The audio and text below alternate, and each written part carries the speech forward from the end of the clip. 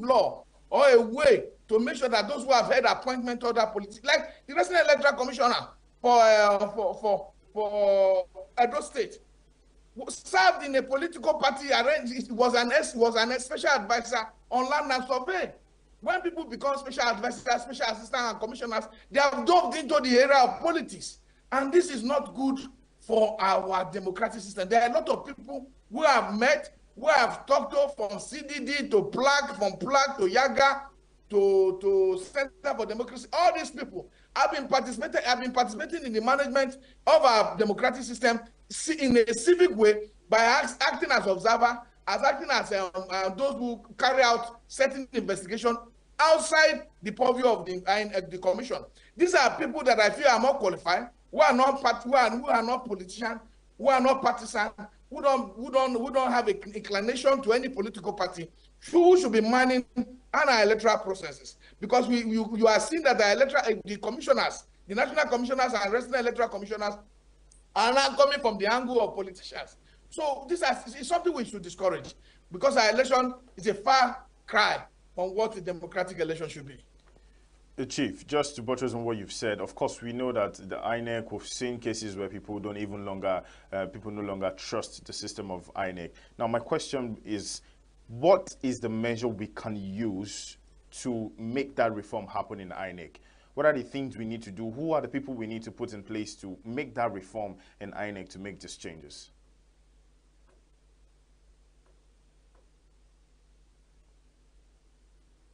Chief Peter. Okay, we'll be coming back to Chief Peter in a short while, but then again, this is still something that bothers me. I know we'll talk about reforms, and then we want reform to happen, but commissioners, NJC, Chief, okay.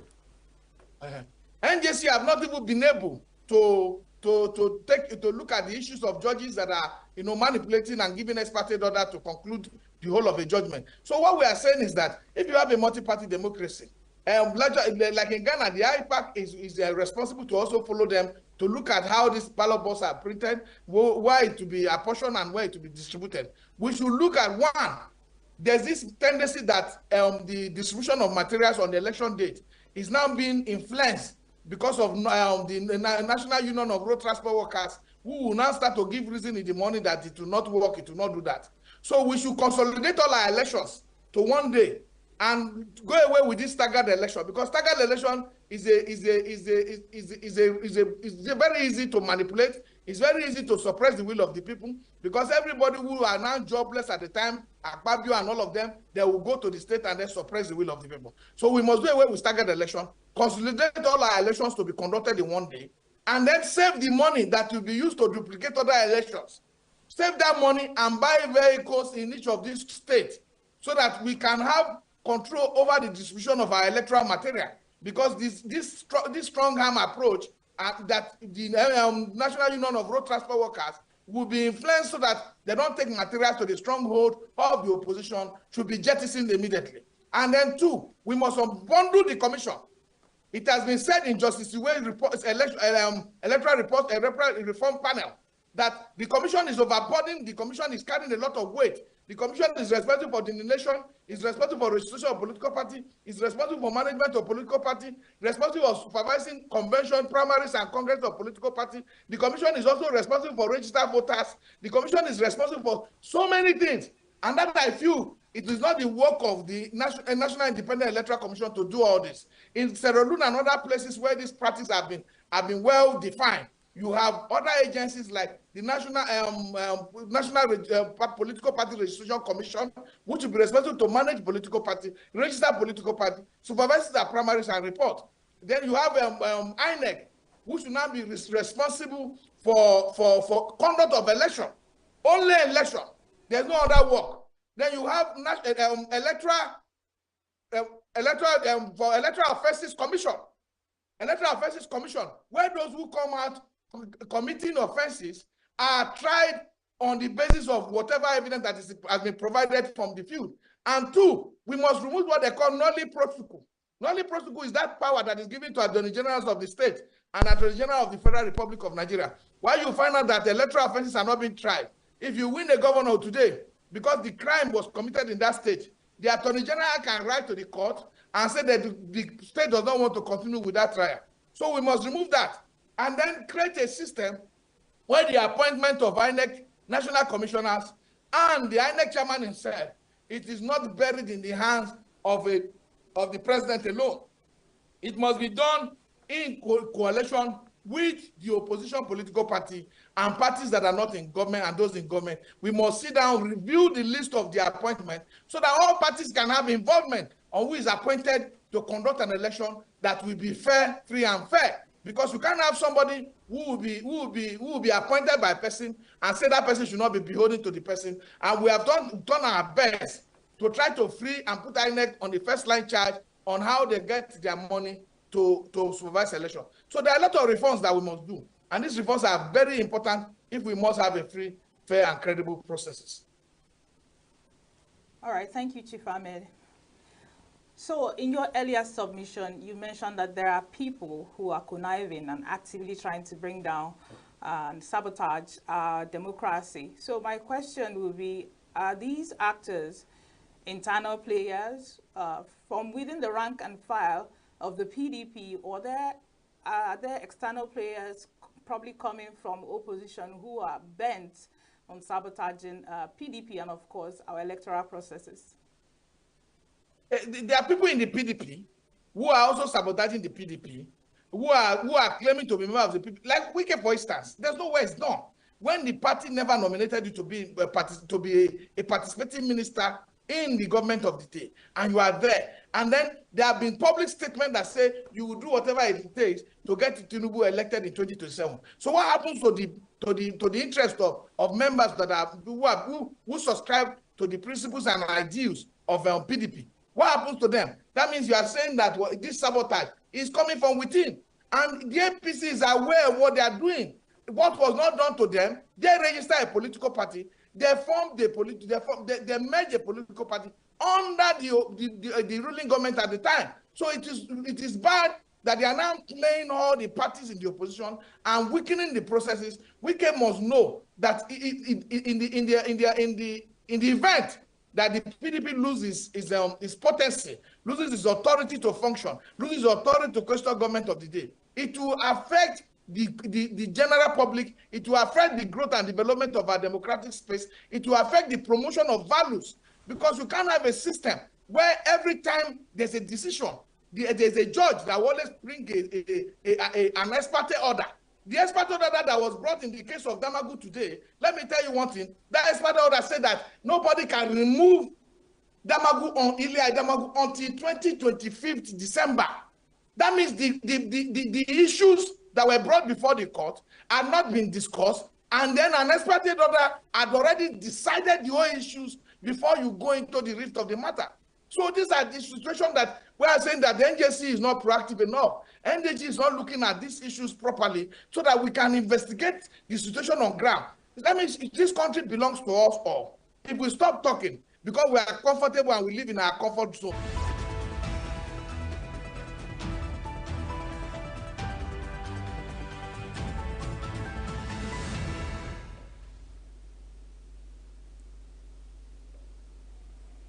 Welcome to Global News on Signature Television. I am Charles Pius. In the headlines, Vice President Kashim Shettima says Nigeria's economy will bounce back in months. Defense Minister commends troop for protection of oil facilities. Former First Minister of Scotland, Alex Salmond, is dead. And Pope attends LGBTQ meeting urged to reverse church's ban on gender-affirming care. Details in a moment.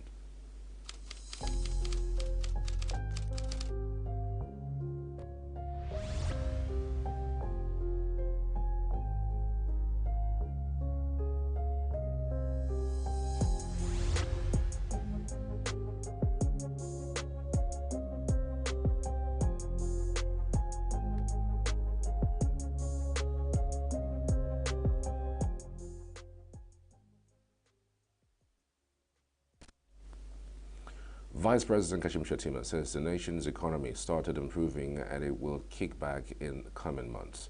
Shettima gave the assurance on Saturday during the launch of the Nasarawa State Human Capital Development Strategy Document and Gender Transformative Human Capital Development Policy Framework held in Lafia, the state's capital.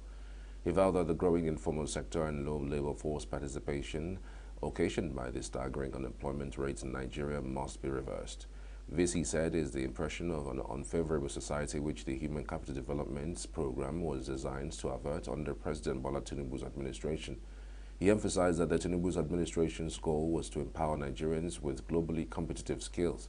He noted the strategy would enable Nigerian workers to excel both domestically and in the international job market. Meanwhile, the Minister of State for Defense, Dr. Bello Mohammed Matawali, has condemned recent statements made by the former Rivers State Governor and former Transport Minister Rotimi Amechi, accusing him of inciting violence and unrest among the Nigerian populace. Matawali, in a statement released on Saturday, issued a stern warning to Amechi, telling him to desist from making inflammatory statements that threaten the peace and stability of the nation, and expressed deep concern over the dangers posed by such rhetoric. He said it was both reckless and irresponsible for a former public servant of Amechi's standing to incite Nigerians against their own government at a time when President Bola Tinubu is working tirelessly to address the challenges facing the nation through the various reforms that are yielding results. The minister reiterated President Bola Tinubu's commitment to safeguarding the peace and security of every Nigerian, warning that any attempt at reversal had become imperative owing to the challenges many Nigerians were facing as a result of the problems in the economy. The spokesman added that the call was part of the resolutions reached at the group's emergency meeting held on Friday in Lagos. According to him, having critically reviewed the state of the nation, NYFA has come to the conclusion that anything that could increase hardship should not come at this time. According to him, all advanced countries subsidize the cost of living for their citizens, either directly or indirectly, and that the country can do the same. He said that there was always a take-back stage in such countries by way of tax refund, tax holiday, and child support. Meanwhile, the Minister of State for Petroleum Resources, Oil, Heineken Lupoberi, has commended the progress of work on the floating production, storage, and offloading facility in Lagos, a joint venture between Nigerian National Petroleum Company Limited and Century Nigeria Limited in partnership with West African Exploration and Production Company and NNPC Energy Services Limited. Lupoberi, who carried out an inspection visit to the site, expressed satisfaction with the strides made, emphasizing that the facility has the potential to boost Nigeria's crude oil production by an additional 40,000 barrels per day. The project is one of the measures arising from the minister's engagement with NNPCL in line with the President Bola Tinubu's directive for increased production, and it is strategically designed to enhance local capacity and drive further investment into the nation's oil sector. Lupoberi commended the collaboration between NNPCL, Century Group, and other partners, identifying the projects as a critical element in Nigeria's efforts to significantly increase crude production and meet global demands. He further underscored the importance of increasing Nigeria's oil output, highlighting the government's commitments to supporting partnerships that aim to revitalize the sector. The 2023 Labour Party presidential candidate Peter Obi has urged President Bola Tinubu to reverse the sudden hike in the pump price of fuel, describing it as insensitive and unfortunate. Posting on X, Obi said the sudden hike in the pump price of fuel would have a negative impact on Nigeria's economic survival. Obi regretted that even when Nigerians continue to grow under extremely difficult economic conditions, largely caused by the federal government's wrong policy choices, the NNPCL decided to once again raise the price of fuel without providing any explanation. He observed that there is neither sound economics nor necessary compassion to justify the incessant increases, which has brought untold hardship to millions of Nigerians. The former Anambra governor said the NNPCL and the regulatory agencies are supposed to be under the supervision of the Federal Minister of Petroleum Resources, with the President of the Federal Republic of Nigeria serving as a substantive minister, and wondered who is regulating the agencies at the moment. Obi wondered why President Tinubu decided to casually a draconian measure on the populace from the comfort of an annual vacation, which he observed amounts to taking the people's welfare lightly and for granted. Meanwhile, spokesperson of Nigerian Opposition Lawmakers Coalition, Ikenga Ugochinyere, has said that a court order didn't stop the National Working Committee of the People's Democratic Party, PDP, before they sacked the acting national chairman, Iliya Damagon. He said there was no federal or state high court's order before the long overdue removal of Damagon as PDP chairman. Justice Peter Alifu of the Federal High Court in Abuja on Friday restrained the National Executive Committee and Board of Trustees of the People's Democratic Party from removing Ambassador Umar Damagom as the acting national chairman of the party. But reacting to the development, Ugochinyere faulted the judgment, saying that court order didn't stop the National Working Committee of the People's Democratic Party, PDP, before they sacked the acting national chairman, Ilia Damagon. The emergence of Yayari Ahmed Mohammed is in strict compliance with the provision of the party constitution, and the National Working Committee invoking the necessary provision under Article 57 sub 7 and 58 sub 1, which gives the party the powers to look into disciplinary actions against members of the National Executive Committee, that they acted invoking those powers given them under Article 29, where the NWC acted on behalf of the NEC to invoke the provisions of Article 57 and Article 58 by suspending the former disgraced national chairman Omar Damago from office. He said that Justice Lifu order in favor of pro-Wike APC-backed PDP faction came after Damagon has been suspended. To receive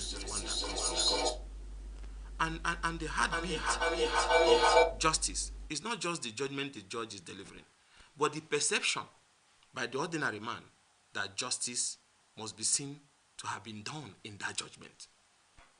That is the capital. When you debase that, when you destroy that, and then tell people come in any injunction you grant, from the same Federal High Court that gave a rule on political ex parte. Now, ex parte applications are flying like the missile Israel is firing into Iran from the Federal High Court. Bam, bam, left, right, and center. When you think they should stop, they continue. And the new CJN have not picked up his phone to call the CJ and say, what is going on with this ex parte? Is it that you people cook it overnight or what? On every political issue, they come and then you issue it to them. It's on that line that we are shocked when, after the NWC have met, consider the heinous case of anti-party activities against Omar Damago and his gang, and suspended them in line with Article 58 and 57 and the powers they have under Article 29. He said that Alhaji Yayari Ahmed Mohammed remains the acting chairman while the party awaits the NEC meeting later this month. He, however, urged the court to stay away from internal party affairs. The National Workers' Committee and the public secretary who have been steadfast. What is the offense of our public secretary? He issued a statement that the election in Rivers for local government election must be allowed to go on. One big man somewhere saw it as an affront because he is in APC, he's in PDP, he owns the two parties. And they say, oh, this public secretary must be sidelined. What is the offense of the legal advisor? He wrote a letter that a case that, if it is successful, will see our own governor removed by people who are no longer lawmakers. He filed to discontinue that suit in the exercise of his constitutional power under the party constitution. The big man feels, oh, the legal advisor should be removed. That is why they attempted the belated attempt to remove them, which failed. So the NWC is now owned, but thank God that these great NWC members has proved to the whole world that this NWC is not owned by anybody. With their courageous decision to invoke the provision of Article 57 and 58 of the party constitution and suspending Omar Damago and the National Secretary and others from office. The People's Democratic Party, PDP, has announced plans to officially launch its campaign for the upcoming Ondo State governorship elections with a flag of events scheduled for Tuesday, October 15, 2024. This was disclosed in a statement by the party's National Publicity Secretary, Debo Ologunagba, in Abuja. Ologunagba extended an invitation to all party organs, leaders, members, supporters, and the general public to participate in the event, which marks the beginning of what the party expects to be a victorious campaign leading up to the November 16, 2024 governorship elections in Ondo State. He also urged PDP members to remain united in their efforts to secure victory, noting that the people of Ondo State are eager for a PDP-led government. Governor Biodun Oyebanji of the Ekiti State said workers in the state's service would be paid 70,000 naira minimum wage, while consequential adjustments would be added to pensions. Oyebanji made the announcement during the 2024 Pensioners' Day held in Ado Ekiti, which marks the beginning of activities for the second anniversary of his administration. The governor said that his administration was resolved to make the life better for the people, adding that the minimum wage has become a law abiding on all states. At the occasion, Oyebanji presented checks of the value of 3.5 billion naira to 829 pensioners who retired between 2014 and March 2015. He highlighted some of the programs initiated for the senior citizens to include the free health insurance scheme for pensioners. Oyebanji explained that a sum of over 70 billion naira has been released in defraying the payments of gratuities and urged the retirees to continue to pray for the success of his administration. The chairman of the Nigerian Labour Congress, NLC, Mr. Kolapo Olatunji, showered a encomium on the Oyebanji-led government for bringing succor and hope to the retirees. The state head of service, Dr. Folakemi Olumojobi, thanked the pensioners for their support for the government over the years. Governor Lucky Ayedatiwa of Ondo State on Saturday paid 73,000 naira, said 73,000 naira would be paid as new minimum wage for workers in the state. Ayedatiwa made the announcement at the flag-off of his campaign in Ondo town for the November 16 governorship elections in the state. The flag-off campaign, which kicked off in Ondo West local government area of the state, had many past chieftains in attendance. Ayedatiwa, who announced the new minimum wage, said it was important for people of the state to vote for him to enable him continue the good he is currently doing. He said the 73,000 naira new minimum wage was part of the fulfillment of his promise to ensure workers in the state enjoy dividends of democracy and lived a better life. The Kano State Anti-Corruption and Public Complaints Commission has commenced investigation into an alleged foreign scholarship fraud worth 1.5 billion naira. The commission is questioning two top officials of the State Ministry of Higher Education regarding the issue of 1,101 students supposedly sponsored by the state government for postgraduate studies in India and Kenya. Governor Abba Yusuf, who initiated the government foreign scholarship scheme and recently hosted a farewell dinner for the first batch of 550 beneficiaries of the scholarship at the government house, commending former Governor Rabiu Kwanguso for introducing the scheme. However, only 418 students were actually sent abroad for studies, raising questions about the whereabouts of the remaining students. When contacted, the Commission's Public Relations Officer, Kabiru, confirmed the report, saying that two top officials were interrogated over the alleged scholarship scam, assuring that whoever is found to have involved would be prosecuted no matter his position. Meanwhile, the governor of Adamawa State, Amadou Fintiri, has said that the Economic and Financial Crimes Commission should not be scrapped, but rather strengthened for better efficiency. This came in response to a suit filed at the Supreme Court by 16 state governors challenging the legality of laws establishing the commission. Fintiri, who spoke on a live television program, stated that this is not the right time to abolish the EFCC, whether it was established rightly or wrongly, and stated that it should be made to work better by removing the politics that sometimes leads to claims of witch hunting.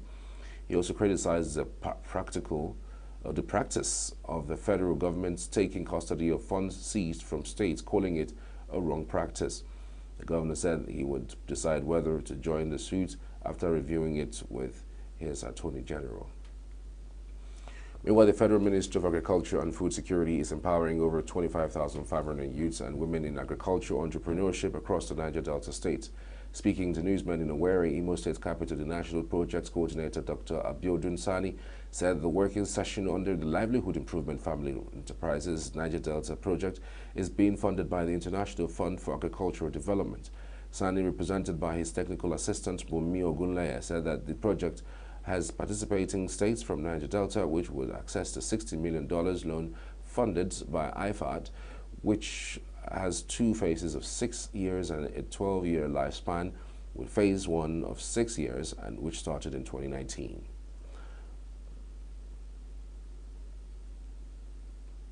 The 6 states that started in 2019 were Abia, Bayelsa, Ondo, Cross River, Edo, and Delta State, while Imo, Akwa Ibom, and Rivers were activated in 2024, bringing the participating states for the project to 9 states. He said the empowerment of the participating youths and women is being done across selected commodities of cassava, plantain, fish, rice, cocoa, meal, oil, palm, and poultry, and across the value chain, which are production, processing, and building their capacity to market the products. The training will further strengthen and build the capacity of selected few of proper record keeping and documentation in business. Still to come, Ebonyi State Police Command engages stakeholders to maintain law and order. Johesu raises alarm over a deteriorating health situation in Nigeria. Details shortly.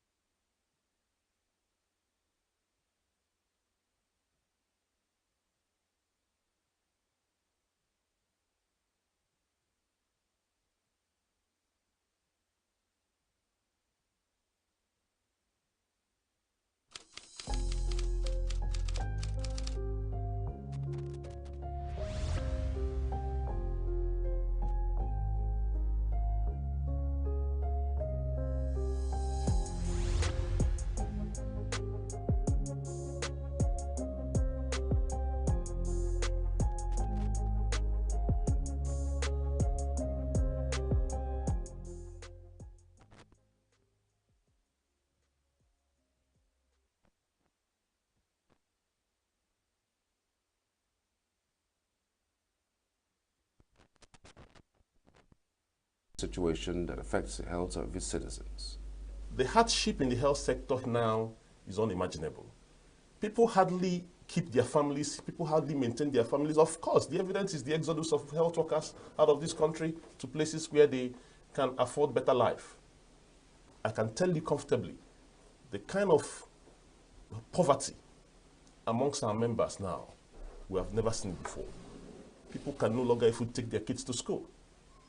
So we have demanded from federal government, we have met so many agreements, bargainings, and the rest of them. What we are now is at the implementation level. Discussions have been ongoing, we have met with so many committees. What we are now is at the implementation level. And we have watched government. They do not exercise the willpower to do this peacefully. And that is why we have issued 15 days of.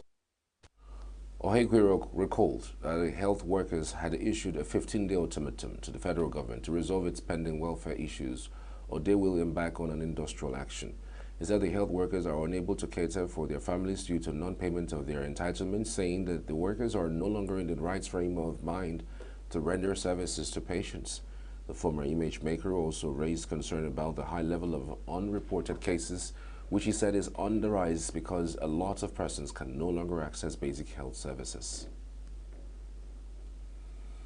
The Deputy Governor of Delta State, Monday Onyeme, has commended the Special Marshals of the Federal Road Safety Corps, FRSC, for their efforts in traffic management and promoting road safety. Onyeme said this at the 2024 Special Marshals Zonal Conference and Commissioning of Special Marshals Secretariat in Asaba. The theme of the conference was leveraging technology for improved traffic management and enforcement, the FRSC digitalized approach. According to Onyeme, road crashes have reduced, but the numbers remain unacceptably high. Therefore, commuters and transport unions must join hands in awareness and prevention initiatives. The Deputy Governor urged motorists, especially commercial drivers, to adhere to traffic rules, avoid overloading, refrain from using phones while driving, and other factors bedeviling road safety in the country. Meanwhile, the Federal Road Safety Corps FRSC Kano State's Command has inaugurated a clinic for medical emergency response to accident victims. FRSC Corps Marshal Shehu Mohammed inaugurated the clinic at the command's headquarters on Saturday in Kano. He said the clinic, named after him, would provide first aid and prompt attention to road accident victims. Mohammed credited the success to collaboration with stakeholders and emphasized adherence to driving rules. He also highlighted the FRSC's mobile application for real-time data and feedback. Sector Commander Ahmed Mohammed lauded joint efforts with stakeholders, while Secretary to Kano State Government Dr. Abdullahi Bafar commended the Corps' digital technology focus. The Ogun State Police Command has confirmed the murder of 40-year-old Adeleke Adeyinka, the All Progressives Congress councillorship candidate for Abeokuta South local government. The deceased, a former youth leader of Abeokuta South local government, was aspiring for the post of councillor of Ward 15 in the forthcoming November 16th local government elections. Confirming the incident in a statement, the police PRO Molola Odutola said the perpetrators of the crime, who came in an unregistered Toyota Corolla, fled the scene. Odutola said a shooting incident and murder occurred around 12:30 p.m. The assailants opened fire, killing 40-year-old Adeyinka Adeleke, who was left dead at the scene. A concerned citizens reported that unknown individuals believed to be cultists arrived in a Toyota Corolla sports car, armed with a pump-action shotgun and a pistol. Odutola stated that efforts were ongoing to apprehend the fleeing suspects as investigation had commenced. Adeyinka was said to be a transport union worker in the Penseka area of Abeokuta during his lifetime. Faisal Ahmed Mohammed Makarifi, son of Ahmed Mohammed Makarifi, former governor of Kaduna State, is dead. A family source who did not want to be mentioned confirmed his death, saying the deceased was involved in an accident. According to reports, the accident occurred along the Kaduna Zaria Highway yesterday evening rather. He was taken to an undisclosed hospital where he was declared dead. His father was at the hospital and his corpse has been conveyed home for burial arrangements. This is the second tragic incident to befall the family of a top Nigerian this weekend. The group chief executive officer of the Nigerian National Petroleum Corporation, NNPC, Mele Kyari, had lost Fatima, his 23-year-old daughter, on Friday. Professor Tanko Ishaya, the Vice-Chancellor, University of Jos, has decried the paucity of hostel accommodation for its students within the campus. Ishaya said this when members of the set 1988 of the Faculty of Law of the university visited him on Saturday in Jos. Ishaya, who said that the university currently has over 45,000 students, said it was unfortunate that most of them find it difficult to have access to hostel accommodation. The Vice-Chancellor also said that the university's electricity bill had skyrocketed to over 80 million naira per month. He, however, said that the efforts were also in place to develop a solar farm to generate power and would serve the institution and its host community. Tanko told the former law students that the university was currently running 78 fully accredited academic programs in 17 faculties. Speaking, Governor Caleb Motfwang of Plateau, a member of the class, promised continued support towards the progress of the institution. Meanwhile, the Godfrey Okoye University, Goni, ENUGU, has raised minimum qualification for its lecturers to Doctor of Philosophy PhD from 2025-2026 academic session.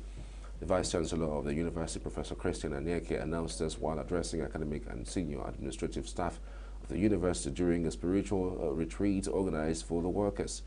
Anyeke directed those with lower degrees to upgrade their qualification or be ready to drop their tools. He explained that the directive was in compliance with the National Universities Commission guidelines.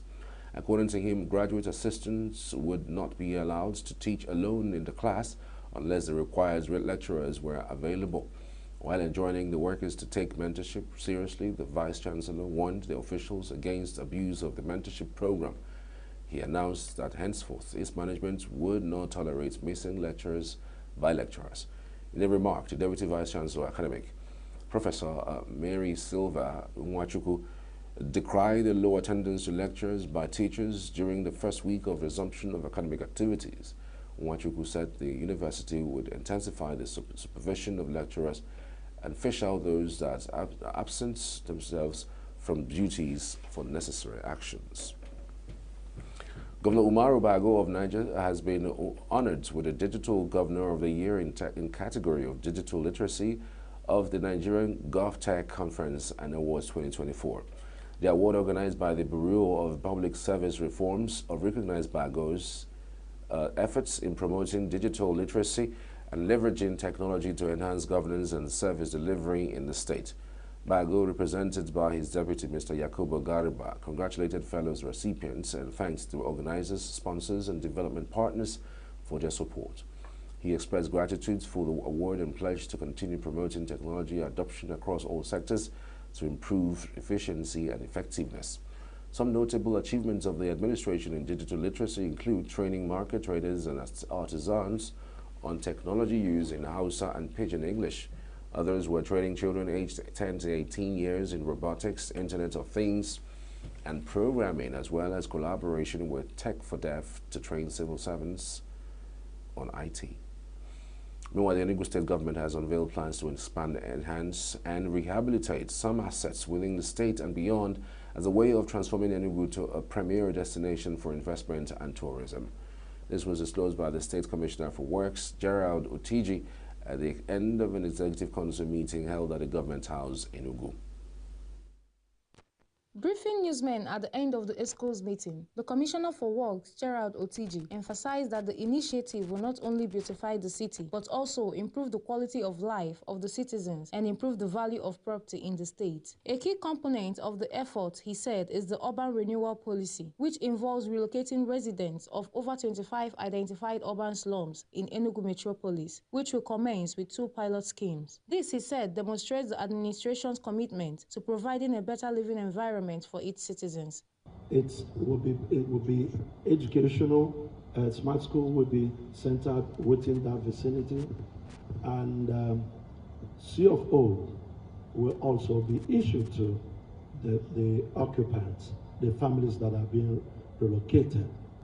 It's going to be a new model, and we ask our brothers and sisters and family members that live in those areas to cooperate with the government so that they can get the full benefit of this thought-out, deliberate plan of His Excellency's administration.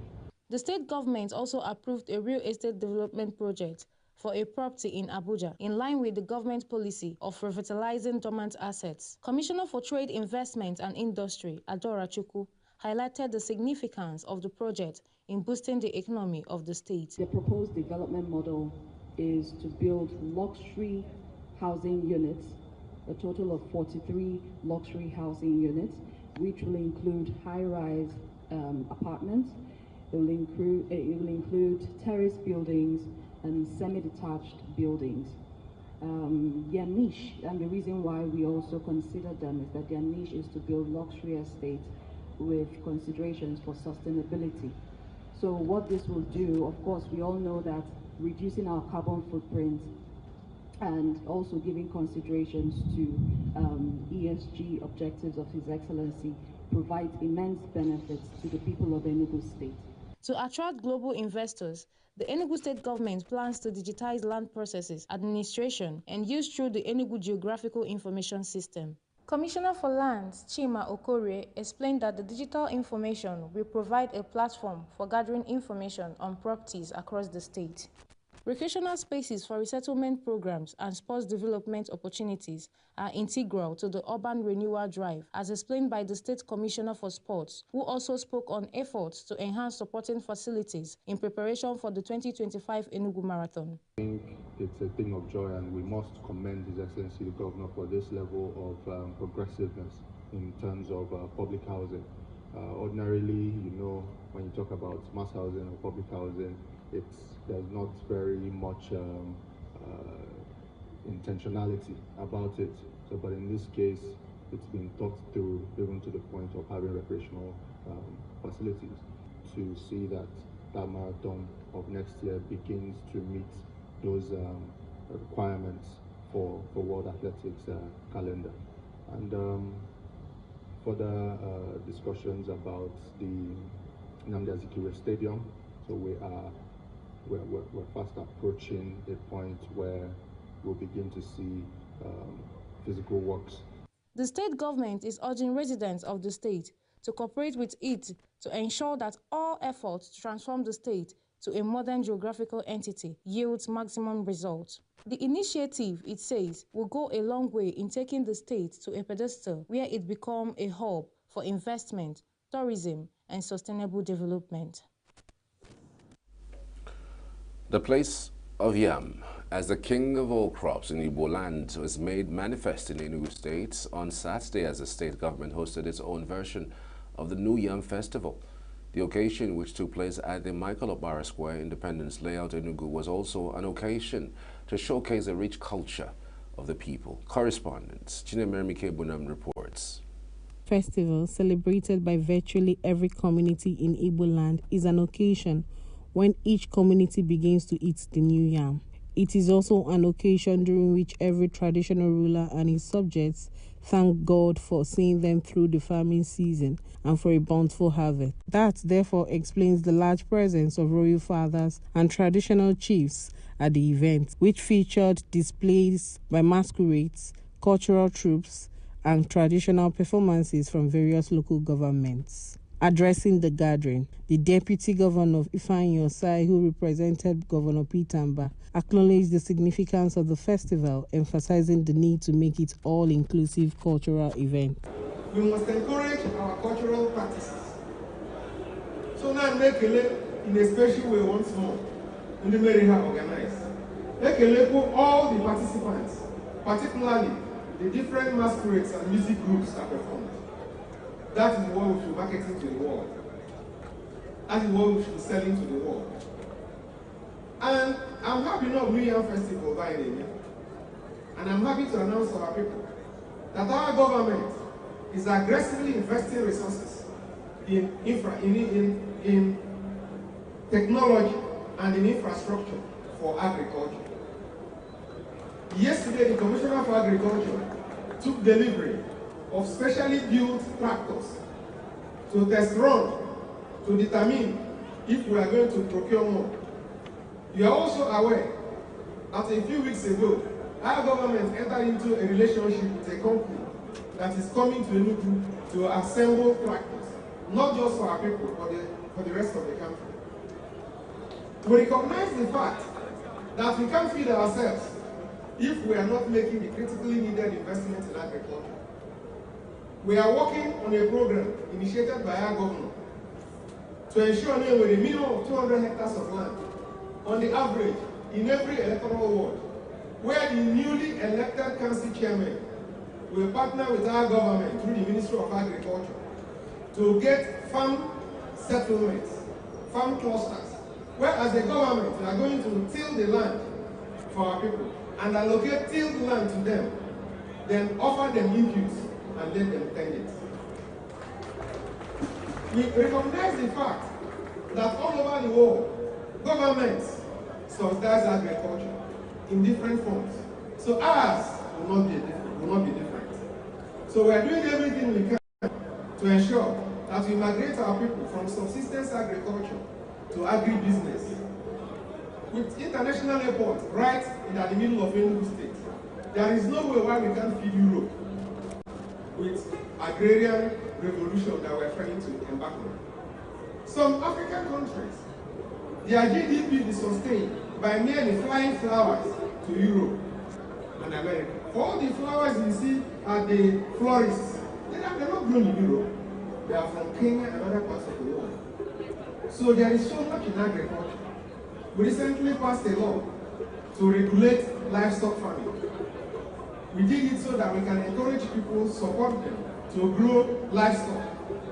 For all the cattle our people slaughter from Thursday in our funerals and our weddings up to Sunday, if you close your eyes and our people are the ones supplying it and feeding the country, it will trigger exponential growth in our economy. So we are doing everything we can. So we are going to work with the Ministry of Culture and Tourism and Agriculture to see how we'll expand the New Year Festival to include celebration of other produce. That way, we can create both tourism around it and feed our people.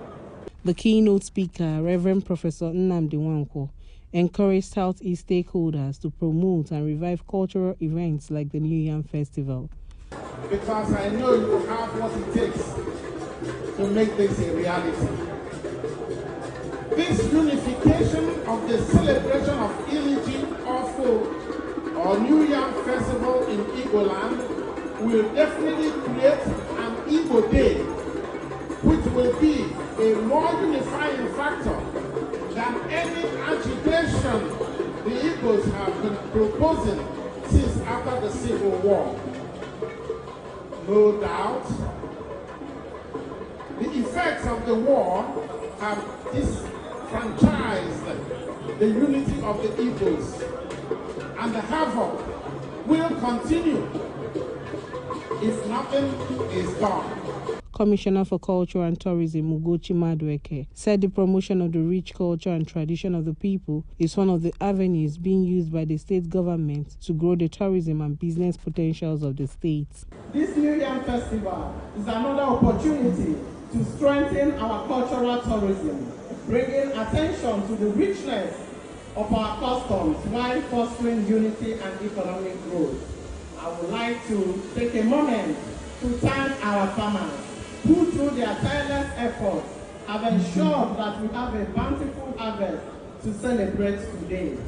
Your dedication to the land is a testament to the enduring spirit of ENUGU. To our elders and our traditional leaders, your wisdom and guidance keep our cultural values alive, and we honor you today as custodians of our heritage. Some custodians of culture observe that by bringing together people from various backgrounds, the festival has gone a long way in promoting unity and cultural exchanges. But let me emphasize what he called for, and I want also to recognize the contribution of Ozongigo when Professor Ohamadike Ikeoluka suggested, we were also in the television, that we should have the unity of celebration of this Igbo, most important Igbo celebration, which is ENUGU. The high point of the festival was the symbolic cutting of yam by the Deputy Governor, cultural performance of masquerades and troops from different local governments that showcased their talents, traditional displays and exhibitions of Igbo customs and traditions. In Enugu, Chinemerem Ikebunam, Signature TV News. The Coalition of Northern Groups, CNG, has organized a community engagement program to raise awareness on the importance of public participation in tackling insecurity and other challenges facing the country. Chairman of CNG's National Board of Trustees, Mr. Nastura Ashiru Sharif, said in Katsina that the initiative supported government efforts to address pressing issues. The program, with the theme, the importance of popular participation in tackling social economic challenges in northern Nigeria, aimed to identify security challenges in northern Nigeria. To achieve this, he said the CNG engaged retired security experts to study insecurity in the region and provided solutions. The experts presented recommendations for the federal government, state traditional rulers, and the general public. These recommendations were subsequently presented to the National Security Advisor, Inspector General of Police, and other 6 service chiefs, as well as governors of Katsina, Kaduna, Kebbi, Sokoto, Zamfara, and Niger. Professor Sani Abubakar Luga, chairman of the occasion and 5th Mazir in Katsina, emphasized the need for change, citing the decline of the industries and subsequent unemployment. Meanwhile, the National Agency for Science and Engineering Infrastructure says it is best or setting its sights on becoming Nigeria's leading innovation and technology transfer agency. The executive director, or the executive vice chairman, and the chief executive officer of the agency, Khalil Halilu, expressed his commitment to transforming Naseni's role in the nation's technological landscape.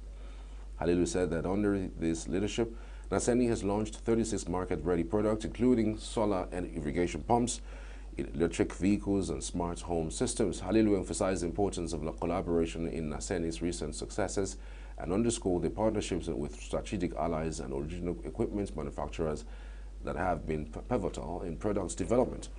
He added that the ambition is not only to enhance Naseni's profile, but also to ensure that its innovations contribute significantly to Nigeria's economic growth. Still to come, politicians pay tributes to former Scotland First Minister. Fuel station explodes in Russia's Chechnya. Do stay with us.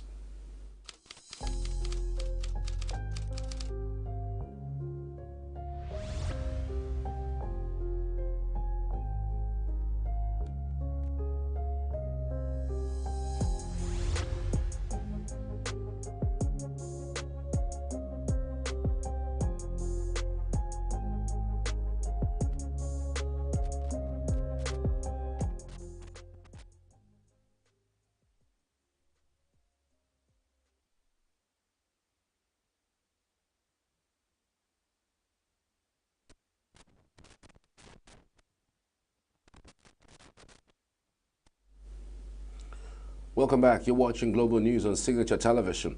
British Prime Minister Keir Starmer and Scottish First Minister John Swinney were among the leaders who paid tributes to Scottish former First Minister Alex Salmond, who died on Saturday. Salmond, who was 69, helped change the course of Scottish politics and pushed Scotland to the verge of independence from the United Kingdom. Reports say Salmond had collapsed after giving a speech in North Macedonia. Leaders from across the political divide paid tributes to Salmond, a formidable debater who led the Scottish National Party's SNP from 1990 to 2000 and from 2004 to 2014. The independence movements that he led sent shockwaves through Britain's political elites and energized Scottish politics.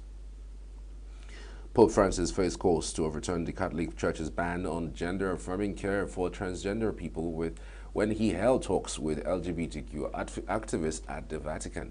The 18-minute meeting held privately at the guest house where the Pope lives included a Catholic sister who works with LGBTQ people, a member of the transgender community, and a U.S. medical doctor who helps run a clinic providing gender-affirming hormonal care for adults.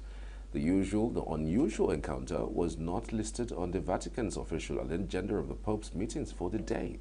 The meeting with around a dozen LGBTQ activists comes 6 months after the Vatican's doctrinal office firmly rejected gender-affirming care, saying it risks strengthening the unique dignity the person has received from the moment of conception.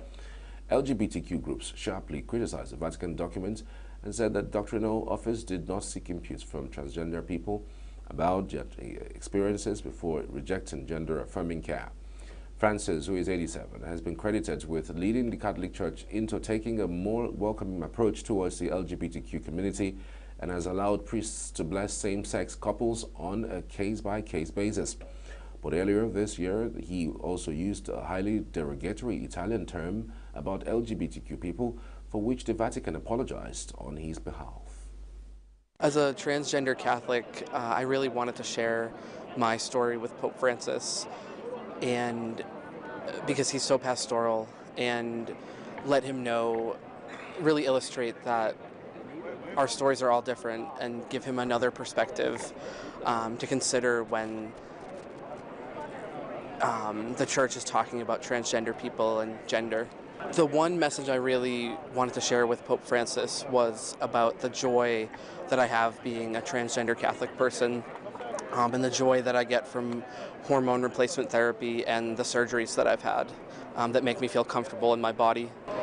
He was very pastoral, very interested in my story, and it was just a very welcoming atmosphere, and I felt that he wanted to hear everything I had to say. No, I never imagined I would be here. It means the world to me. My faith is so important to me, and even though at times I feel so unwelcome, Pope Francis has always made me feel that I do belong in this church and that I am part of the Catholic faith. And so meeting him, it really means the world to me, and it makes me grateful to be a Catholic. Yes, I think the message really is that we need to listen to the experiences of transgender people, their families, their friends, their loved ones. We need to get inside of other people's shoes. It was a wonderful meeting. I shared with the Pope my experience as a healthcare provider, providing care to transgender individuals. I expressed that gender identity is not a choice. Thinking about it as, you know, we don't choose whether we're right or left-handed. We also don't choose our gender. Sure.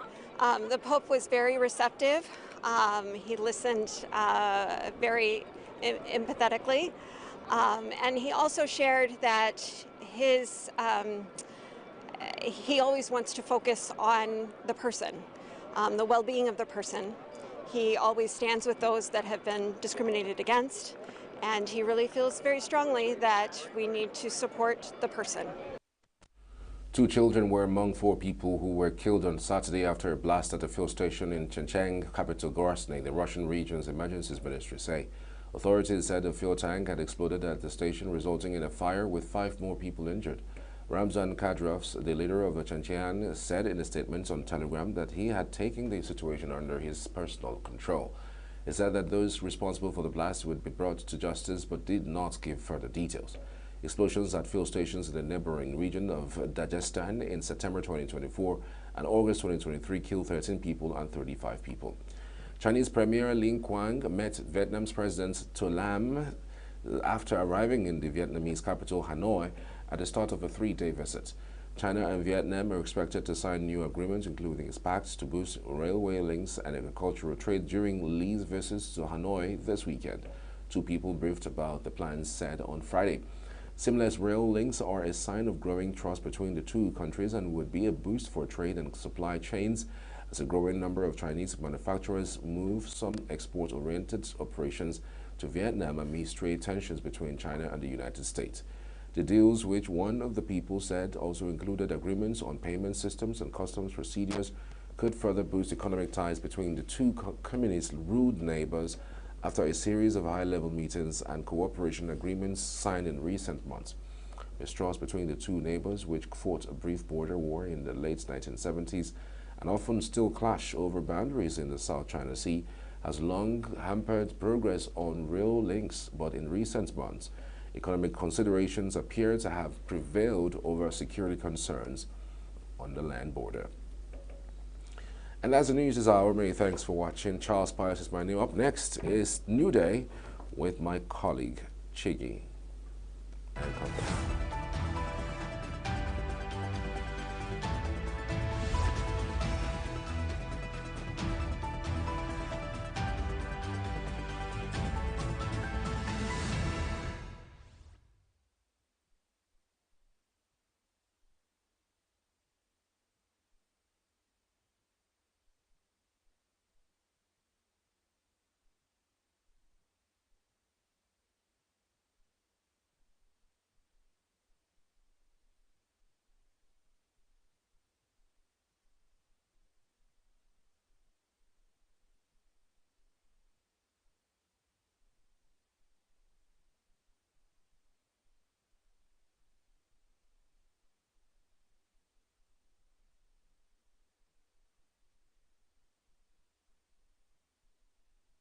And because we felt we can take care of our abuse, then I'm telling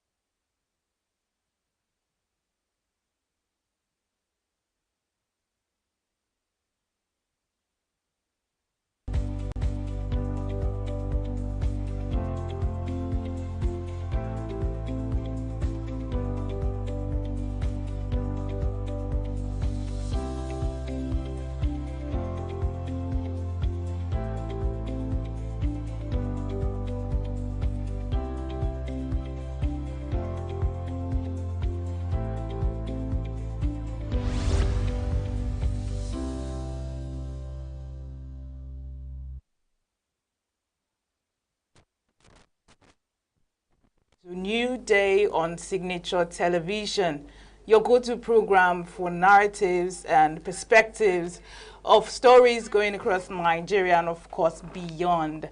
My name is Chigichi Agorom, and of course in the studio with me to anchor the show is no other but...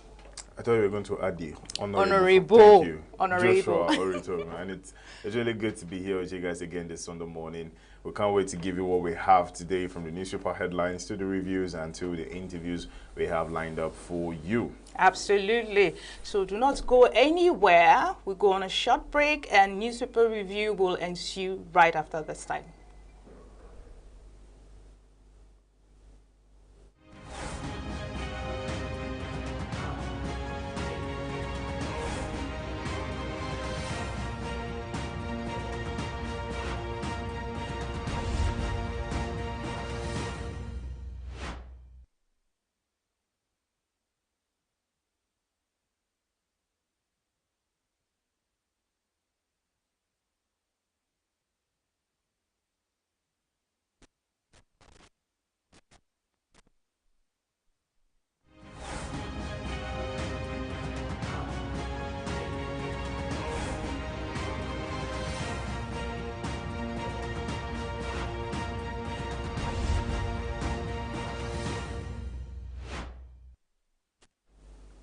And if you're just joining us, this is still a new day on Signature Television. Don't forget to go over to our social media platforms on YouTube, Facebook, and of course TikTok and Instagram to like, comment, and share. All right, so we're going to be reading out major stories that have been making headlines across Nigerian dailies. And first up will be Sunday Tribune, and right above the mast, two news stories: hundreds of poultry farms shut down over galloping price of petrol and naira devaluation, coming from PAN on page 18. And on page 6 of the Sunday Tribune, NCDC raises alarm over surge of cases of Lassa fever in Ondo and Edo, with a rider that says they account for 68% of confirmed cases in 2024. And just below the mast, we have PDP internal battle rages. North Central leaders insist Damago must go, with the rider NAS caucus to meet Wednesday. Court order not binding on the party Ugo Chinyere. Okay, my biggest regret about Osinachi, coming from Humble Smith on page 15. And on page 6, we have Ekiti government expresses readiness to pay 70,000 naira minimum wage, with the rider distributes 3.5 billion gratuity checks to retirees. And then Osun government urges federal government intervention in tax dispute with mining company, with rider that says claims company owes state multi-billion naira interest value on page 18. Confession of serial killer who murdered over 5 persons. He's saying, I am ready to die now, but you can find that on the page 9 of the Sunday Tribune. And moving over to The Nation, right above the mast, two interesting news stories as well. Stamp duty dispute. Court orders CBN to pay firm 579 billion naira. The story will be found on page 5. And Dangote to begin crude oil production soon, says report on page 6 of The Nation. And just below the mast, an interesting one: autonomy, anxiety in state over local government allocation. With the rider, Presidency Committee meets this week on financial transaction. Osun local government workers panic over possible stoppage of allocations. Assailant stone Ogun APC councilship candidate to death. No plans to rig Kaduna Kansopo, says Commissioner Boss. Still on The Nation, court rules on $2.045 million properties linked to Emefiele, November 1, on page 6. And again, a suspected headsman killed 4 in Benue community on page 2 of The Nation. Paris Olympics fallout, blooming in adopted colors, why Nigerian athletes are doing better abroad.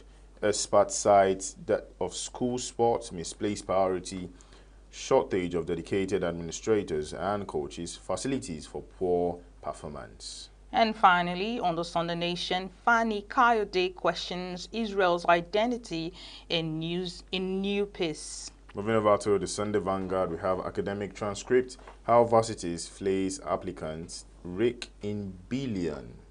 Goodness. All right, just below the mast of the Sunday Vanguard, 130 naira petrol price may go up again, experts warn, with writer that says we have to be extremely careful when we push for a complete deregulation of PMS, coming from Muda Yusuf. 9 varsities inspired establishment of Covenant University, now ranked Nigerians best, says Oyedepo. On PDP, Wike Atiku, proxy war deepens as G5 celebrates court victories. Hashtag end bad governance protest. Tinubu's conferred raises dust as CSOs demand slots for protesters, with the rider release all detained demonstrators now or exercise won't be credible. Aiyedatiwa, Ondo government speaks on governor, viral video on domestic violence on page 7 of the Vanguard. The Michael Omolayo Lay story. Sports gave me my first job in school. You can find this on page 36. And finally, on Sunday Vanguard, 5 fresh deaths to rock Unimeth on page 6. And on the Sunday Independent, you have just above the mast, federal government to collaborate with Zamfara to harness mineral wealth, boost economic growth. Ondo Guba Aiyedatiwa denies PDP use of Democracy Park. Fadake alleges. And finally, just above the mast, church can be political without being partisan. Bishop Ajose. All right, still on the Sunday Independent, turmoil in opposition, inside story of stakeholders' battle to rescue PDP on page 2 of the Sunday Independent. Stakeholders want Tinubu to rein in Wike supporters over Rivers conflicts. EFCC in the dock as lawyers seek reform of anti-graft body, with a writer says critics decry commission's excesses and lawlessness. Kako petitions NJC says court orders hindering anti-corruption war, with the writer seeks team to monitor judges' action. And finally, on the Sunday Independent, and bad governance movement says recent fuel price hike provocative, vexatious on page 7 of the Sunday Independent. And moving over to Punch Sports Extra, just above the mast we have Joshua still devastated by Dubu's loss. Oh, I'm sure he's going to get over it very soon. All right, Forest wants £8 million for Aina. Arsenal handed fresh or the grad injury blow. All right, and finally on Punch Sports Extra, no Osimhen goal problem. The writer that says Eagles struggle for goals in absence of talismanic striker. Well, whatever it is, we won 1-0 to Libya, which was good. Congratulations, by the way. So this has been the newspaper headline. We'll move straight to the newspaper review, and in the studio to do this with us is Chris Maduka. Chris, good morning. Drum rolls. Good morning. Good morning, Josh. Good morning, Chigi. If people would have told me that you were coming with blue. No, it started from yesterday when I had to compliment him. And and the spirit is one. Yes. Good for blue. To do blue this morning. I am happily married. What does that have to do with anything? And I want to. I don't know where this I want to step into. No. You know all these kids that they do when a guy is approaching. Excuse me. No, I have a boyfriend. No, I have a husband. And the guy will be like, "You dropped your phone." So we're just saying that your blue is fine. That's all. Is that all? That's all. Okay. Sorry, but it's also good to show I am married, and I wonder whenever I'm talking, I'll be flipping my hand for you to see my ring. That you're married. That's true. Very good. So it's not in doubt. Okay. So but thank God for another day. It's a new day. A wonderful day. It's a new day. And glory be to God for life. Amen. We're still in Nigeria, despite all the odds. Yes. So I'm not going to go to all the ones that made below the mast. I want to talk about something because it has been trending for a while now, the crisis in Zamfara and all of that. Now, federal governments to collaborate with Zamfara to harness mineral wealth. Now, there are some bodies of thought or some school of thought now that believe that the reason why Zamfara is the second Meduguri now is because of those mineral wealth that they have. What's your take on this? And why is federal government at this point now wanting to collaborate with Zamfara? Why not do it since? One of those lies we told ourselves for too long, for over 64 years. And let me tell you what we have had in certain circles. It might not be like a general consensus, but there are some little things you hear in Nigeria that you begin to consider because things are not moving well. After a very long time, you try this, it doesn't work, try this, it works. We say, probably this is true. Oil was found in Nigeria to be specifically in Afan, at the backyard, south as it is now. It used to be southeast Nigeria, but now in south. In 1958. Since then, all Nigerians and the efforts has been laid on harnessing the oil from that area. But the history shows that we have 35 other mineral resources, the industrial and commercial quantity under the soil of Nigeria. 24 of them are up north. In commercial, and some of them are the most sought after, highly expensive. So because we told ourselves lies, if you do not blow your trumpet, somebody blows for you. If you don't lick your lips, Harmattan will come. And that's what happened. The bad ones noticed that Nigerian government, probably because we are telling ourselves lies as a nation, felt like it's only the oil in south that should be explored and explored until it runs dry. Then we'll now go back and look for somewhere else. And then at that point, dispose power. I've heard in Nigeria when they say that even Nigeria, when people are saying resource control, resource allocation, everybody will be, if you talk about resource control, people control resources in the area, they will close their mouth. Meanwhile, some people have resources they can control in the area that is even more than the oil. But they closed their mouth and sat on it. Then some people noticed it and they come. Let me tell you those unconfirmed stories we have had. The part of the insecurity up north is people who noticed these things that government hid, that were under the ground and the government kept quiet about. And they are coming. There are stories, unconfirmed stories, like I keep saying, that you cannot, but while we're talking about it, when certain things start happening, now say, this might be true, or, they know the truth. And like you said, because nobody has come to tell us what is actually causing insecurity in Nigeria. So allowing people like us to make up our stories. When you hear stories, you now start putting them together. Whether you are right or wrong becomes your opinion. And what I'm saying is my opinion from what I have put together. That part of the insecurity is the north is who controls. The government is not controlling and the states are not allowed to do resource control. So some people who are, you can't describe them as a bad element, they are just interested groups, are now doing it illegally. Doing this, and the human lives are involved, and because money is involved, they don't care whose ox is God. Some villages are set on fire, people will go. We have had stories where helicopters drop food and money in the midnight and take mineral resources away in the same country. Why do you have some people they describe as so many names, some call them unknown gunmen, some terrorists, some bandits, some, not every name they call them, controlling some part of Nigeria, taking taxes from people. You think it's the taxes they take from Nigerians who live in those areas that's enough for them to survive?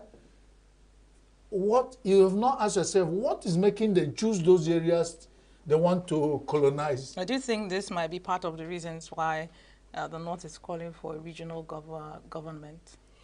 If they are calling for regional government, I don't know the reason why. People have called for regional government was what their foundation, our founding fathers started with. And Nigeria made tremendous success over time. Yes. Some people came and destroyed the whole process. Local or international. If you ask them, they want to push blames to army people. The same army people are the people who removed their khaki and sat there with Agbada. They've not changed anything. So who are they blaming?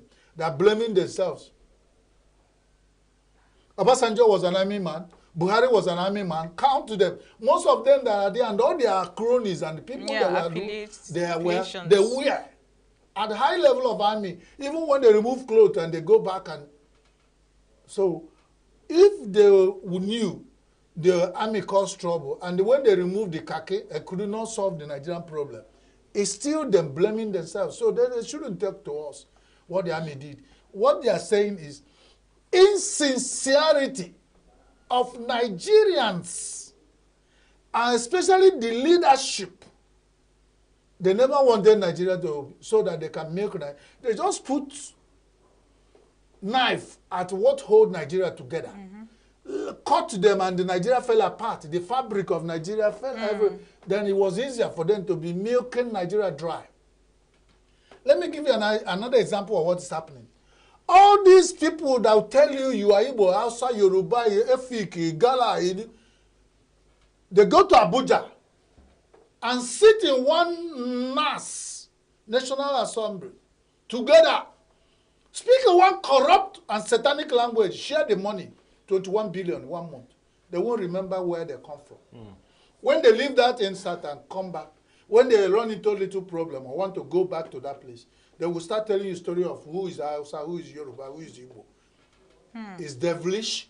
Nigerians should know nobody sets you against you good people of Nigeria. Whoever. My father can't set me against a fellow Nigerian because we know who our common enemies are. And that's what they do.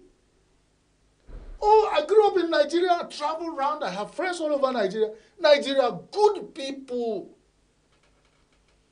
The politicians will only come and remind after they have destroyed everything, enriched themselves, send their children abroad, make them to be comfortable, buy houses, buy SUVs, expensive SUVs, make the fuel price 1,500. The next one said there's still possibility that the fuel price will increase. I saw it. Yeah. They were expecting my heart to jump. It was me that I sat here and said, if they don't make it 10,000 naira, shame on them. You sell a liter of fuel in Nigeria 10,000. That's when we begin to talk. Until you do that, all you are doing is babadash. You better do it fast instead of every day you add 1 naira because people are worried that you change fuel price 4 times in 1 month. It's messing up planning. So why not make it 10,000 naira so we decide whether we want to be here or not. You know the proverbial story about the frog. If you want to eat a frog. I mean, eat the one that will big head. I mean, let Nigeria solve this problem once and for all. All right. Now, because it has to take that kind of bold move, why hiding in adding it 1 naira, 2 naira? Make Nigeria a liter of fuel, 10,000, quote me, that's one my recommendation. So that we leave fuel and talk about another thing. This thing has been destructive. You know how many months and years it has distracted us with this? It shows that they're using it to put Nigeria apart. Put the fuel price at 10,000 naira, stabilize there, so that before we even think about changing price of fuel, it will take us years. We know whether we stay as a nation or not. Interesting. Because if you come back, like I said, it's not about following my recommendation. When you finish it, you wake up in the morning, look through your window from your high up in Aso Rock, all the government houses, all the where the National Assembly people are living, all the where the most expensive NNPCL people are living, you look through your windows and look at how many Nigerians in the street before you come down. Because if you look through the window, you do not see anybody, don't bother. Know that Nigeria has stopped. But something had to make it worse before it gets better. All these small, make it worse to get better. Put it at 10,000 naira per liter. Quote me. Tell them that's what my little economics has recommended I will do for Nigeria. This thing will not, because all these ideas, wake up every morning, price of fuel may go up again. Back and forth. Yeah. All right, moving on, let's focus our beam on the PDP internal battle rages. That is on Sunday Tribune. Says non-central leaders insist Damagum must go. And my question to you is, if eventually, because there's been so much clamors from different quarters, Damagum should go. If eventually he is removed, what implications or what consequences would it have on the hold, on Wike's hold, on PDP? It's not about, I don't know, we're talking about PDP, you're talking about Wike. Which one we want us to talk about? Are you saying another name for PDP? Are you saying? Wike is like, the Nollywood PDP is collabo. Well, it's I want to collabo, right? Now, what I say, let's look at PDP. Wherever we are talking about PDP, we'll get to the point. Even Wike comes in, we'll talk about it. Okay, that's but fine. We know that. But I'm interested PDP to know how it affects removing Wike. Damagum. And they said North Central. North Central said. So North Central have a political flag they are flying. I guess so. Politicians don't push anything for nothing. In PDP, I know that when you hold their position, then you cannot actually present the presidential candidate. Do you understand? You hold the chairman, then another zone present so that's how they zone. Okay. PDP is the party that zones. So when you see North Central flying that flag, probably the one, if a Damagum is gone, they give the chairman to another person so that they can fly another flag. Because somebody will be wondering why from their home, the home of Damagum, they are not saying, you must go, you must go. Somebody who do not understand it will say, even his own people don't trust politicians. They are flying another flag for their own good. But I know whichever flag, yesterday I said, PDP has not, all these every day they wake up PDP, that's what the other parties want them to be doing. And they might do this for too long before they remember there's an election to contest for. So you're saying, you're saying all these things they've been putting out about PDP having issues, squabbles, you think is a smoke screen? It is. To distract, beyond this opposition? Particular one. There is not. It's the opposition that actually making them. In Igbo land, there's something they call juju. When they can do juju for you, you are a come to Senator TV, you won't know your way back home. So some people might have done juju to PDP, and they get confused and be talking anything that they wouldn't get to have. If the PDP becomes Tower of Babel, where this one will come, instead of saying good morning, he says shut up. They will start fighting. We expect that by now PDP should be consolidating. The idea of who present the PDP chairman shouldn't be a problem.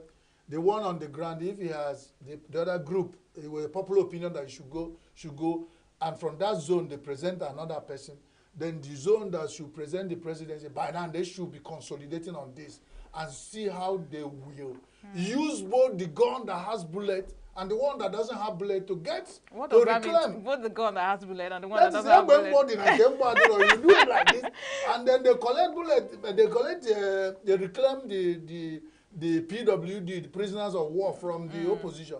But instead, they are pursuing the shadow and leave the substance. Before they realize that they've lost, they will be losing some more grounds. And that means it's going to take them years to even know that they are not anywhere. They just be hearing PDP, and you be small time, you start hearing DP, small time, be hearing only P. Small time is like, ooh. At what point does this begin to affect Wiki? Because I'm really interested to know. Well, he is also a party man who has interest.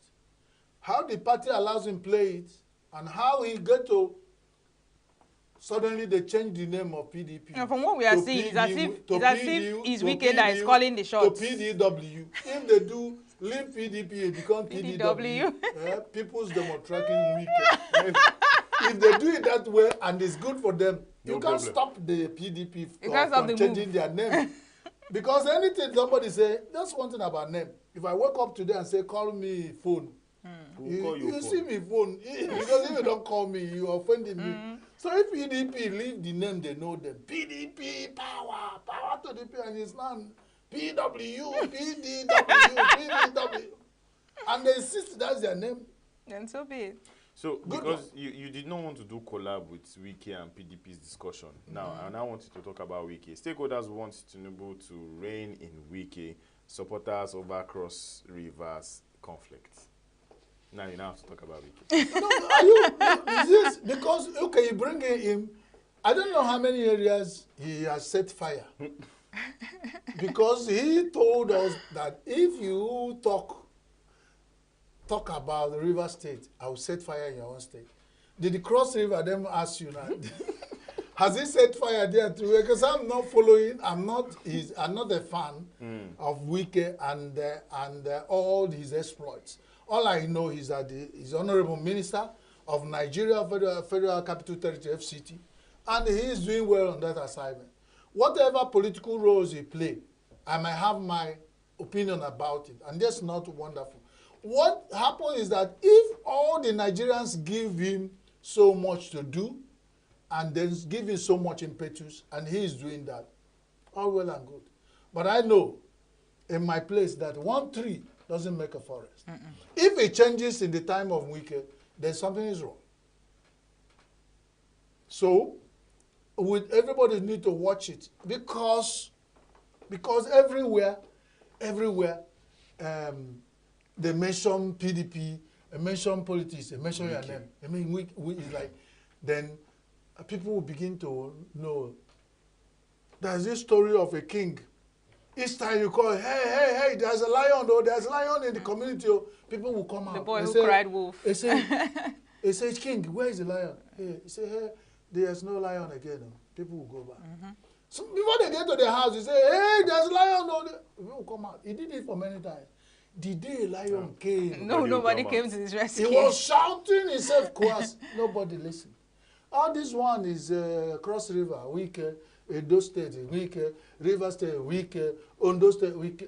Before Wike, we could really require people to listen to it. It might be, he said, forget, it's a usual story. And then the man will now be looking for who will listen to him, he will not find it.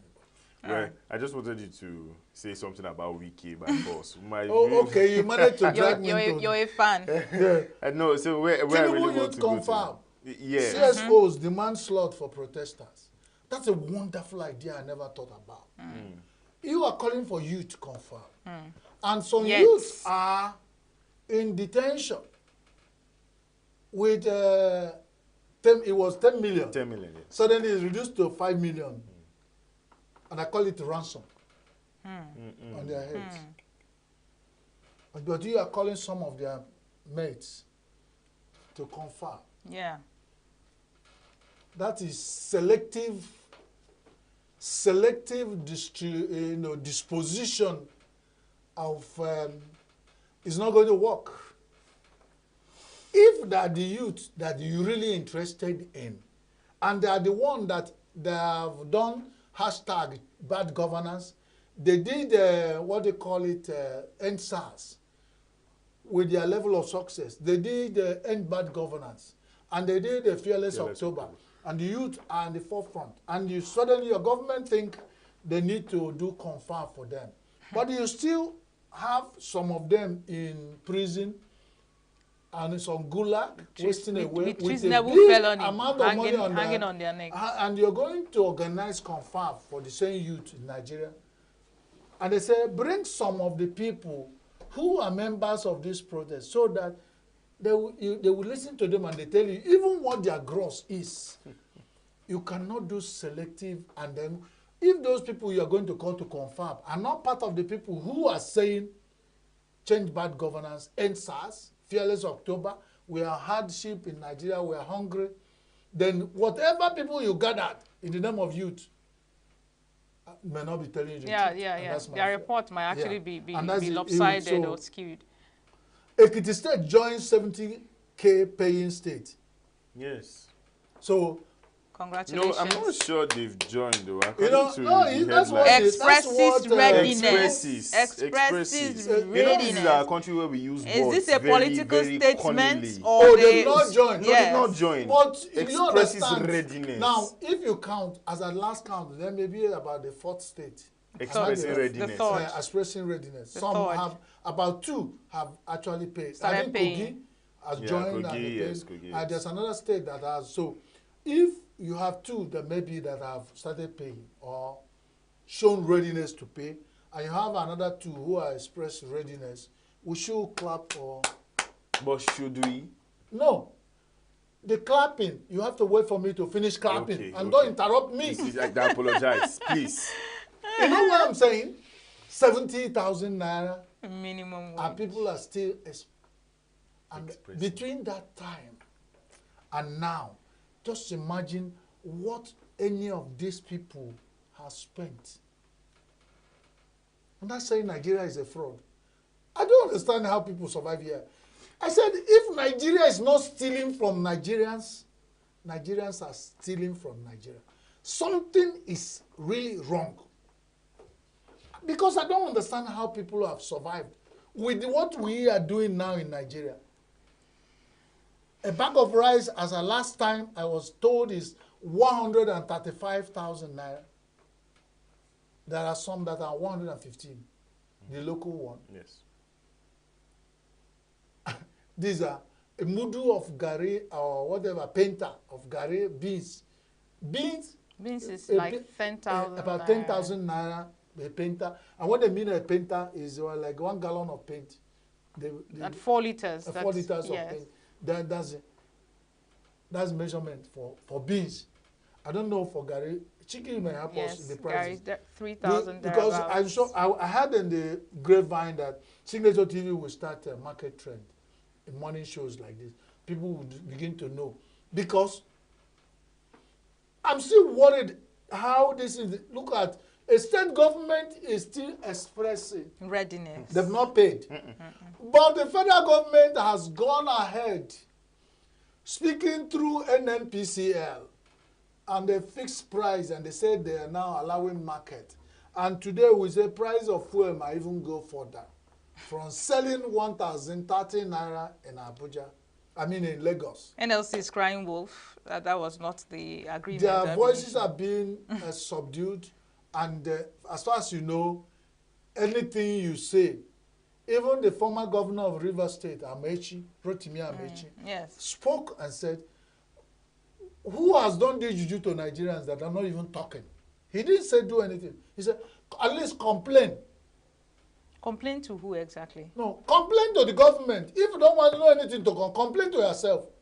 That the juju is so much that the people are just moping and they're not accepting and they're moving forward. Now, and the people that went on the protests are behind bars. Have faced Amechi and are tackling him that why should he make such things? They've shot him up already, so. So, can you imagine?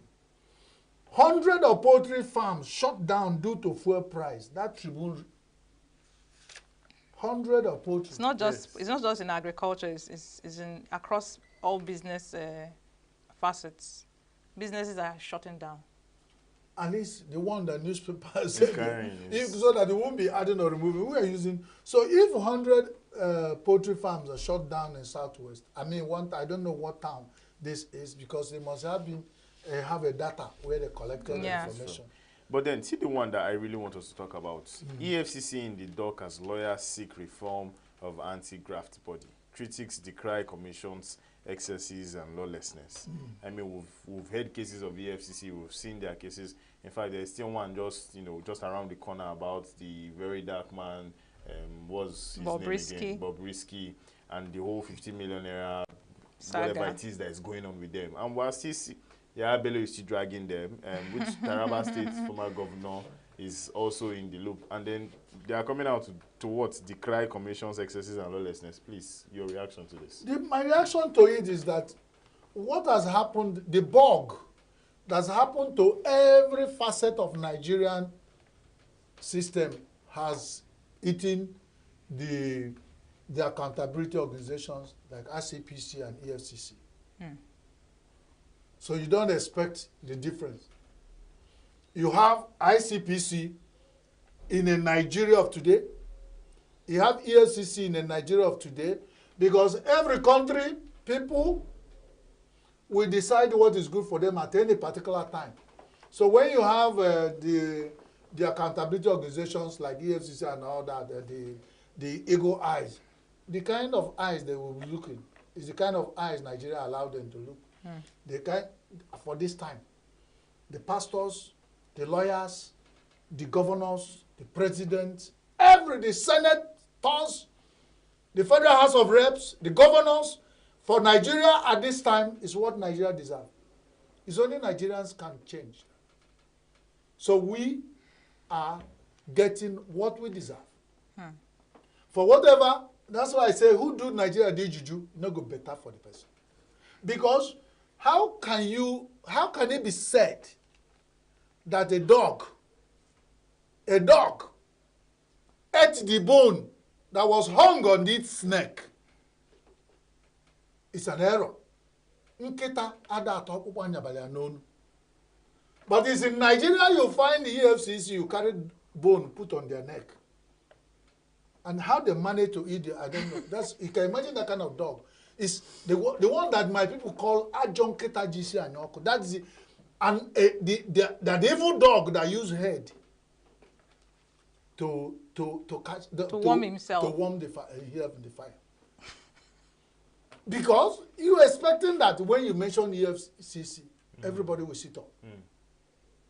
I remember our days in the Road Safety Commission with Oluwagunloye as our director of operations and Wole Soyinka as our chairman. If you are a driver in Nigeria, you hear EFCC and you hear road safety, you will first shit 5 times in your pants before you kick the vehicle. The same system diluted EFCC. You know when they did it? When they forced road safety to merge with Nigerian police, road safety never came out of that mess up to today. When the road safety started with a template that nobody who is below a Nigerian graduate will join road safety, Oluwagunloye will be on operation. Even most of the times, even Wole Soyinka, the most respected, will be on operation. There are some days and those days we call what they call touch. There's this they used to check a collizer. Yeah. To check, we catch a driver. He say, "Did you drink? This way you are speeding like this. Park." The man will swear heaven and earth. He has never. He say, "Open your mouth, breathe into this system. You will breathe." The thing will turn pink. He said, "What happened?" He said, "Oh Ghana, when they love vehicle, I say, make I see Mama Iyabuki at the back. So what did you do?" I said, "Only one shot." He said, "Okay, stay." There's nothing they didn't do.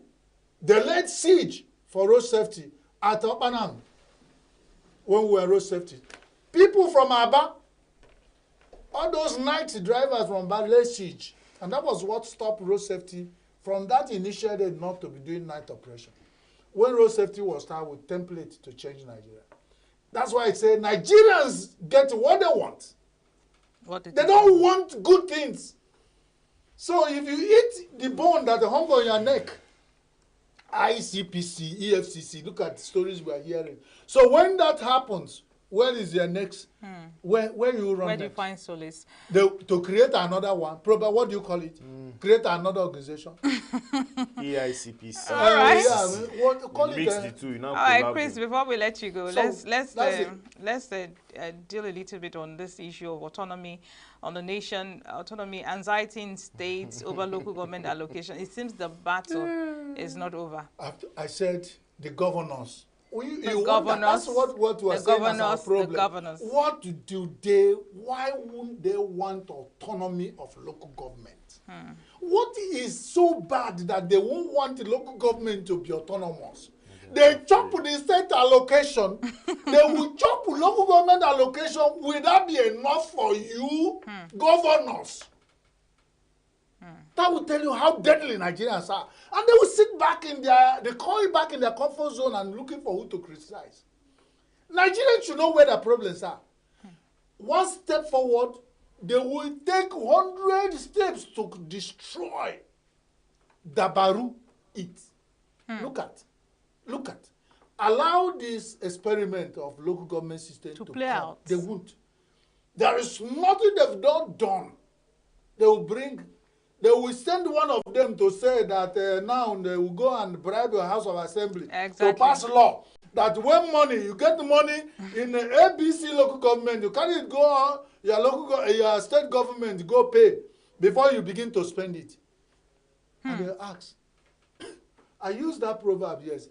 Somebody said, come to Abuja, that I will dash you apple, fufu, for free. And you will check all the risk of traveling to go and catch apple free.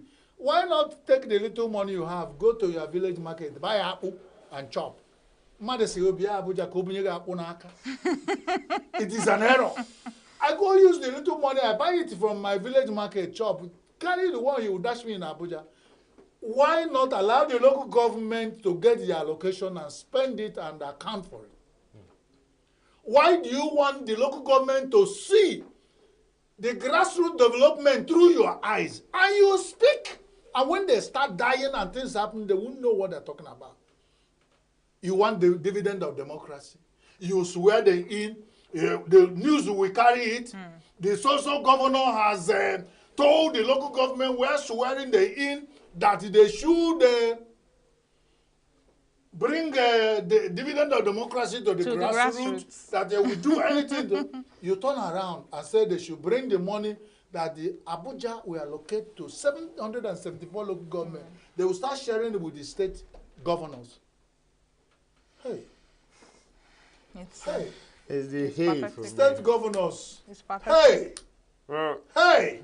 God help. But then it's the only state governors, because it seems as if they want to connive with the National Assembly structure. The National Assembly has nothing to do with this. Their state assemblies are the ones they want to write it. Rather, their state assemblies, yes. Now, what we are pleading with National Assembly, if there's nothing they can do for Nigerians, they should quickly do a constitutional review that will stop no state House of Assembly from passing such laws.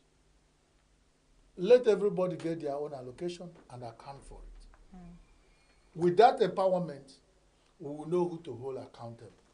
Because when you walk in from here now, people will begin to know their local government. The part of the problem in Nigeria that all these 200 million Nigerians don't know where their local government are. They don't know who. They don't know their ward. They don't know who is representing at the ward. So when they now tell them, go back to your local government. Your local government got 800 million this month.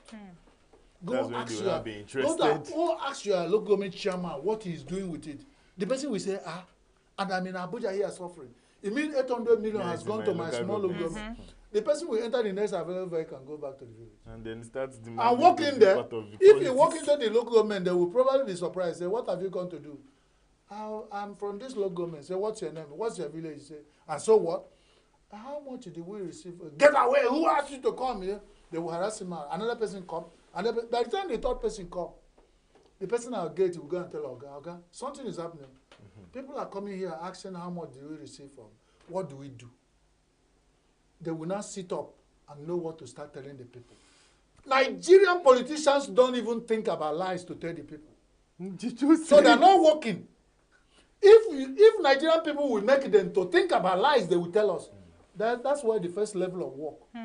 They wake up in the morning after much bout of whiskey last night. They wake up drunk with a what they call it, what they call it, hangover. Hangover. You know. I'm not a politician. Thank God that you did not. With the hangover, they will face the press and tell Nigeria anything. Snake swallow 30 minutes. Well, Chris, because of time, this is where we have to let you go. Thank you very much. Thank you so much, Chris. Always a pleasure. Thank you. Always a pleasure. To have this conversation with you. Thank you. Thank you. Don't forget to go to all of our social media platforms. You can go like, you can go subscribe, you can comment as well. We want to hear your comments on these conversations that we're having as well. We want to hear what you have to say. So this is all we're going to be doing for the newspaper headlines and review. When we come back, we have much more for you. Do stay tuned.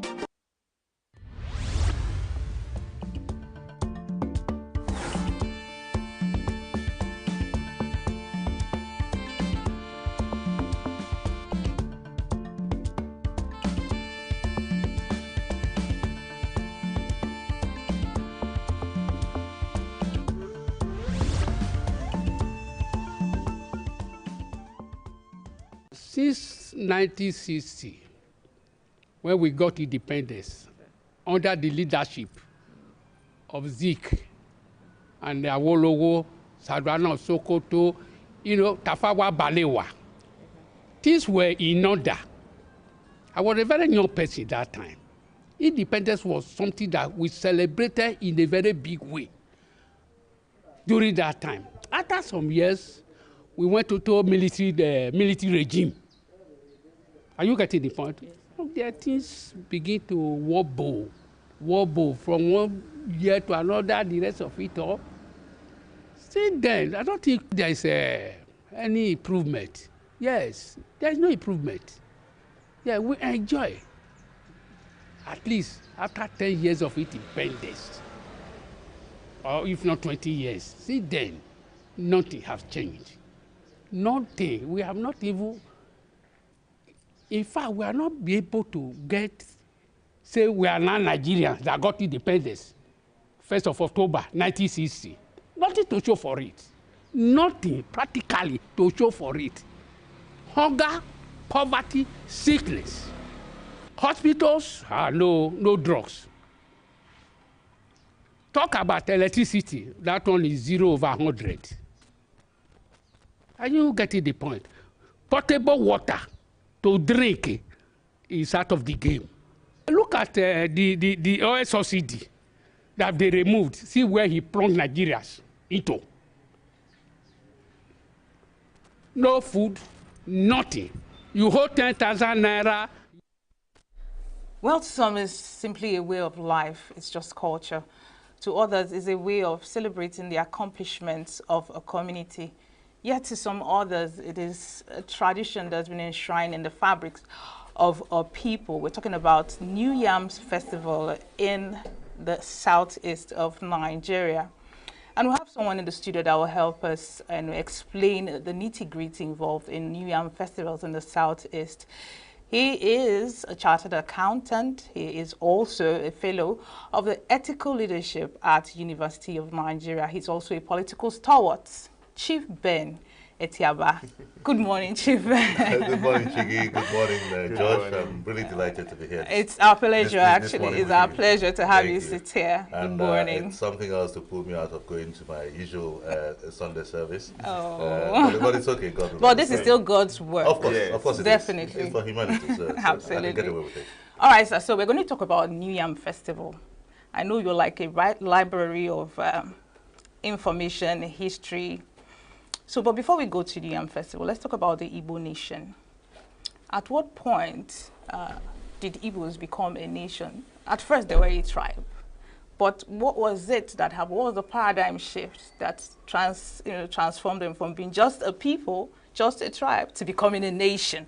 So when you talk about the people of Israel being a nation, we talk about the Igbos being a nation. So please just take us through that development. Thank you very much. First of all, I appreciate the compliment in saying that I'm a compendium of information. Yes, you are. I'm not sure I'll deceive myself in thinking that I'm anything less. No, when I'm that, I indeed have quite a lot of people I look up to who are more knowledgeable about these subject matters. Just that I take an interest in anything to do with our people. I take an interest in humanities. I take an interest in advancing the cause of our people, because we are a very, very much embattled tribe, and nobody will help us but ourselves. If we have to survive and if we have to do well and live up to our potential, then we'll have the gift within us to actualize that and achieve that. And if you're being chased, rather than run, you can stand up and not just fight, but ensure that you stand your ground and don't hurt anybody. I've never believed in oppressing anybody or showing that we're better than any tribe. Certainly we're not better than any tribe, we're just different. That's the way I see no tribe is better. Okay, regarding being a nation, what does it mean to attain nationhood? What does it mean to be a nation? We're just people that believe in the same things, that see things the same way, that have the best interest of our people. Collectively, we're working together for a shared vision. That's what it is. And when people say Nigeria is a country and not a nation, that is because we've never subscribed to any ideals. We've never subscribed as a people to any vision. You find different tribes pulling different ways for different reasons. And for us, we know, just like you mentioned, the Jews, that we are embattled. historically has been like that. And I appreciate the fact that we work hard. I appreciate the fact that we're gifted in so many ways. We have different gifts, and every tribe will have their own, but definitely I'm here to talk about the Igbo people. We have different gifts for which we must remain thankful to God for. So being a nation, as you describe it, it's not something that has just happened now. Maybe we're choosing better words to describe ourselves, and not that anything significant has happened to us, except our history. That's the significant thing that has happened. What happened to us during the coup, the counter-coup, the pogrom, the Civil War, post-Civil War Nigeria. Here we are today after many years of military rule and democracy. This present dispensation that started in 1999. We know, of course, that we've been sort of shouting about marginalization, discrimination, and of course we're not the only ones also shouting. Every tribe will tend to say that if they want to gain attention, but you and I know that some people shout wolf, cry wolf where there's none, but we have good reasons to think that Nigeria should really understand that for us all to achieve and live up to the potential of this great nation, the right of every citizen should be guaranteed. Nobody is more Nigerian or should be more Nigerian than the other, you know. And when we have elections, we're voting along tribal lines, and it doesn't matter if things are getting right or getting wrong. So long as our person is there, we're happy and we're suffering and smiling. Those are not the things that make a nation thrive. We need to build a better nation in Nigeria, for us in Igbo land, and you know the Igbo land is beyond the 5 states of the southeast, but for us we have this shared vision and shared prosperity, a destiny, common destiny of a people wanting to achieve the best for themselves and then for Nigeria as a country in general. All right. I know you're itching to ask a question. Yes. I know you are, but I have this follow-up question. You know, there's this local cliche that's been making the rounds for quite some time, that Iwenweze, yes, meaning that the Igbo tribe doesn't have a leader of some sort. What are your thoughts on that, given the fact that you've just alluded to the fact that Igbos are bound by a singular vision, a singular ideology, and things like that? So how does this, you know, relate? Okay, Iwenweze is nothing that should shock anybody or surprise anyone, because that's actually part of why we thrive. The Igbos, we say, and others say that too, that we're Republicans. And that means that we're not, you know, sort of feudalistic in our makeup. There is no one person that will lay down the law and we all sort of fall in line. It just doesn't happen. We think, we've been gifted with different thinking faculties, and we make use of it. And that's because we do that independently. We're very objective in our outlook, in the way we take our decisions, and in the way we revere. I'm not saying we disrespect our leaders. We have leaders. But what we're saying is that there is no laid down law that one man says something or woman says something and everybody will, all of a sudden your brains won't work anymore. You follow what he says. And you've seen that in many other places of the world, not just in Nigeria, where you have the great I don't know what to call the name to use, not to be seem to be disrespectful or to ridicule any group or tribe, where one man will say something and everybody will bow and you know, your wish is our command. It just doesn't happen like that in Igbo land. We think, and because we think, we're able to be more creative, we're able to achieve more. But where we need to work on, if you ask me, it's not our individual successes, but the group. The collective. Collective must be made to be more cohesive and to ensure that we achieve more collectively. Because in terms of individual successes, you know, you have many reasons and many examples to give.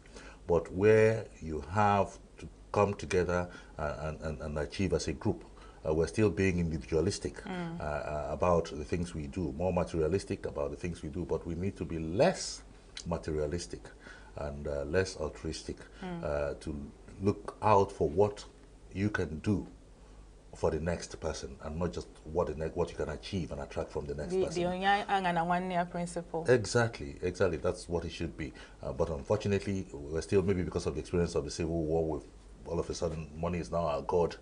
That's the other negative thing.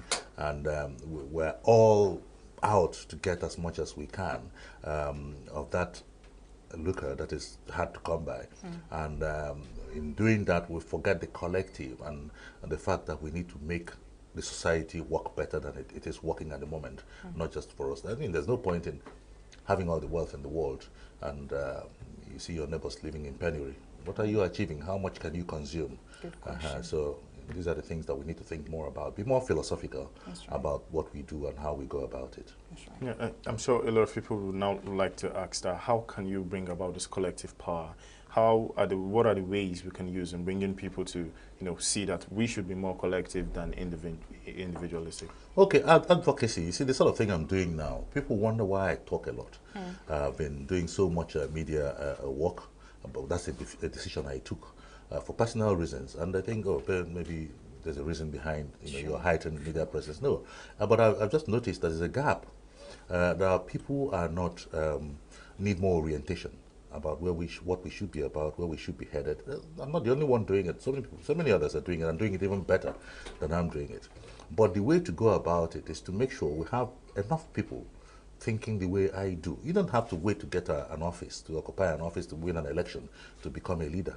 Be a leader anywhere you are. Be a leader here, in this sphere, and begin to sort of ensure that your philosophy trickles down, the right philosophy, about this thing we're talking about, trickles down to the people around you, and you may be surprised to know and to note that one or two will pick it up and do the same thing. And by the time we replicate that, we find that we're changing society. That's how society. But you see, one man cannot do it alone. So it's a collective thing. It goes back to that collectivity that we're talking about in terms of building a people. So I advocate that, and of course you will always have people who will stand out in that sphere, and people will begin to notice, and that's where we're headed. Yeah. Okay. Yes, I recognize. Okay, let me allow because Okay, I recognize that this advocacy could be some sort of top-down approach, and I also recognize that it's also important to take a bottom-up approach. Now, currently, history has been taken out of schools. Our kids no longer, go through history classes. Don't you think let me scratch that. What are your thoughts on that? Do you think history should be brought back? Because you started mentioning civil war, post-civil war, the stages and the phases that Igbo nation had to go through. Our kids don't know that. What do you think is the way forward, given the fact that history has been taken out of the classroom? It's actually a shame that has happened. And I can't tell at what point that happened to us. People who don't know where they've been, where they're coming from, will never find out where they should be headed, where they're headed. It's as simple as that. There's no reason not to let the kids know our history. And you find now that in various homes, kids are being brainwashed and told the wrong things. And this is also leading to part of the problem we have in Nigeria today, where a stereotype story has been sold to some people, and they believe it, and they hate people they shouldn't hate. They hate people that ordinarily should be their friends and work together to achieve greater good. So it just goes without saying that history is needed. History, if it is being taught and is the wrong one, can be challenged. But I'll end where I started in this segment, that if you don't know where you're coming from, you will never get to your destination. You never live up to your full potential. So it's a sad indictment on the education sector in Nigeria, that whoever took that decision. And of course, I'm sure they took the decision for political reasons, not for educational reasons. How can we even begin to correct this? You see, in Africa, and sometimes when I want to say something about Nigeria, I talk about Africa, so that I'm not seen to be attacking anybody. Yes. In Africa, leadership is everything. Pretty much most things that happen. Everything rises and falls on leadership. And I'll say this to you, and our people fail to understand this. We fail to understand that leadership comes before commerce. Yes, leadership drives everything, drives commerce, drives the economy, drives policies. Okay? It doesn't matter who you are, how wealthy you are. One government policy can wipe out your wealth in seconds. Okay? So our people, we don't think, we're talking about leadership trying to select leaders, elections, and they're not interested because their containers are landing at the wharf. They're more interested in clearing it. They're not interested in who should lead. Okay? It is time for us to begin to understand that, going back to what I said earlier, individual success is wonderful, but the collective one is where we need to work harder at and to improve. Because if you fail to do that, it is going to definitely rebound on you and people you know, and people you may also know. True. Yeah. True. But then again, how does this affect, of course, it does affect the politics end as well. You see that the Igbos currently are not at the top positions of leadership in the country. How do you think we can still manage that situation again and bring in people to politics? And we had a guest one time and he said that we need more good people there and more good people to insist. How can the Igbo people tap into this as well? Okay, you see, when it comes to leadership, if you ask me, I'm not even interested if an Igbo man is president of Nigeria. Believe me, I'm not interested in that. I just want the best man or woman to be there. Because if you have the right people there, definitely the place will work better. You and I will benefit from it. It just doesn't matter. But if you keep insisting that your own person should be there, I don't care if it's the Igbo man insisting that the Igbo man or woman should be there, or if it's the Yoruba man doing the same, or the Hausa or Fulani or whatever doing the same. To me, these are very myopic ways of looking at life, looking at leadership, looking at the way our country should be headed, okay? Take away the tribal sentiment. Let us have the right people there, and all of us will do well. And of course, the Igbo man will always be very competitive, okay? Given a level playing field, he will always survive. So whether or not we achieve that number one position is neither here nor there, but we want to ensure that whoever is there is the right person for the many, and not the right person for the few, for his tribe, or his friends, or his family.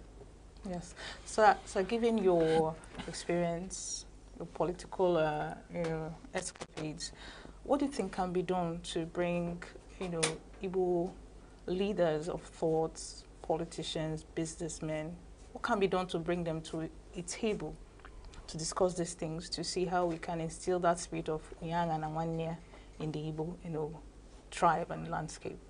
Leadership. Leadership is everything. So where do we start from? Where was the first two or three steps? What do we need to do? Okay, we talked about sort of leadership being everything. Yes. If you look at, and we say Nigeria is not working, okay?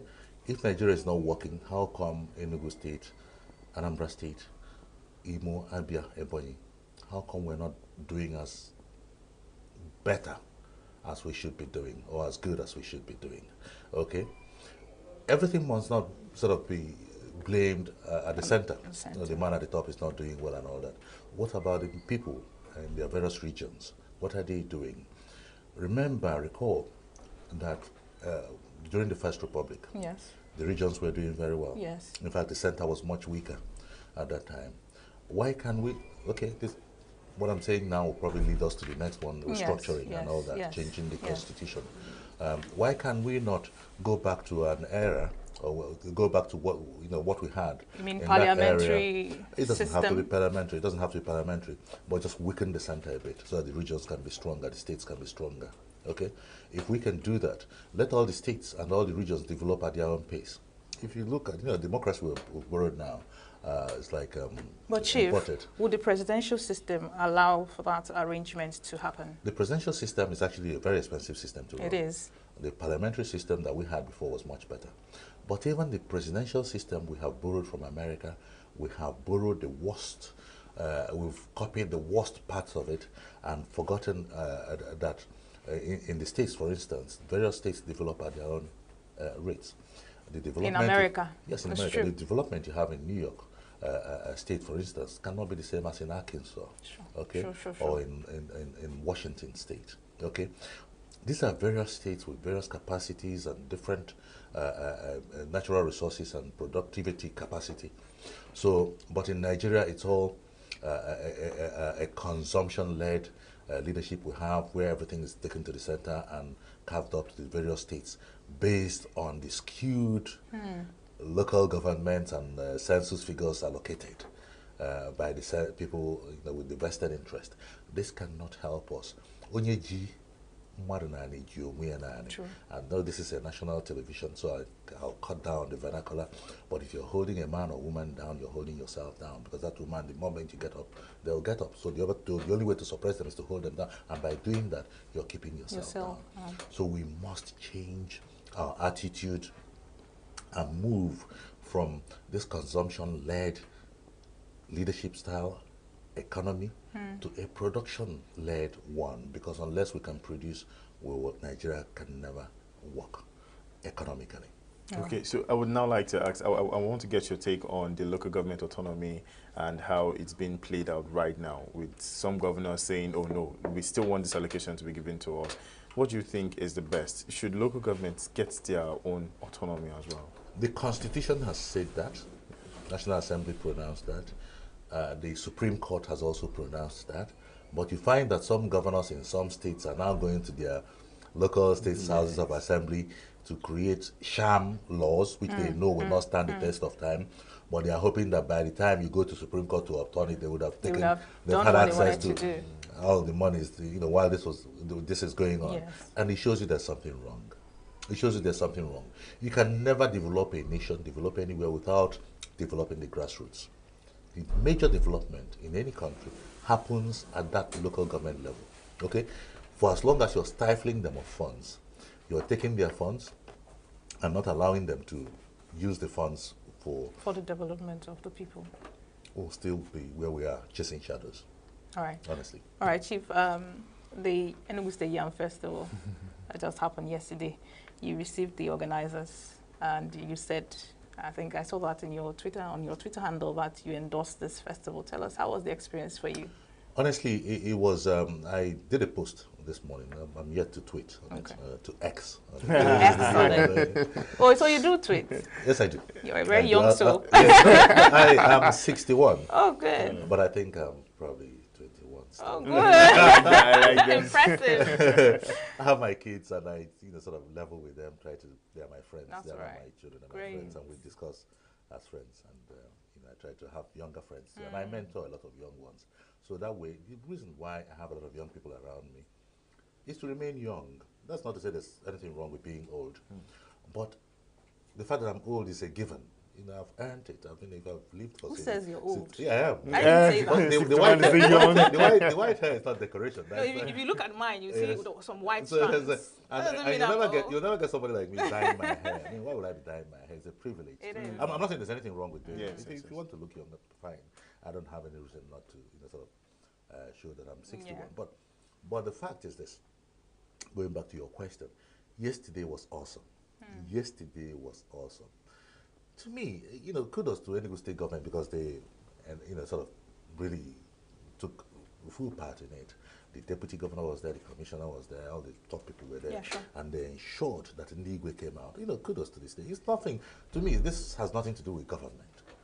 It had everything to do, it's a private thing, partnership with the government. And I'm really happy the government came in and stepped up, and stepped in and to make sure it was a success. I was surprised. I honestly was very surprised when I saw the magnitude of what these guys put up. The young ones did very well, trying to bring in our tradition, our culture, and mixing it with the modern, the pop culture, Afrobeats, so that you had people like me earlier in the day and at night when we were gone. They did their thing. We were tired. They did their thing at night with the pop concerts and all that. I'd like, I would like to see this taken beyond ENUGU State. When they came to see me, wonderful, it happened in ENUGU and must happen in ENUGU every year. Good. Can they take it to? And they export it? First, to Umahia, to Abakaliki, to Oka, to Owerri, okay, to Abuja, to Lagos, and export it. But you know what? You know the good news? They don't really have to export it. Because our greatest strength as a people, as a tribe now, is our people in diaspora. Okay? How is that? Oh, we have many people abroad. It helps our economy. The monies they send, they remit for welfare and for consumption, for production from abroad, the dollars. And do we have data on the numbers? We are not good at data in Nigeria. but we have estimates, okay? We're not good at data, but we have estimates. Some estimate telling you that we have as much as 20 billion. Annually? Yes, annually coming into Nigeria. And you know what that means? Wow. Believe me, of that 20 billion, at least 50% will end up in the southeast. Because our people are the ones mostly abroad. Okay? You see, we have a great population, huge population, but we can't all live in the southeast because we have a small landmass. And thank God, like the Jews, we've chosen to export ourselves to various countries of the world. There, we are now marrying the citizens of those nations. You know, sort of our culture is now being imbibed. You have white people speaking more Igbo than your children. Most of us here now. And learning the culture, knowing what Iriji is. Iriji is Ewaji, what it means, a New Yam Festival, what Opaka is, Manu is, and all that. You see them on social media showcasing that, speaking Igbo. Our people will remain our greatest exports for various reasons. So let's talk about the organizers of the New Yam Festival in Enugu. The ones in Enugu, yeah, you're more interested in Enugu. You know, my outlook is more global. I like that. But I'm happy you're asking because the Enugu one was a major success. They came to me, and what will surprise you was that the two guys that came to me to see me about the New Yam Festival, none of them was from Enugu State. One was from Anambra, the other one from Abia. Yes, but they are comfortable in Enugu. Oh, Enugu is the headquarters of the Igbo man, of the Igbo nation. Wow. Maybe your history didn't tell you that. I see myself as a son and a born and a son of Enugu. I love that. Enugu. I studied here. I went to Nike Grammar School, just right next door to your studio here. Okay? I studied here. And I lived in England for 25 years. I had my children there. And when I chose to come back to Nigeria, I chose Enugu State. I chose Enugu, not Enugu State. I chose Enugu City, the cool city of Enugu. For the simple reason that emotionally I'm attached to Enugu. Because a lot of people see what I do and how I promote Enugu as a city. And they wonder if I have a second wife, secret second wife, who is from Enugu State. That we don't know. Exactly. So that's why I'm saying, no, it's not that. Enugu is my place. When I go to my hometown, Nnewi now, you find that we're digressing a little bit, but this is very important. That's very important. I go to Nnewi. You know, you've heard about Iba Boy. Yes, the apprenticeship. Yes, it started I think they study apprenticeship, yes, the Igbo apprenticeship in Harvard. Yes, exactly. It started in Nnewi market, okay? But after a while, after the war, people started saying Nnewi people were not studying, they were all business, trading, and Nkwo was a massive market. In fact, to an Nnewi person, any day, you have to leave that day. You know, you have to go to Nkwo market to know what was going on in the world. So it was just, now you have social media. It was the politics. Everything was in Nkwo. Everything happened in Nkwo. But after a while, our people stopped going for boy stuff. And you now had people from Enugu State, Nsukka, all parts of Enugu, and even and from Ebonyi as well. You know what that means now? That if I go to my hometown now, I can hardly afford to buy a plot of land because people from Nsukka are now the new billionaires in Nnewi. All the nice buildings, I mean, not all, I mean, a lot of the new buildings, nice, sort of in the villages everywhere, all lands bought up by them and being built. And it makes me so happy. Why does it make me happy? I have my land independently out here. Nobody is saying I'm not from my Enugu State. I bought it, paid for it, built it, and I live there and I'm very comfortable there. So these guys are also comfortable in Nnewi. That's what it should be. That's the other one, about being a nation. In Igbo land, it should not matter if you're from Enugu, in Anambra, if you're from Ebonyi, in Abia, if you're from Imo. I'll drink to that. Exactly. Let us make sure that we rid ourselves of that mundane, that primitive thinking that Enugu, Anambra, come on. You know, this expands to the larger African exactly, states, exactly. where I can't, as an African, as a Nigerian, I can't easily, go over to another African state. Why will you go and live in England and have more rights in England than somebody from Abakaliki having here? Does it make sense to you? No, it doesn't. Those are progressive societies. So with a greater worldview, and I'm happy that we now have a crop of leaders in Igbo land with great worldviews. They understand this better. And they understand that we need to accommodate each other to be able to progress and be as less divisive as possible.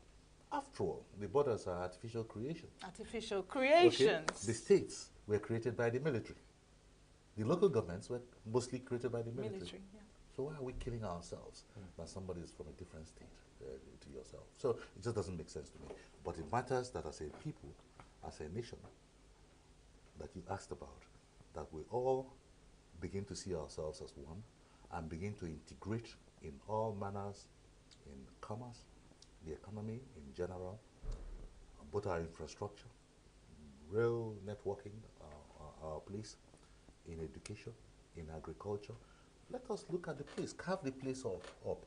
If Ebonyi has more fertile land for rice, why can we not in agriculture, sort of pull our resources together and get our rice production there? Yes. Okay. If yam grows more in Annam anywhere, why can't we not do that? Okay. Where we have prevalence of water, why can we not do piggery, fishery, and all of that? Just use agriculture to develop the place, to feed our people, and to export food like we used to do, okay, and make food cheap. Yeah. So we have everything given to us by God, but we don't know how to lazy. harness them. We're too lazy, carving, sort of going to Abuja, bringing money, dividing the politicians. You ask somebody, what do you do for a living? I'm a politician. Oh, does it make sense to you? You must have a second address. I have dabbled in politics, okay? But I'm glad when I saw the flyer for this program, you said Ben Etiaba, chartered accountant. Don't be so? Yes. I like that. If you had said Ben Etiaba, politician, maybe you wouldn't have seen me here. There's nothing dirty about being a politician. Yeah. Because if you don't play in that space, others will occupy it, and you will regret it. True. What do you think happened in 1999 when this started? Because there had been many false hopes, false dawns, start and stop, stop and start. By 1999, when Absalam Abubakar said he was going to hand over interim government too. When he was going to hand over to a democratically elected government in 1999, when Absalam, after Abacha's death, nobody believed him because there had been many false dawns. So a lot of serious minds did not come up to be counted. They thought it was going to be one of those things. And guess what? And you think the people that thought it could work came and occupied that space and are still occupying that space and today. will refuse to give it up. They can't. They know the thing is too sweet for them. Okay, so now I still want to talk about the New Yam Festival. To somebody who is not able, can you tell us the historical significance to it? Okay, we were talking about agriculture earlier. And you spoke to agriculture in your manifesto 2021 elections. Yes, you spoke to agriculture. Yes, yes, I did. I was one of those. I was one of the 18 people that contested, including Soludo. Yes, Soludo emerged, and the rest is history. And for me, it was school fees. I went to learn politics. To learn, you went to the school. Yes, exactly. And I'm happy I did that. I didn't at the time. I knew I didn't stand any chance of winning, but I had to see it out to the end. Anyway, that's a different discussion. That's not why we're here. Okay, for the New Yam Festival, to the Igbo man, because land is scarce, we have a small land mass. We revere land. Indeed, our ancestors worshipped land, okay, as a god, as a tame god. Okay. So, land is important, and what do we get out of land? Mostly cultivation, farming, okay, production. And you have the time to plant, the time to nurture, and the time to harvest, okay? And the New Yam Festival, or Iwaji or Iriji, usually, remember it's G, New Yam Festival. It never said New Crop Festival, because yam is the king of crops. Remember that, okay?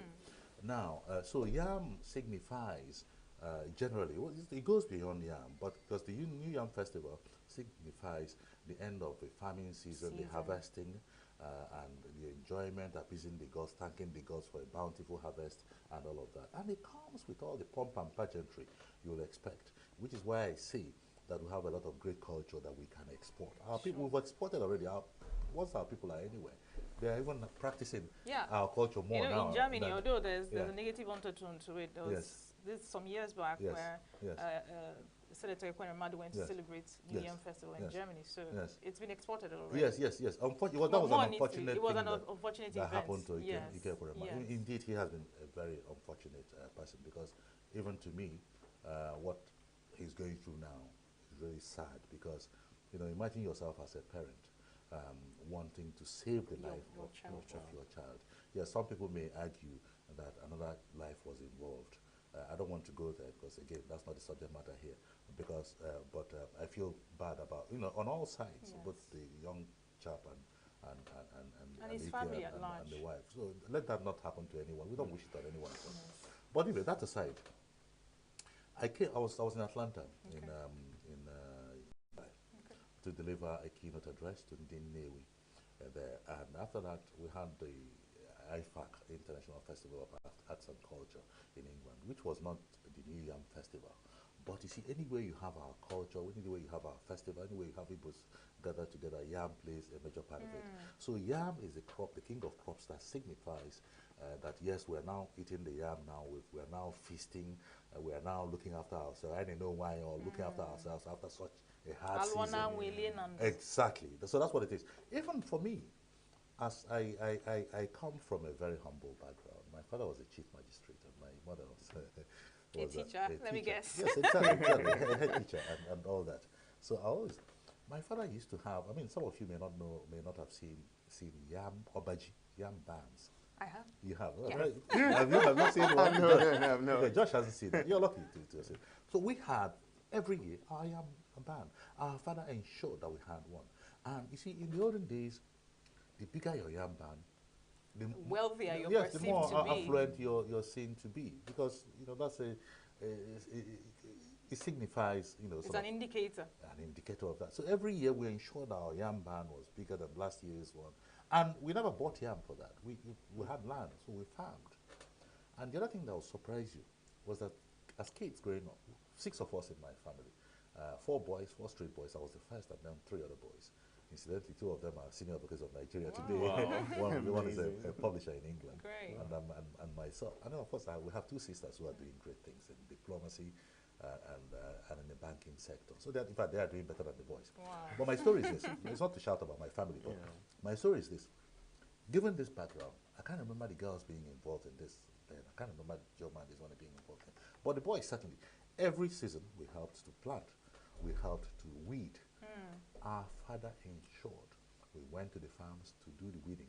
He was doing that, and we thought he was punishing us because we knew we had, you didn't have to. We had workers, we had, aides who could, do that without us. But he ensured we went. I was always leading my siblings because I was older, and we did all of that. But he was teaching us hard work. He was teaching us the importance of agriculture. He was teaching us the importance of production. And he was teaching us the importance of being self-reliant in food production. Of course, we didn't produce enough to sell. We produced enough to consume and bought some more. But his ban, the yam ban, you never saw any yam that was procured from the market for that. It was always what we were able to produce. So we used that to check how well we were doing. If the ban wasn't full, of course, you knew we had less harvest this year. And if we're having to put up more sticks and all of that to tie it means that it was, and my father would be so proud and so happy.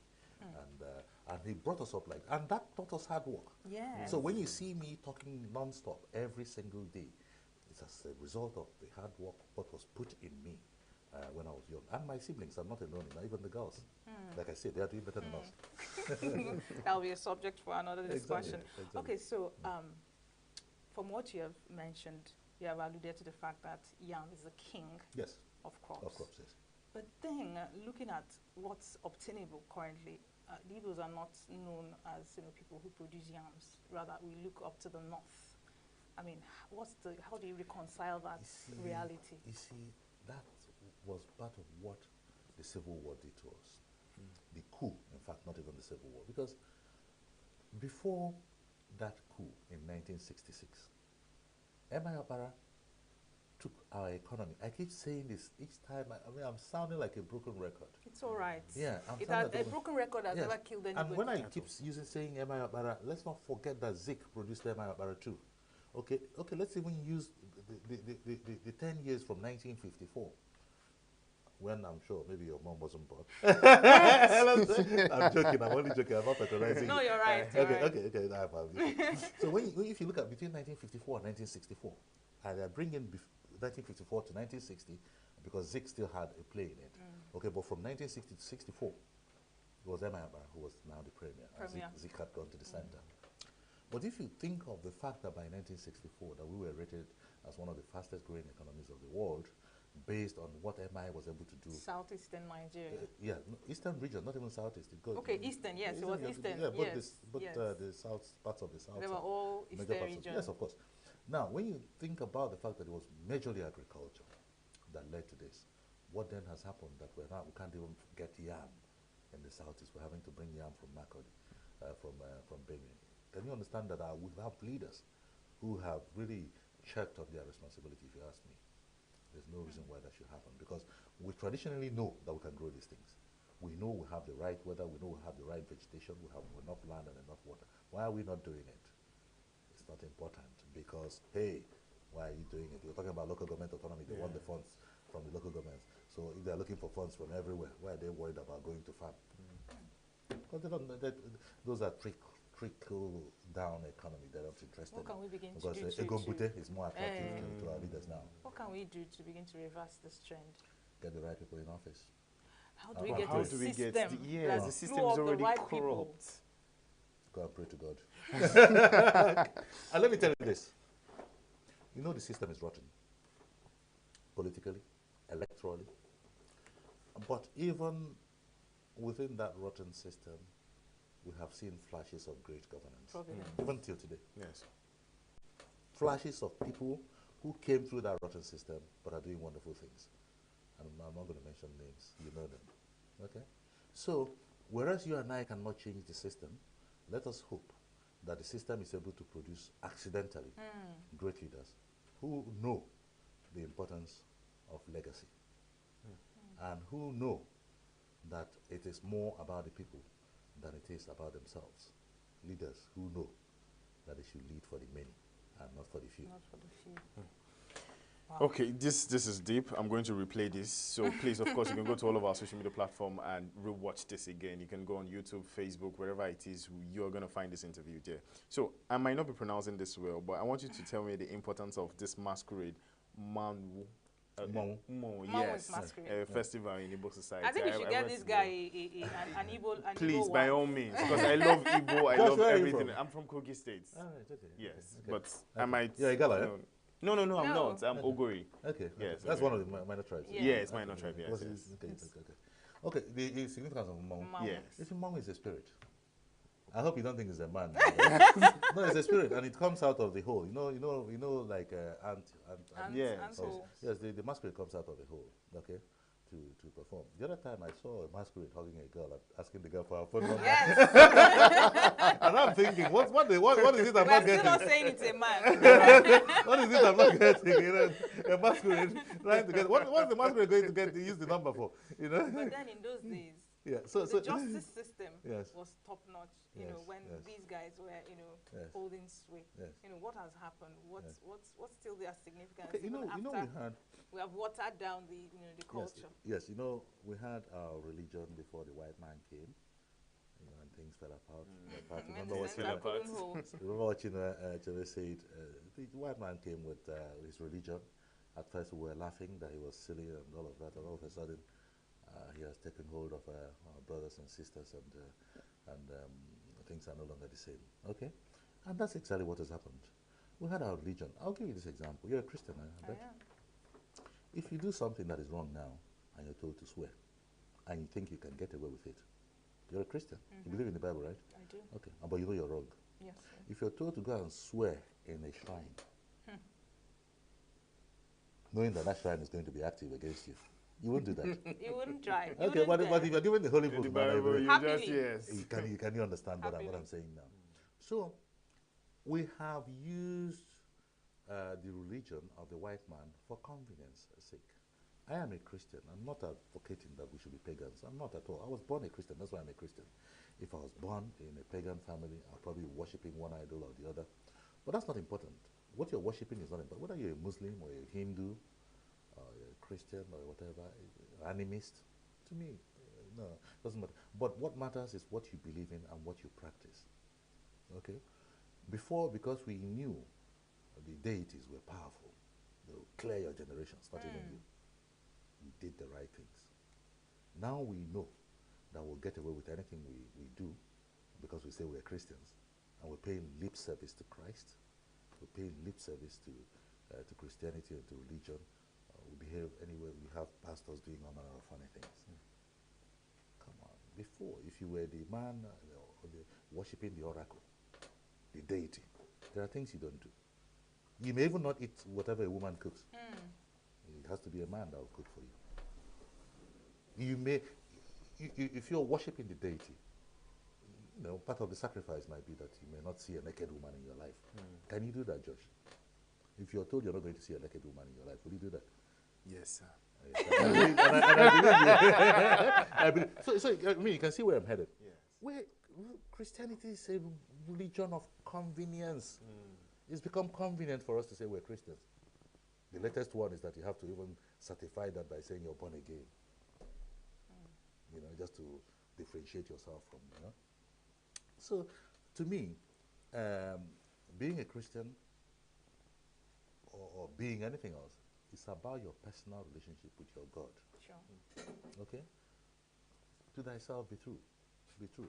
And, sort of do the right thing. Treat your neighbor the same way as, if you read the Old Testament, you'll find that you probably think, this was written by an Igbo traditional ruler, sort of as if it's describing the do's and the don'ts. Exactly. The same thing we practice.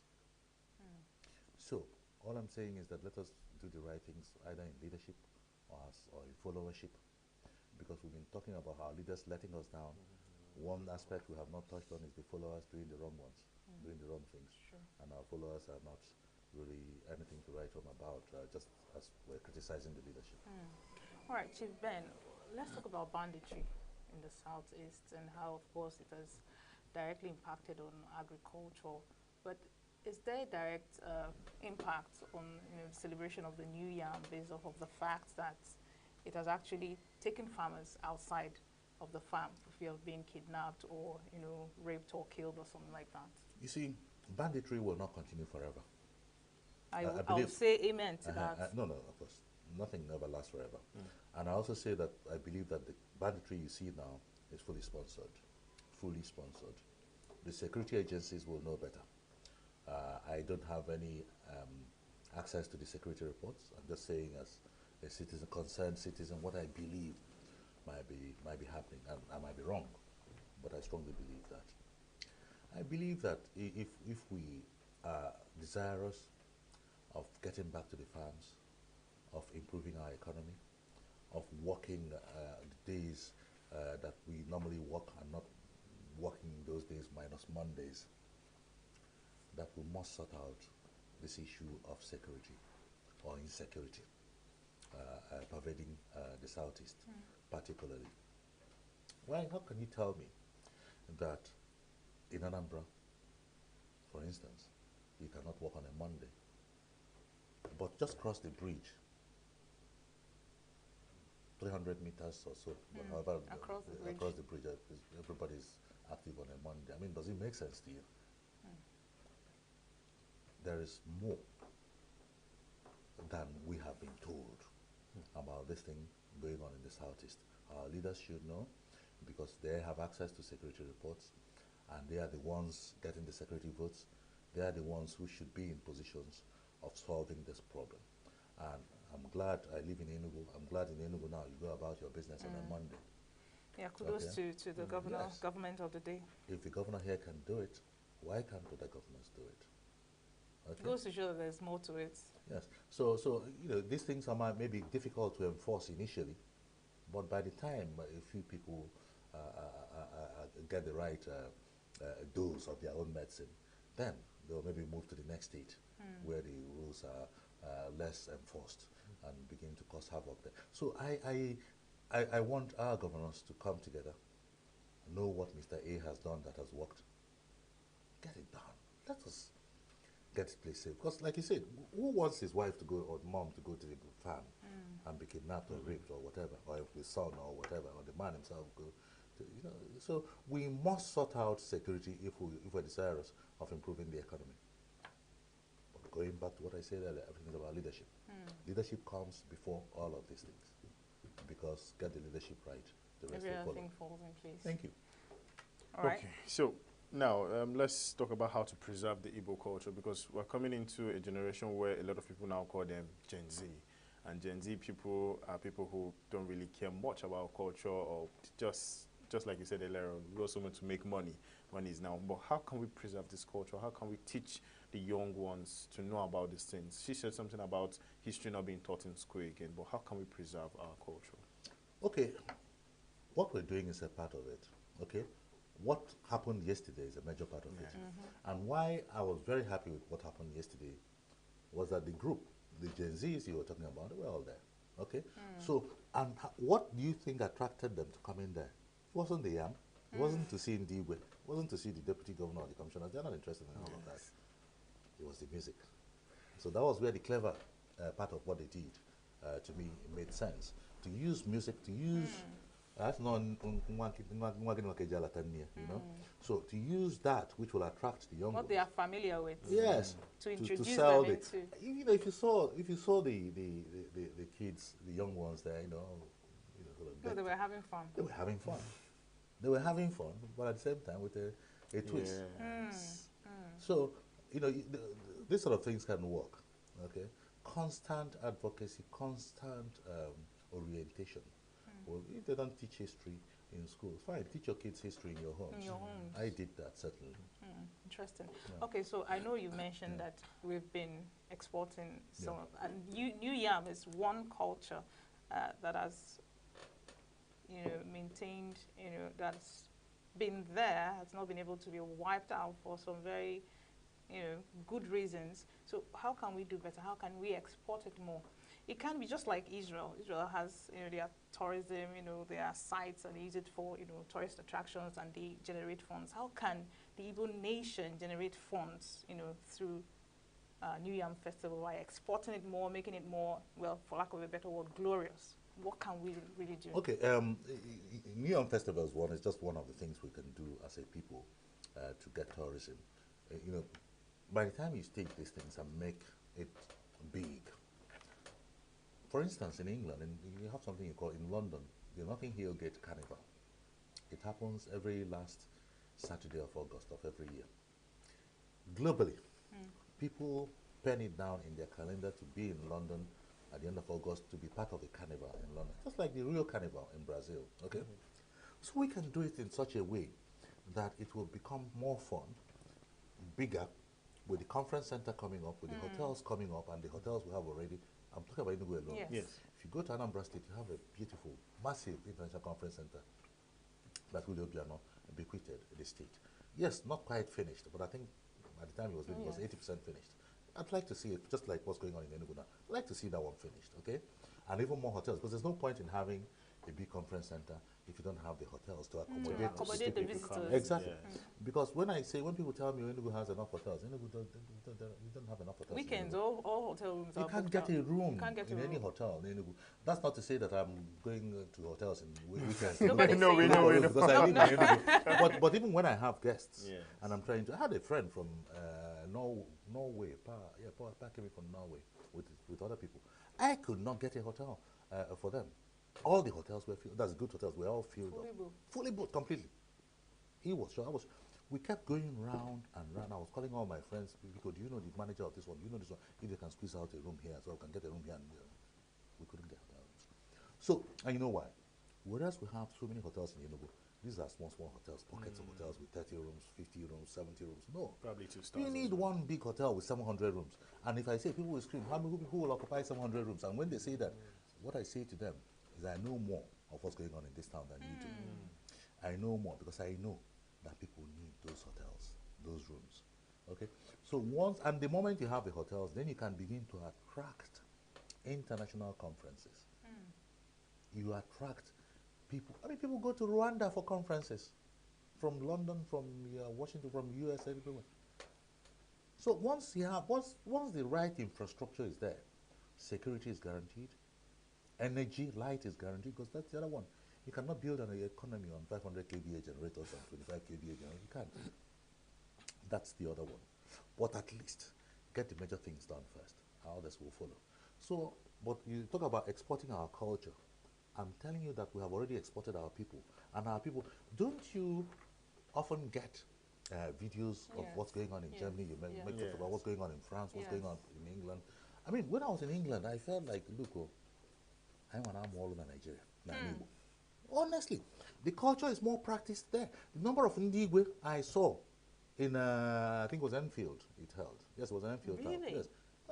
In fact, our Ndigwe will now leave their domains to go to London to attend the conference and the festivals. Now, the world is now a global village.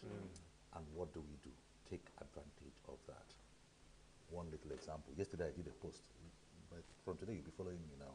Oh, yes, I've already followed you. Okay. Yeah. Now I did a post yesterday. And what was I trying to say? That nothing has changed about my life. What all I've done is to take advantage of social media to showcase what I'm doing with ordinary people now, so that other people can now get to know and see all of that. I've not changed who I am.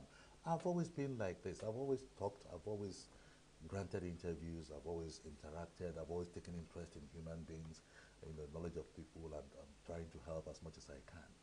The only difference is that I'm showcasing it now to everyone using social media because it is cheap. That is, yes. I don't have to pay signature to it. I mean, have I paid it? No, I don't have to. If it was before, you know, you have to pay to have access to places like you pay to be covered in all the daily newspapers and the radio stations. No, the world has changed. You make your money a different way, okay? Because you now have more content. People can advertise. Sponsorships can come. But the content, in fact, you should be paying me to do that. I'm joking. No problem. This is part of my selfless. No, I'm only joking. I know that. But you know the thing. I said this in a jest. I noticed. I lived in England for 25 years, like I said, but I've been back for so many years now. In England, people are paid to appear on magazines, electronic and print media. In Nigeria, it's the opposite. You pay to appear. I couldn't understand it. To me, I just kept scratching my head. Which part of this am I not getting? Because these are people giving you content that will enable you make money from your advertisers. But they have to pay. Yeah, they have to pay to join. Where was it? Somebody wanted to interview me. I said, Chief Ben, please, you have to sort of appreciate. I mean, I don't mind that I'm here if I have to, as friends, something for breakfast, which you're not getting this one because I don't have, I forgot to come with anything. No, but it just doesn't matter. You're not looking at that. The information is what's important to exactly. us. No. So I just couldn't understand why I'll have to pay to appear on a program. I said, are you kidding? Please, can you drop this call? I'm not interested in that. So the world is now a global village, and we are now moving in the right direction. So things are beginning to work in Nigeria as they'll work anywhere else. We're not silly. Nigerians are not second-class citizens, so we're not subhuman. Indeed, we're first-class, first-rate people. Nigerians, you know, others are looking up to Nigeria and to Nigerians to show the lead globally, both white and black. Okay, so you see us excelling everywhere, and I'm happy. Our culture, yes, our festivals are already exported. Don't wait to. The only thing is that when you have new innovations, like I said, what happened in ENUGU yesterday, fine. We can brand it, it becomes your own. Trademark it, it becomes your own. You can export that. But the idea can be copied by anyone else, implemented there. But if you have a brand that is strong, why will Burna Boy come out with a track or an album and wins the Grammy? Okay, people believe, apart from anything else you may have heard, people believe it's worth it. He can compete. He can compete globally. He beat the best. Okay. Now, the same thing as we're saying, we can package all of these things and sell it to England, sell it to the US, sell it to even to Brazil, and all that. So that's what it is. All right, Chief Ben, this has been a wonderful session. I don't even want it to stop. Is it strange? I don't even want it to end. No, we'll continue outside. Oh, you are enjoying yourself. Oh, beautiful. But very quickly before you let you go, you said you mentor the younger ones. Do you have a platform? Can you tell us about it? Please. How does it work? Okay, some of us might be interested. No. You say you're following me now. Definitely. Okay. I won't say that I've been trying to build a brand. That would be pompous of me or arrogant of me to say that. No, but I have quite a huge following, and these things have an incremental effect. For years, quietly, I don't make noise about it. That's why you've not heard about it, apart from the ones that I know. Yes, over the years in ENUGU, I've mentored a lot of young ones who are gone on to do great things globally now, I mean, I have people from Canada still calling me to say, you know, thank you, sir, for one or two things you did that made me change my vision and my thought process and led me to where I am now. It happens all the time. It gives me so much joy to do that. And why does it give me joy? I've been blessed with 3 children, great, wonderful children, all doing well, a girl and 2 boys, doing very, very well. They are independent. They are living in England now, but they know Nigeria. I mean, my son wants to come back. I, get his ticket and come back this Christmas. So it makes me happy that he wants to do that, okay? So I've been lucky to be blessed with 3 kids, all healthy. So what do I now have to give back to society?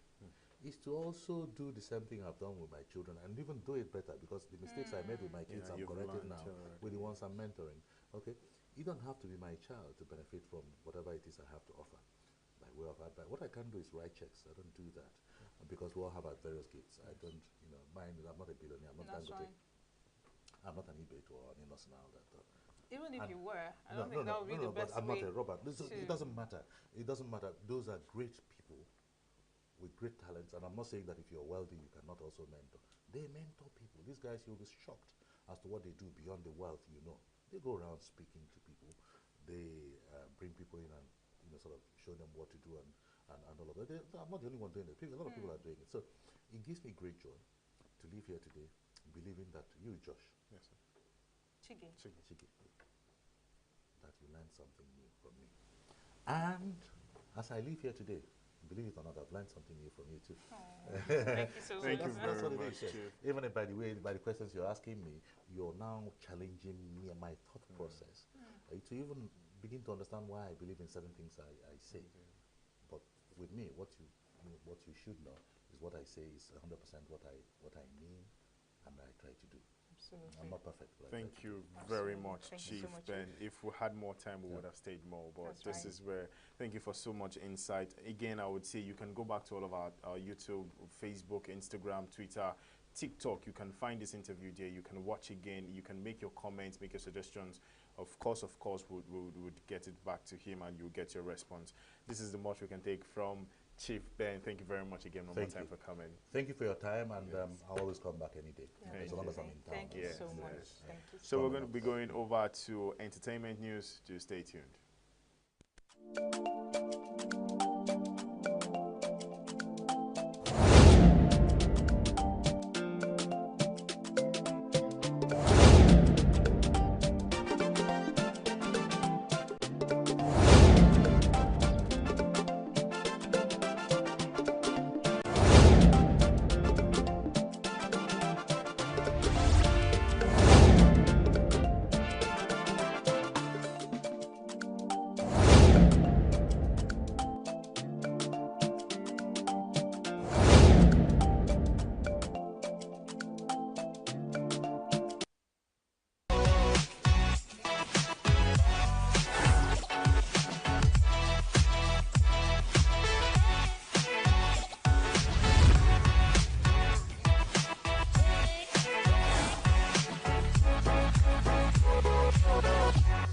Get ready to embark on a thrilling ride with me. I am Favor Mwachi, and I'm your guide through the glitz and glamour of the entertainment world. From celebrity news to movie magic, we've got it all covered right here on Entertainment News.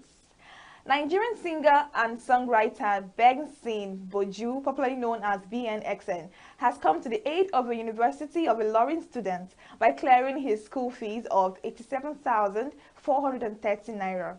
This act of kindness followed the student's tweet seeking help under a post made by the singer. BNXN had shared a message with his fans, which prompted the students to comment on the post, pleading for assistance with his registration fees. In his comments, the student shared a screenshot of his school dashboard displaying the outstanding amount along with his mobile banking number, hoping for the singer's support. Shortly after, BNXN responded with a simple yet powerful caption, "Done," indicating that he had fulfilled the student's request. In a heartfelt reply, the grateful student expressed his appreciation, saying, "Received, wow, I'm so grateful. I'm truly humbled by your kindness. Your support will help me pursue my passion. I pray you succeed ahead of your peers in all ramifications. Thank you for good music. You are an inspiration," and this drew a lot of admiration from fans. Nollywood star Iniedo addresses the recent speculation about her potential marriage following an engagement post in September that sparked excitement. The actress had shared a photo of herself in a traditional Efik bridal gown, leading many to believe she was engaged and preparing for her wedding. Her caption, which mentioned love while encouraging her fans to keep believing in happiness, further fueled the gossip. Iniedo clarified the situation, explaining that the post was not an engagement announcement, but rather a promotion for her upcoming 4-part series, My Fairy Tale Wedding.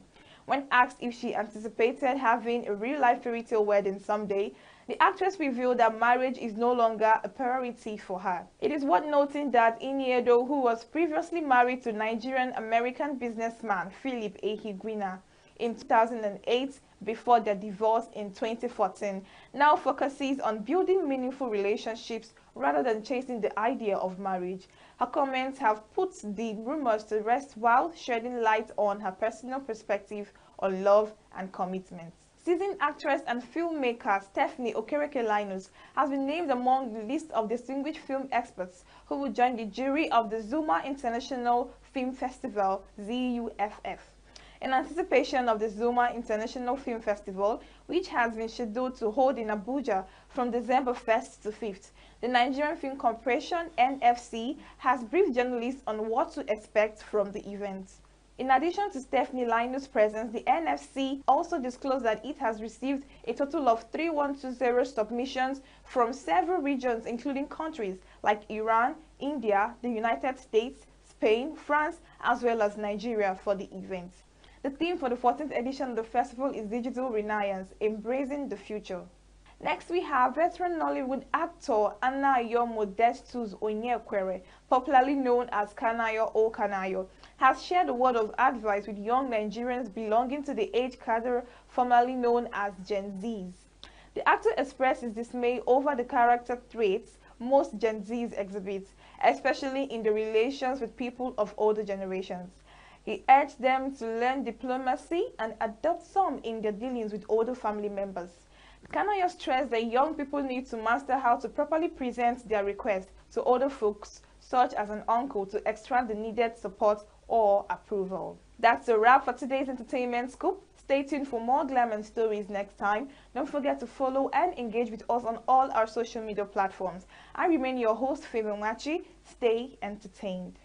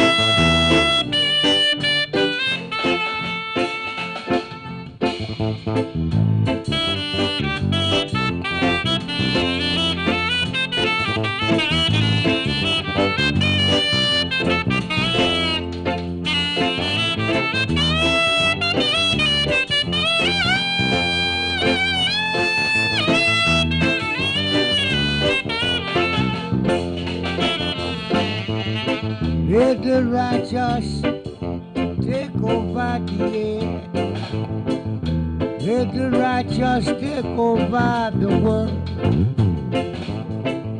Let the righteous take over the earth. Let the righteous take over this wicked world. Let the workers of iniquity be chased out of creation. Oh Lord, your righteousness. Oh Jah, your righteousness.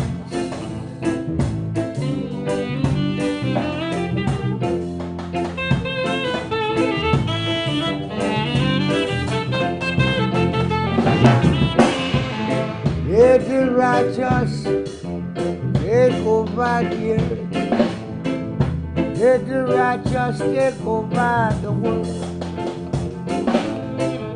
Let the righteous take over this wicked world. Let the workers of iniquity be chased out of creation.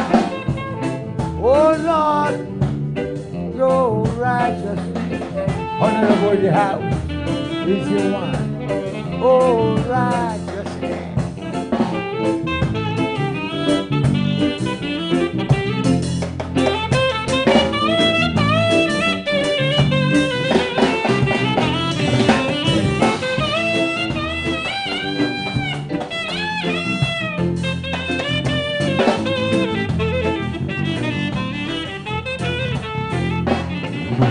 The way the things are going,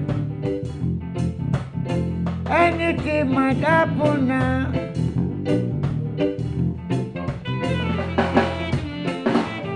Unrighteous people, they turn it in upside down.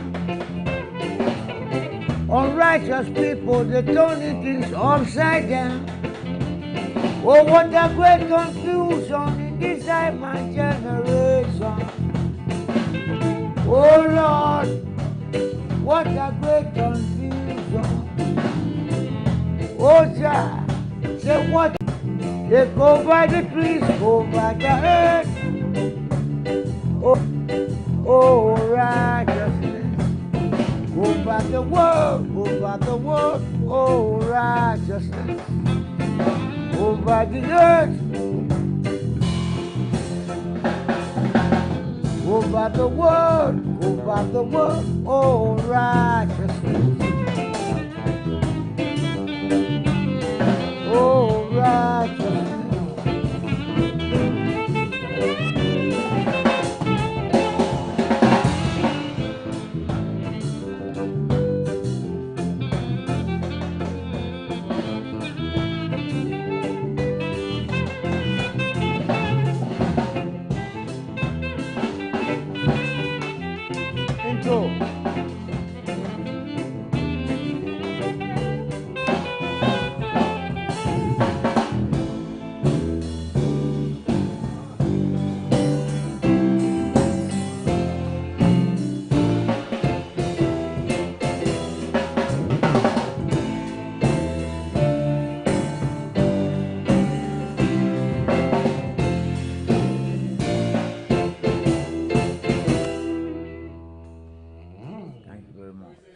We say Rastafari. Yes, yes, sir, yes, sir, yes, sir.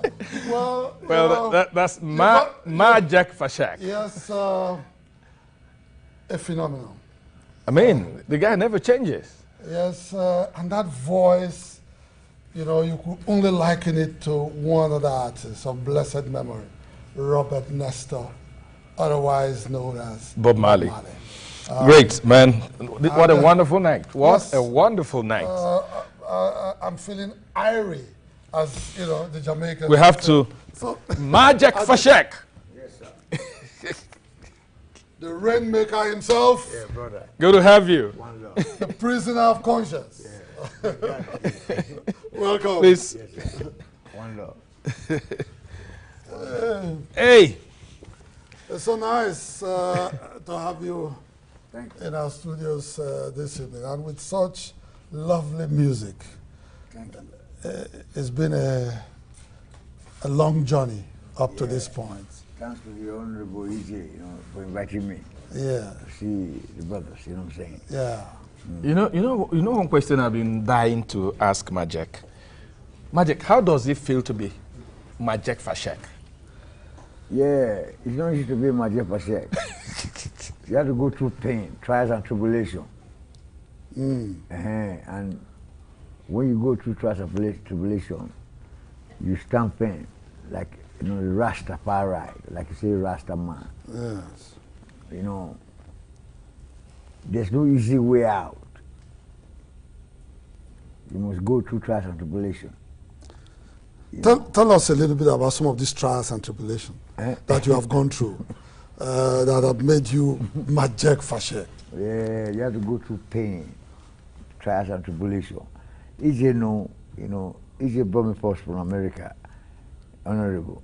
Yeah. You know, what's the name of your brother? Mahmoud and Obiora. You see, the trials and tribulation is going through temptations of life, you know what I'm saying? Keeping the family, keeping your wife, your children, make everything right, and going through the trials of life. You see, as a messenger, I'm a messenger of the Most High God. It's not an easy business. You know what I'm saying? Sometimes you got to be in pain. For example, let me explain to you. Yes. I will explain. Okay, you talk about leadership. Leadership is only child's play. For example, the president he doesn't sleep. Our president. Yes. Yeah, even the governors, the people in the government, many people don't understand the game. They never sleep. They work very hard. So they are going through trials and tribulation. Even if they are making money or anything. For example, President Buhari has to work his ass every day, dealing with the governors and the senators and stuff like that. And also even in the international community. International community, you see. So most of the presidents, they use cocaine. But I don't know why he uses cocaine, My brother. So this president use drug, to stay awake. The pressure from the office. The pressure from the office. Because if they don't, you think that they will go to sleep, they will fall asleep. They will fall asleep. So some of them use drug. But I don't know whether President Buhari uses drug anyway. I don't think so. Our president does not. Yes. So most certainly does not. He doesn't use that. Yes. So he's a military man, ex-military man. Ex-military man. There's a training in that regard. You see, I was talking about trials and tribulation. So trials and tribulation, you know what I'm talking about right now. Leadership is a pain. Trials.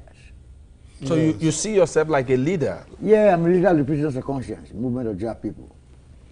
Okay. Yeah, so you see our slogan, like I was talking about Brother Captain Osa and EJ, even at Chipayiri. See? Yeah, these people have. We'll talk about them shortly. And exactly. So what they try to do. I have a program which I'm trying to convince them to do for the Nigerian people. So, Obasanjo is my friend, Obasanjo. Yeah. I met Obasanjo at the United Nations in New York. You talk about the Operation Feed the Nation. Yes, OFN. OFN. Yeah.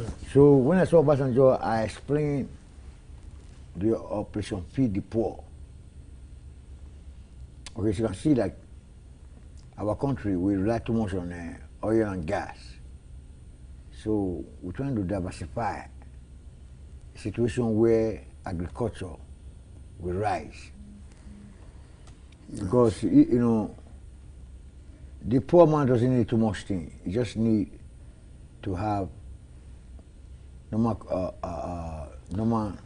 These meals, three meals a day, exactly. A roof over his head, and some clothes on his body. And take care of his wife and kids. Yes. You know what I'm saying?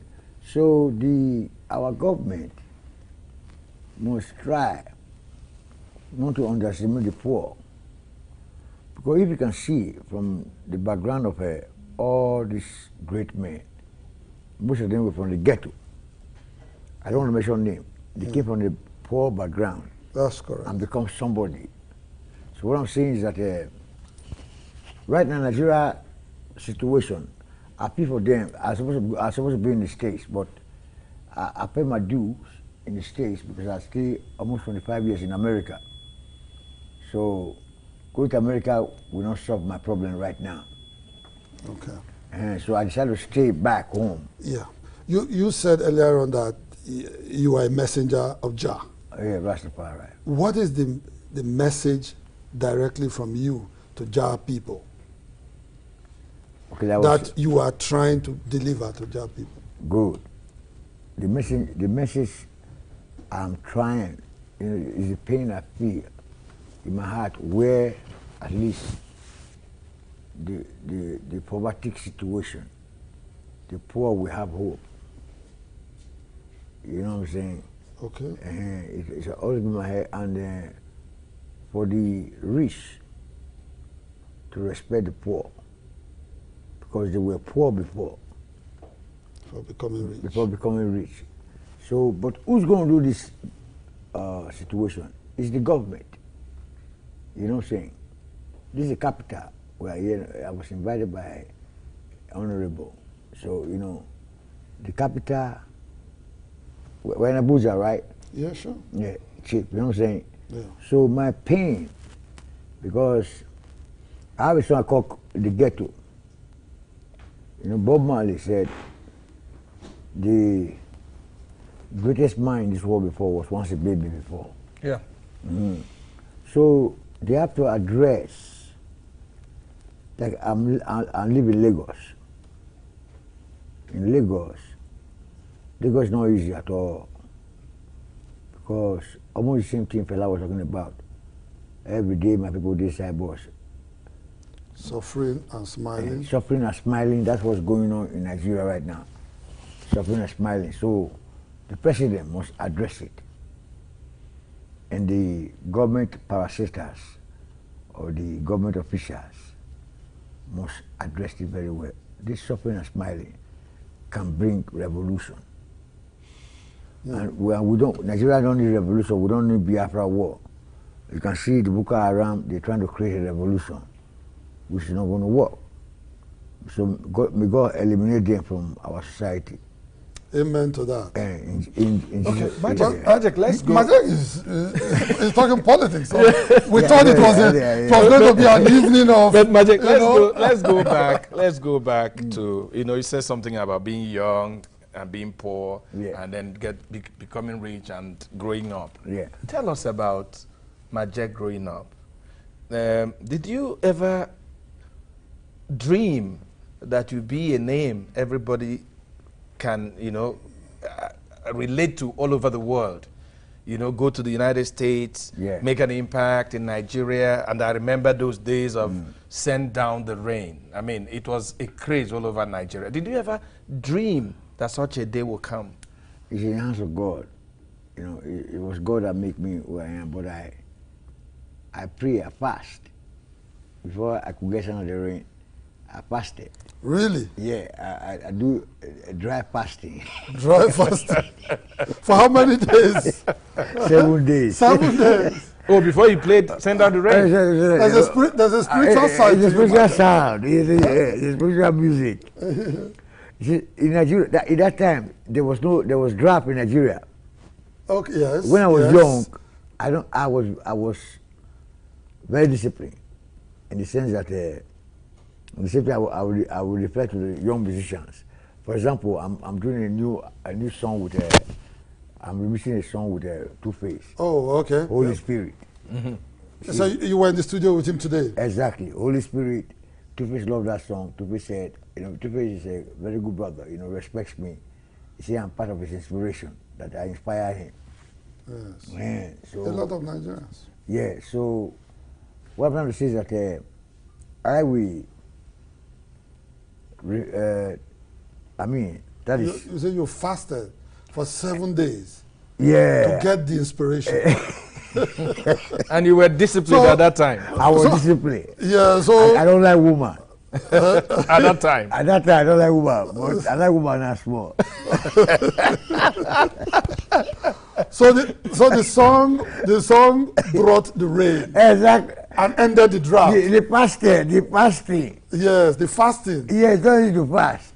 It's not. The American of fasting, you have the white fasting, natural fasting.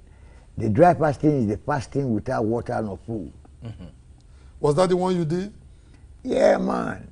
7 days. Well, about 4 days. Everything. Okay. Well, so, you didn't complete the 7 days. But obviously. I'm not Jesus Christ. Yeah.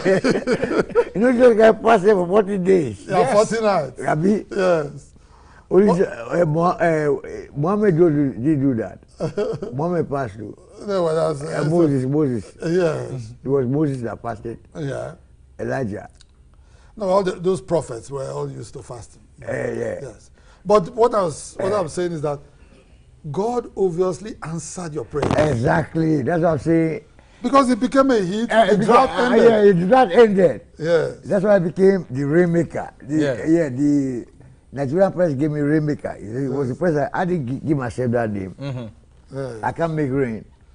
Obviously. Only God can make rain. Yes. So the coincidence and the spiritual coincidence was very, very symbolic. But it didn't come easy. Mm. I was disciplined when I was young. So the same thing I would tell Nigerian musicians, young boys, we should be disciplined. All these ones that are shaking hands on television, they are corrupting the children. I'm not happy. The musical videos. That's why me and Two-Face were trying to do Holy Spirit so that I can change that whole concept of shaking hands on television. Yeah. They should send a message. Exactly. So it's too much. How can you be having party when there's no party? You know, because that's a people's paradise. People's paradise. Yeah, but she be laughing when there's no joke. Yes, that's what it was saying. Yeah. That's what these young boys are doing. That's what they're doing now. Yeah, people's paradise.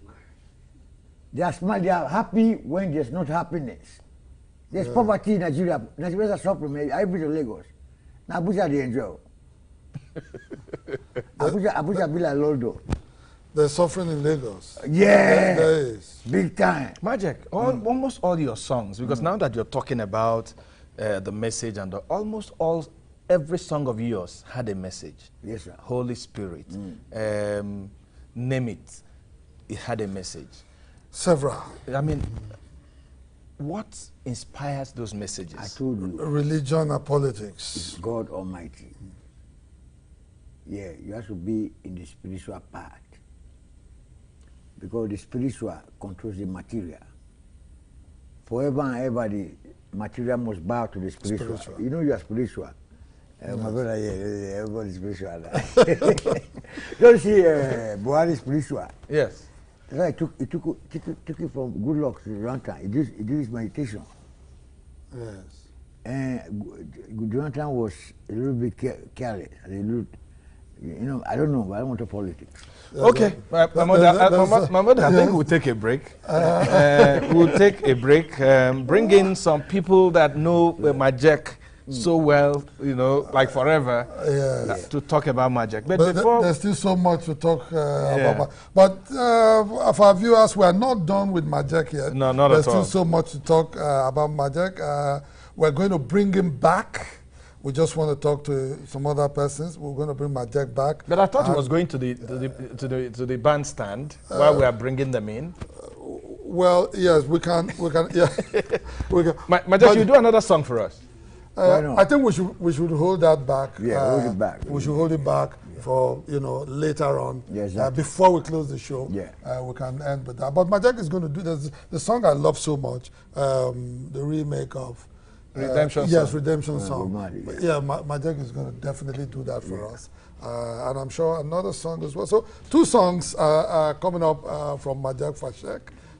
And of course, songs that a lot of people like and love so much. So at this point in time, we will welcome into the studios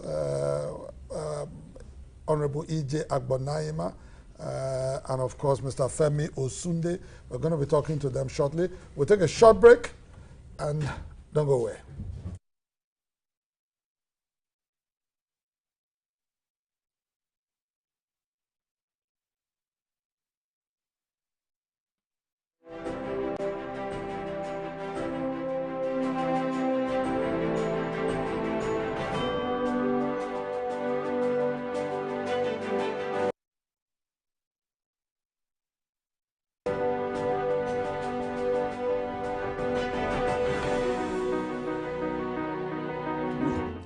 What do you have for him? Panika was with us for a while. What happened? I think he came on a journey and discovered that we are too transparent for him. A banking license was cancelled in one day, and a license was cancelled in one day. When I was retrenched, it became worse. At sometimes, to even find food to give to the children was hell. Don't tell us you want a nation that will be the most powerful black nation on the earth. We all want it. How are we going to get there? O&M Late Show and O&M Sunday Show with Obiora Ilo and Mahmoudia Koga. Tuesdays, Fridays, 11 p.m. and on Sunday, 2 p.m.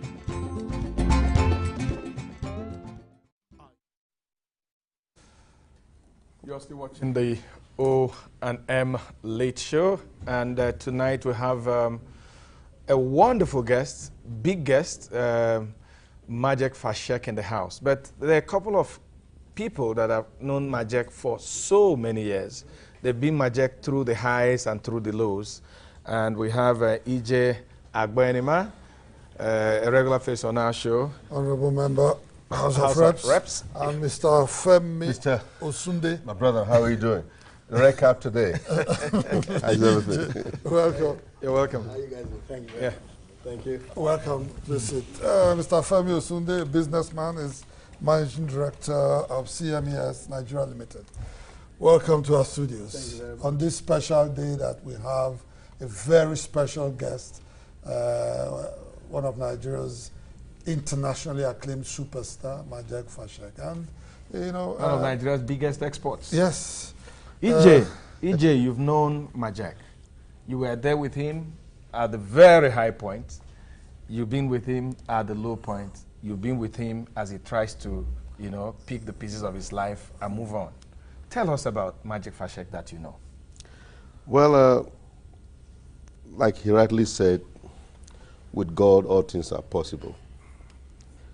All things with God. But with you and I, with we here on earth, many things are also possible, positively. Helping the downtrodden. When you see your brother or sister going down, try to do whatever you can to raise him or her up. Not PhD, I call it PhD, pull him down syndrome. Majek Fashek, today, a lot of people will wonder what happened. It does happen.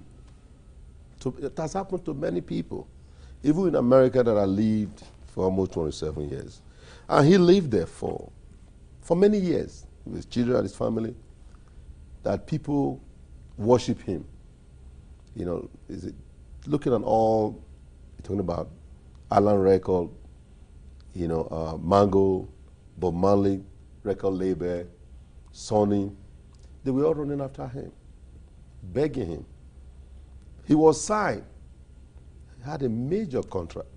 But unfortunately, when you want to look at all international artists that are popular or those that are living and dead, you will see they might have passed through one things or the other in terms of going down and rising up again.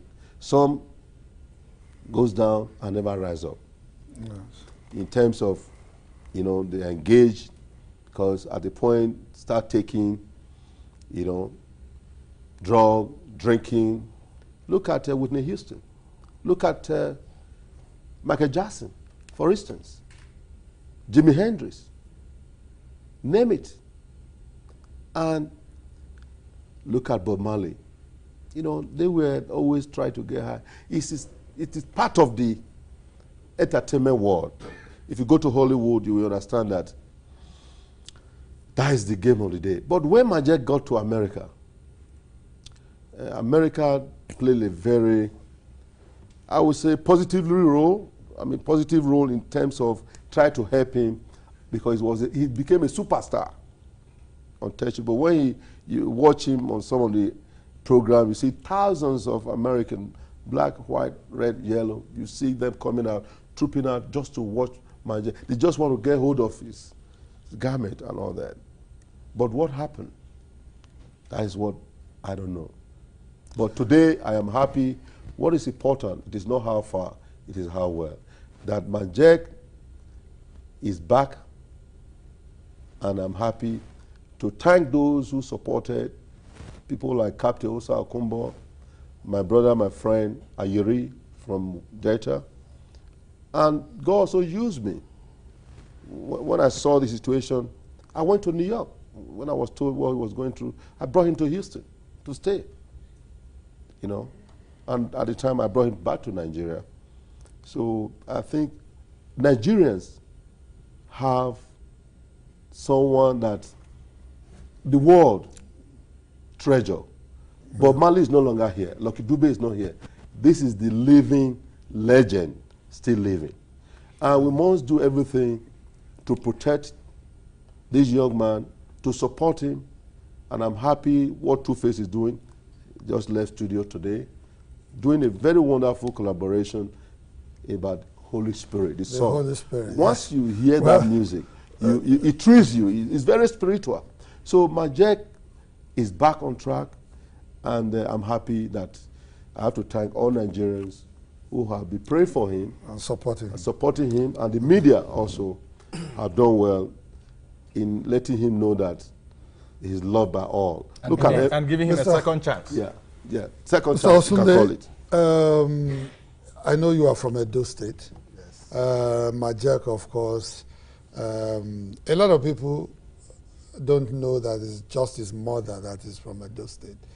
But he has identified more with his Benin roots than, you know, the Yoruba side of him. So the brotherly love, you are from Edo State, and a lot of people from Edo State, you know, always look at Majek Fashek as a brother, as one of their own, you know. And so tell us, Zasunde, how, you know, people from your state, you people plan to sustain this rehabilitation of Majek Fashek to ensure that he rises again and become the superstar. Not rising again, he's already back. He's back. He's on track. He has risen. I will tell you this. You said Majek Fashek claims Edo State and all that. You know, mother is supreme. Identifies more. Mother is supreme.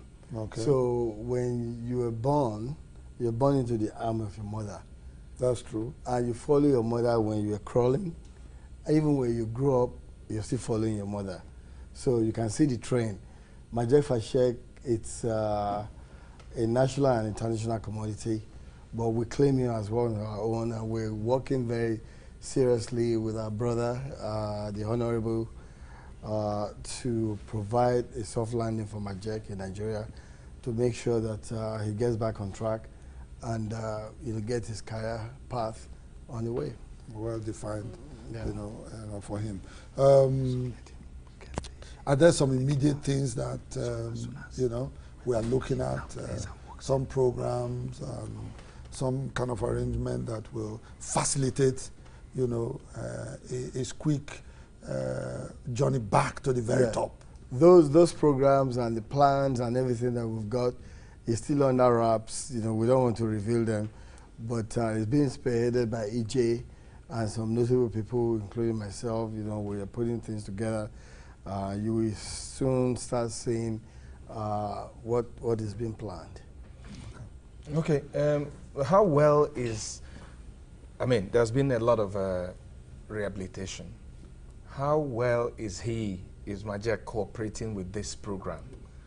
Because Nigerians are looking forward to a sustainable program that will keep their darling Majek, you know, on the superstar, you know, road, and no going back again.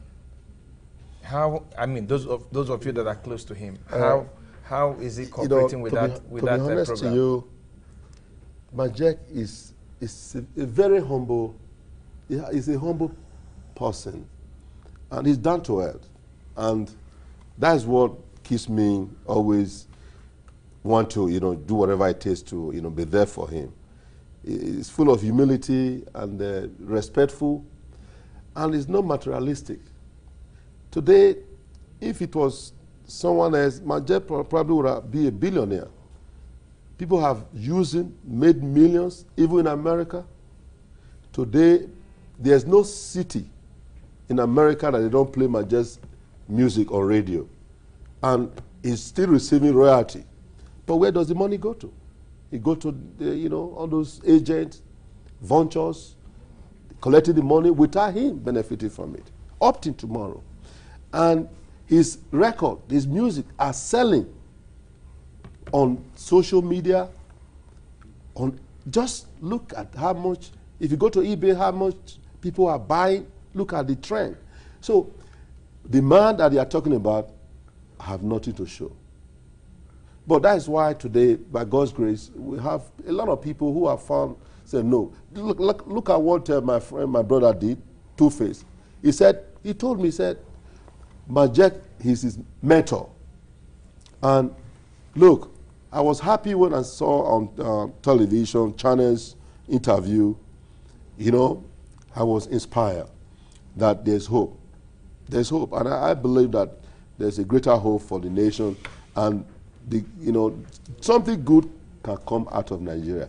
And Majek Fashek, like you rightly said, instead of oil, this is African Bob Marley that can make life for himself. And I want to also thank you for the wonderful support, and the AIT and the O&M and yourself, and my brother, Akuwa. Also Akuwa he play music. I don't know if you know that. So he's also a musician. I love music. Okay. Sometimes we have to give back to people. That's what we're out here for. I think our band should be giving us some soft music with some Majek Fashek instrumentals while we, wait to bring back Majek, talk to him again, and then some live performance from the Rainmaker himself, So, but EJ, want to thank you so much for everything that you're doing. Yes. Yeah, I also have to thank my brother, Femi Osunde. Femi Osube, who also have been.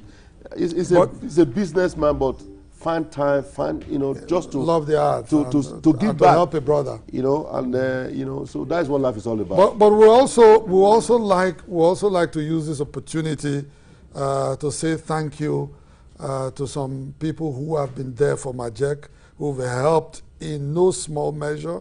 Captain Hosa Kumbo, Chief Ayiri Mami from Warri, who of course found it within himself to ensure that Majek went to the last rehabilitation. And not only that, Two-Face, P Square, and many of them out there. My brother this day, Nduka Begbana, and many a lot of people. A lot of people. We say thank you, to all of you. Thank you. Thank you to gentlemen here in the studios. Thank you so much. Thank you, Nigerians.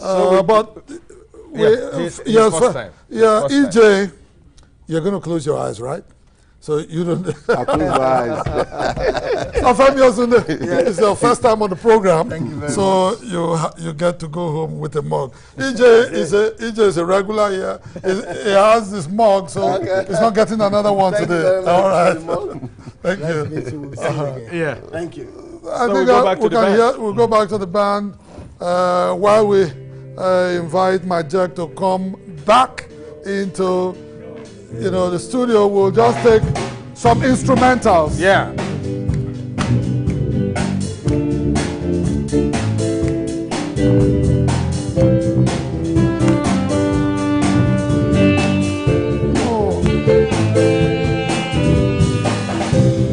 He wants to come on stage with his guitar, but it has to be on wire.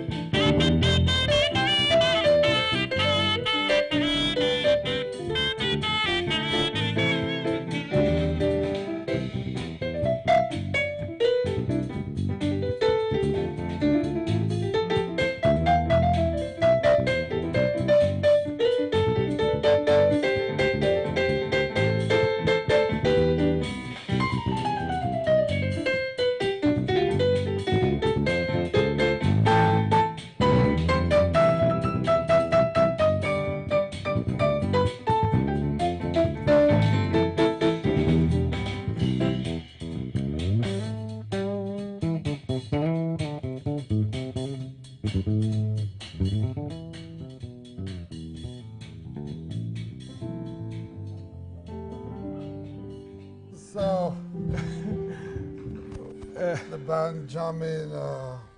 I wish we should just. Wonderful.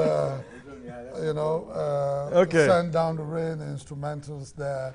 But we're back with Majek again in the studios, and Majek, we have the pleasure of listening to you do a redemption song. God is great. Yes. Songs of freedom. Songs of freedom. It's all I ever had. Yes. It's a very spiritual song. So let's go. Songs of freedom. It was originally written by the master. Himself. Master Bob Marley. Yeah. See, one good thing you know about EJ know the family of Bob Marley. I was very lucky. I've been to Jamaica. Yeah. I saw Bob Marley bedroom. Many people don't know that. Bob Marley is like Elijah. I'm Elisha. Okay. I have the double portion. You see, Elijah told Elisha, he said, Elijah said, because Elisha was the servant of Elijah. It's in the Bible, you see. Okay. Now Elisha was a true follower and very faithful servant to Elijah the prophet.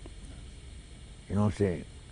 Make sure all the abracadabra, all the juju Elijah they do. That's what juju did.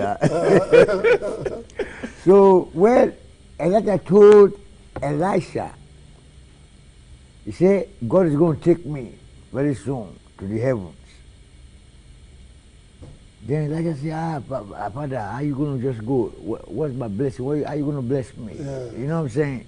I'm talking mysticism right now. Yeah.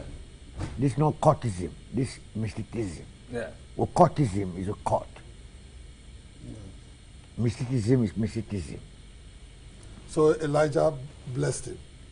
Elijah said, no, Elijah didn't bless him. Yeah. Elijah told him, when the Lord take me, if you see me, when the chariots of fire take me to the heavens, you will have a double portion of my power. And that's what happened to me and Bob Marley. People don't know. Whether anybody like that, I already stepped into Bob Marley's show. I've done Bob Marley's work already. So I'm trying to be Majek. Yeah. Because I have a double portion. I've been in America, I've been on David Letterman. Yeah. Bill Clinton go to David Letterman. Yeah, sure. Yeah, you know David Letterman? Oh, yeah, sure. Good Morning America. So I entered Bob Marley's show a long time ago. But I'm trying to be Majek Pashek. Okay. So which means I have a double portion of Elijah. I saw the bedroom of Bob Marley. So let's hear this.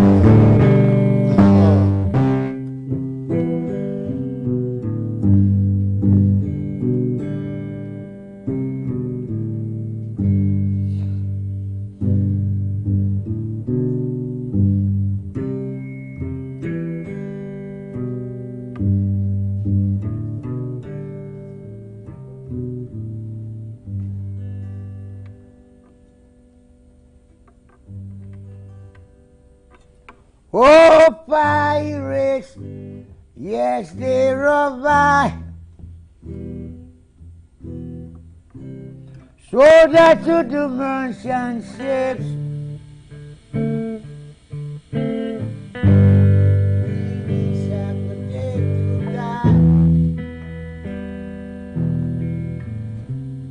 From the bottling speed. But my hands was made strong by the hands of the Almighty. We forward in the generation, triumphantly. Let's go, everybody, let's go. Won't you help me sing another song of freedom? 'Cause all I ever heard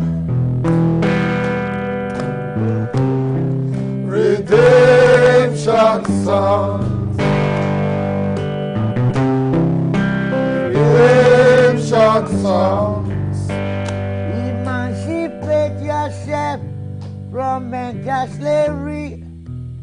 None better shape can free a woman. Have no fear for atomic energy, 'cause none of them can store your time. So how long shall they kill our prophet? Why we stand sad and look? Some say just a patch of pain. We've got to go, Won't you help me sing another song of freedom? 'Cause all I ever heard, redemption songs, redemption songs. Sing on with me, children.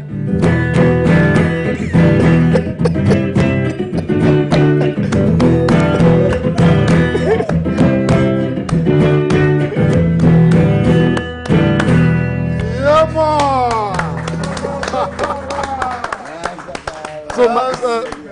So Magic, what are we going to see now? You know, you rose up, you fell, you have risen again. What's that stumble? You don't fall. Okay, you stumble. I stumble. But Magic, I grumble. Magic, what went wrong? You know, a lot of people brother, stay really and put do it. together. What happened to you? What happened to me? Forget all this rehab. You see, EJ, the people with rehab, Captain Osa, it's not rehab. It's a mystical shit. It's a spiritual problem. You know, so my brother is a chief priest. He's a priest. He's my uncle. No matter what, I'm saying, you know, he spent money on me, you know, I don't care about much, you know. When Captain Osa took me to rehab, spent a lot of money. Nobody knew how Captain Osa did it. He an idiot. You know, I don't respect Ayuri, I use our brother. It's an underground system. So rehab, I have spiritual problem. Because I read the books I'm not supposed to read. Wow. You read the books I'm not supposed to read. Brother, But I hope you're not going to read them again. I'm not reading them again. That's why I'm advising all the brothers that are reading some mystical books. It's just read only Bible. Yeah. Okay. All the only Bible. That's I'll stop there. Stop on the Bible. On the Bible. Bible is a good book. I don't know about Quran, but Bible. Yeah, you know. See, books. Sometimes I read many books. You know what I'm saying? You know. See, rehab cannot solve my problem. You know, it's only God that can heal me. Yeah. So I get my healing from Jesus Christ. I'm the warrior of Jesus Christ. You can see the pastors, they are trying. You see right now, in the 90s, you have the, in the 90s, Nigeria was not very civilized like that. You know, are you listening, my brother? Yes, I'm with you. You know, but I must respect the pastors. In the 90s, in the 80s, 90s, Nigeria was still in darkness. But right now, as you can see... They brought people out from the darkness. Darkness, the pastors, the prophets, they brought back light to Nigeria. So, people that don't have hope... Now have hope. Hope. Now everybody's leaning onto the Bible. It's now the Bible, we are waiting for the Muslims to change their ways and stop terrorism. You can't, because Islam means peace, according to President Obama. It's our president, it's our leader, you know what I'm saying? He's a caucus, inner caucus. Yes. I read their books, inner caucus. Don't read it again, man. I won't read it again. Don't read it again. So, see, now, the people that are holding back the progress of mankind are the Muslims. I'm sorry, I'm not trying to criticize That's the Muslims. violent ones. Yeah, the violent Muslim. violent ones. Yeah, Yes. the violent Muslim. And Muslims supposed to be peace. So when the Muslim and the Christians, right now the Christians are doing their part, bringing peace. So the Muslims must unite with the Christians so that it can be peace. all over the world. And that's peace Just all like over that the song world. you did a Holy song like Spirit. Holy Spirit. Yeah. That's what we are doing now. Say, peace to the world. 7 angels are coming to come and destroy the world. So we have to be ready. Prepare your mind. Your reward shall be on that day. Your You know, reward. Majak, your lyrics. I think that's where we're very living. inspiring. That's where we're living. Yes, there's a beautiful song Majak is still going to do for us to close the show today. That is African Unity. African Unity. And I think the band should be getting ready because Majak is coming over. Yeah. But you know, it's your first time on the show, so we will leave this with you. Yeah. It's a small present we're giving to you for being on the show today. Hey, my boy, Uzo. Yes. Give it to Uzo. No, okay. Uzo will come. Anyway, you are going to the band to give us. Yes. Uzo, my boy. Okay. Yeah, Yes. So. If you want to promise, over here. I came all the way from. Okay. From Lagos. Uzo, also you hold this for the Rainmaker. Because it's going to the bandstand now. And I think we can start hearing some of those. The instrumental. So, Majak, so we you will take you to the band. Thank you, sir. Thank you. Yes, Africa Unity.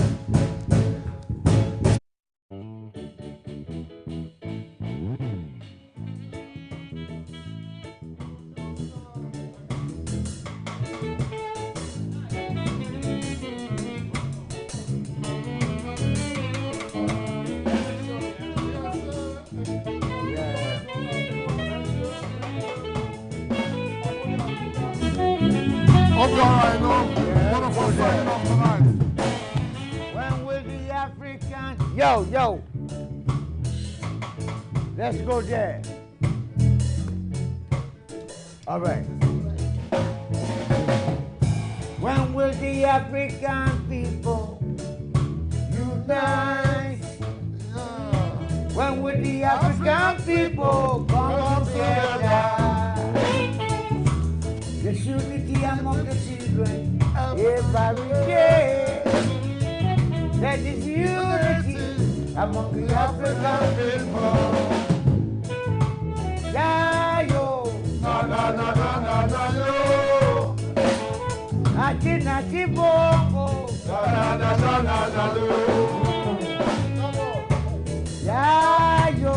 Na, yo. Nati, bongo. Shabadubado, shabadubade. Shabadubade, shabadubado.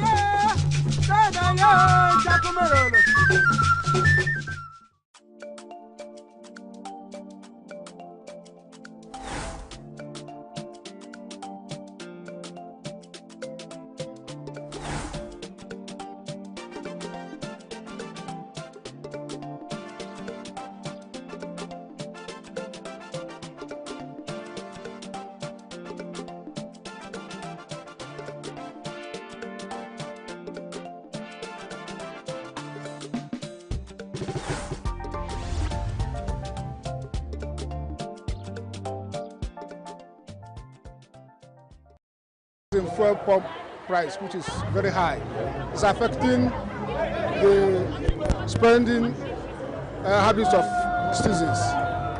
It's making it very hard.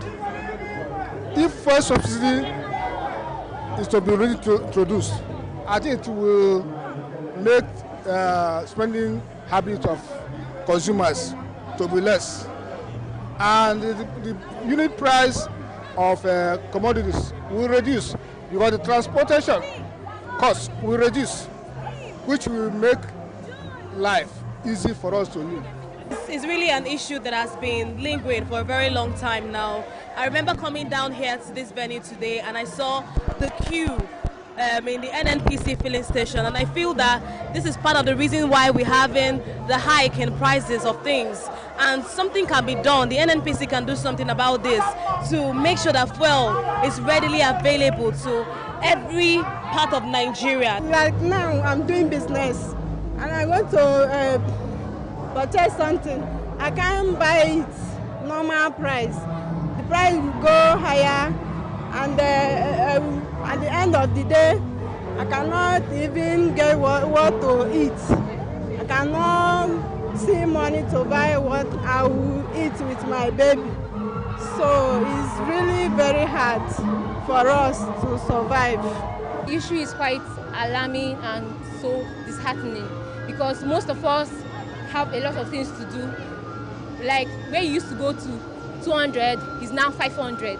Where you used to, somebody that is an average worker, or maybe a sales girl that is being paid 30K.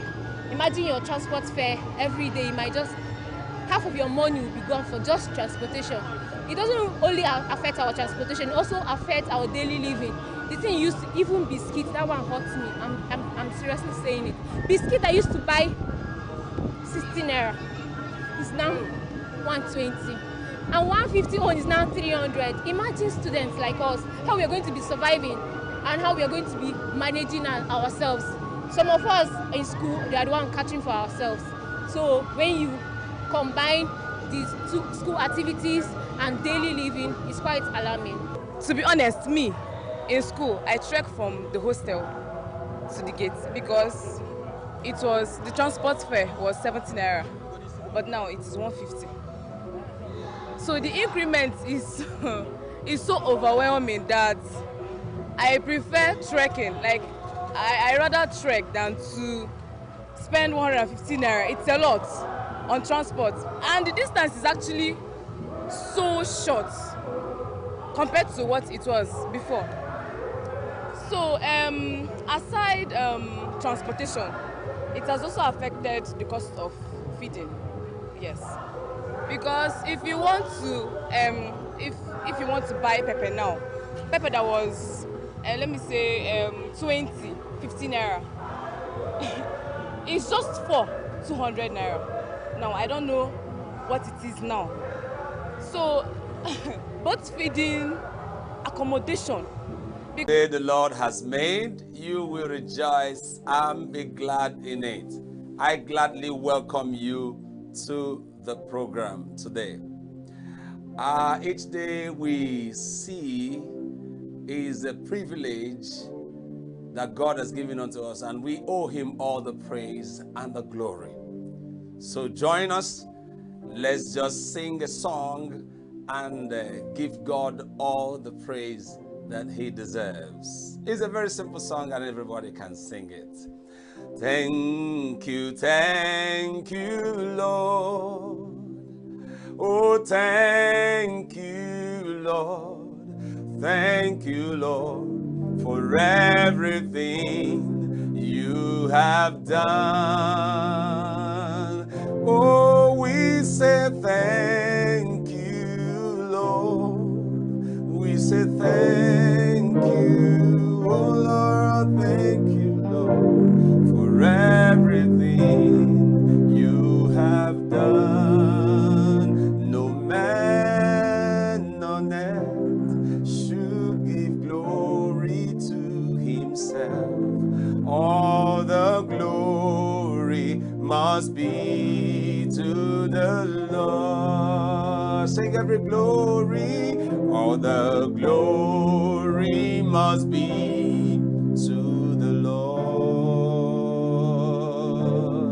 For he is worthy of our praise.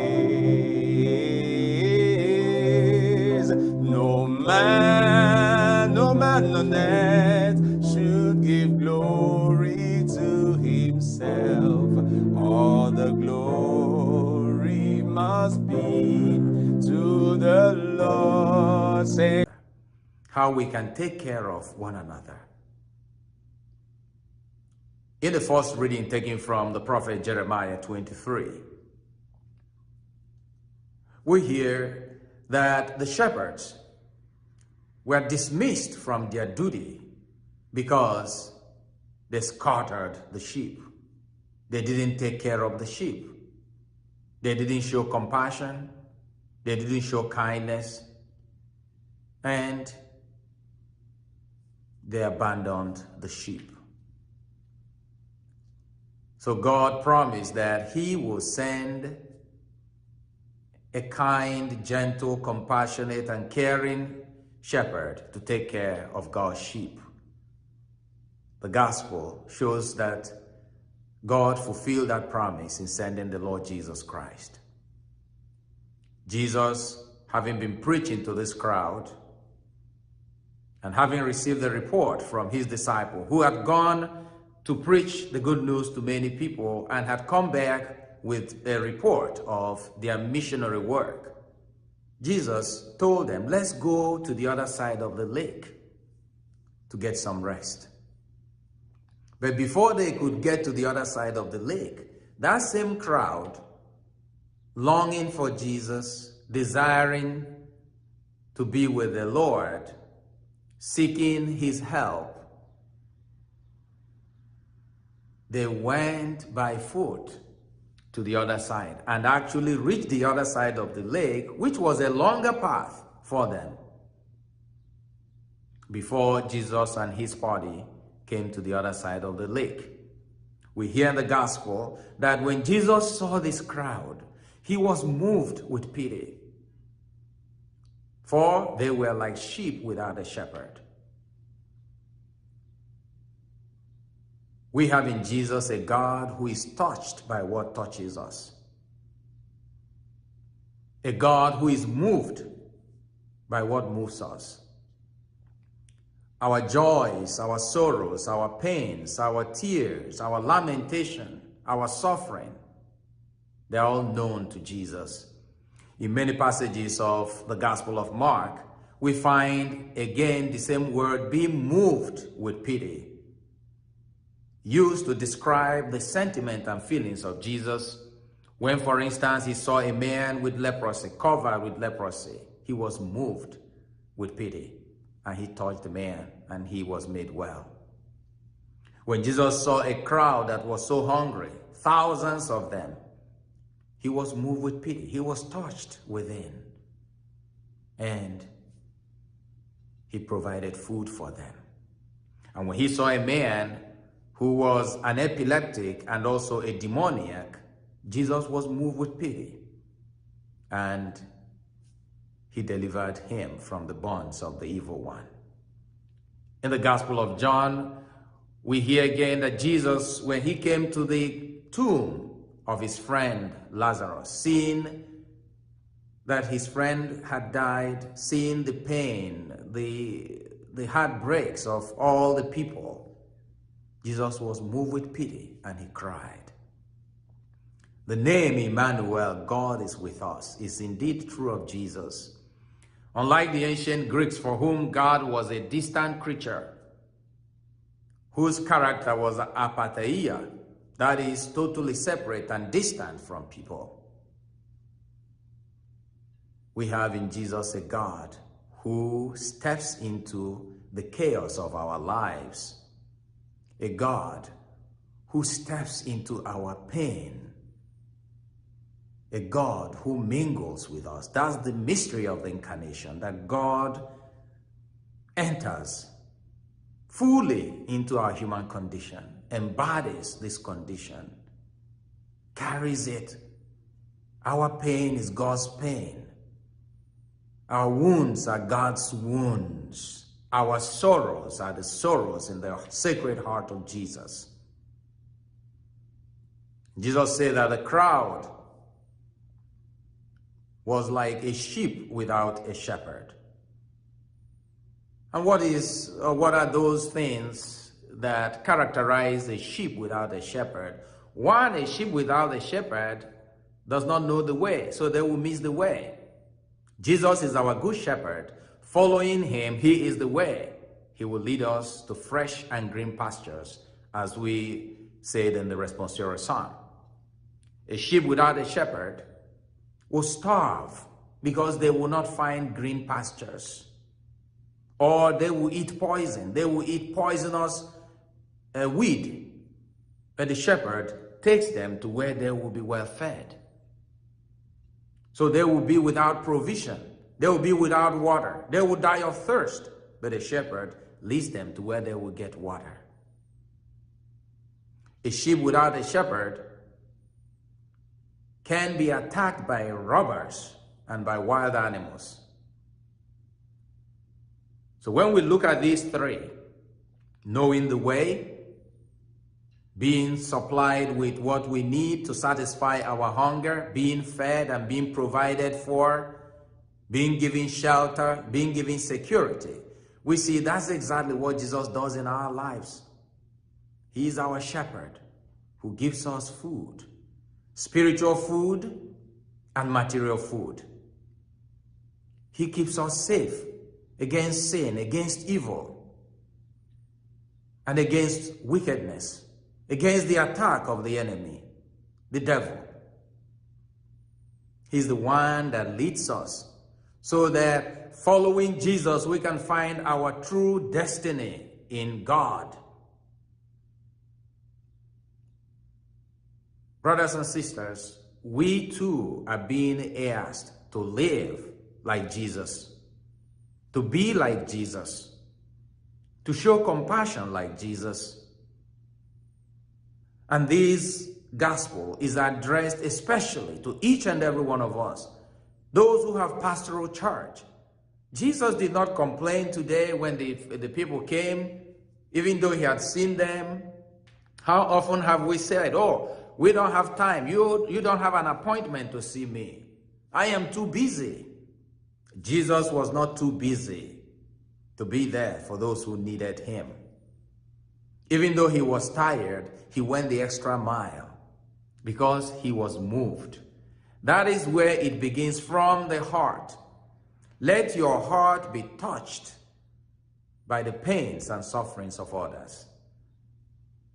And then Jesus did not just stop at being sympathetic, empathetic about what was going on. He did something to alleviate their suffering. There are so many of our brothers and sisters who are suffering. They are suffering emotionally. They are suffering physically. They are alone. They are sick. They are troubled by the enemies. Some of them are possessed of the demon. There are many of our brothers and sisters who are hungry, who have no food. Is it enough to just show pity in the church for them?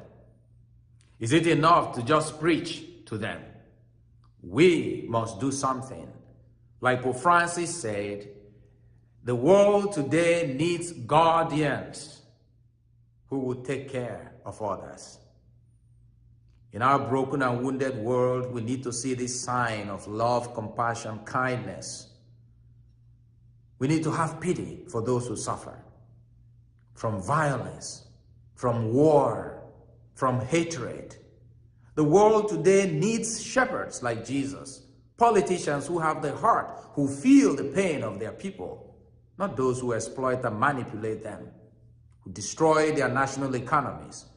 Need shepherds in the church who care more about the people than about themselves. Let us pray that we may be moved like Jesus to pity, and may we be strengthened by his grace to do something for those who suffer around us. All right, you are welcome back from that wonderful session that we received God's word from his servant. I believe you are energized. I believe your life has taken a shift. I believe you heard something from God. All right, scripture said, blessed are those that do the word and not hearers only. I am praying for you today that the grace to do the word of God will rest upon you in Jesus' precious name. Amen. So it's good to have you back on Gospel Lounge. Today, I have a guest in the house, and he's a very wonderful personality, and a lot to say about him, a whole lot to say about him. And there are certain things we're going to be talking about today, which is nation building. Nation building, all right? It is a very critical thing to talk about, but my guest today is going to help us to look into this in a very different dimension so that we will understand what nation building is all about, and then how to engage wherever we find ourselves. He is the lead pastor of the Lighthouse Christian Chapel here in the city of ENUGU, and with branches all over the world. I love his passion for leadership. He is a builder. I can tell you that. He's a builder. He's a builder of lives. He's a builder of a lot of things. A human capacity developer. There's a lot to say about him, like I said. But today, let's just have it there. I am so excited to have with me in the studio today, Pastor Sam Onoha. Thank you very much for being on the program today. It's my pleasure being here. Good to see you. Thank you, sir. You're looking very good, sir. Thank you very much. Thank you too. Thank you. Straight to this, I just want to ask you, in your own words, what is nation building?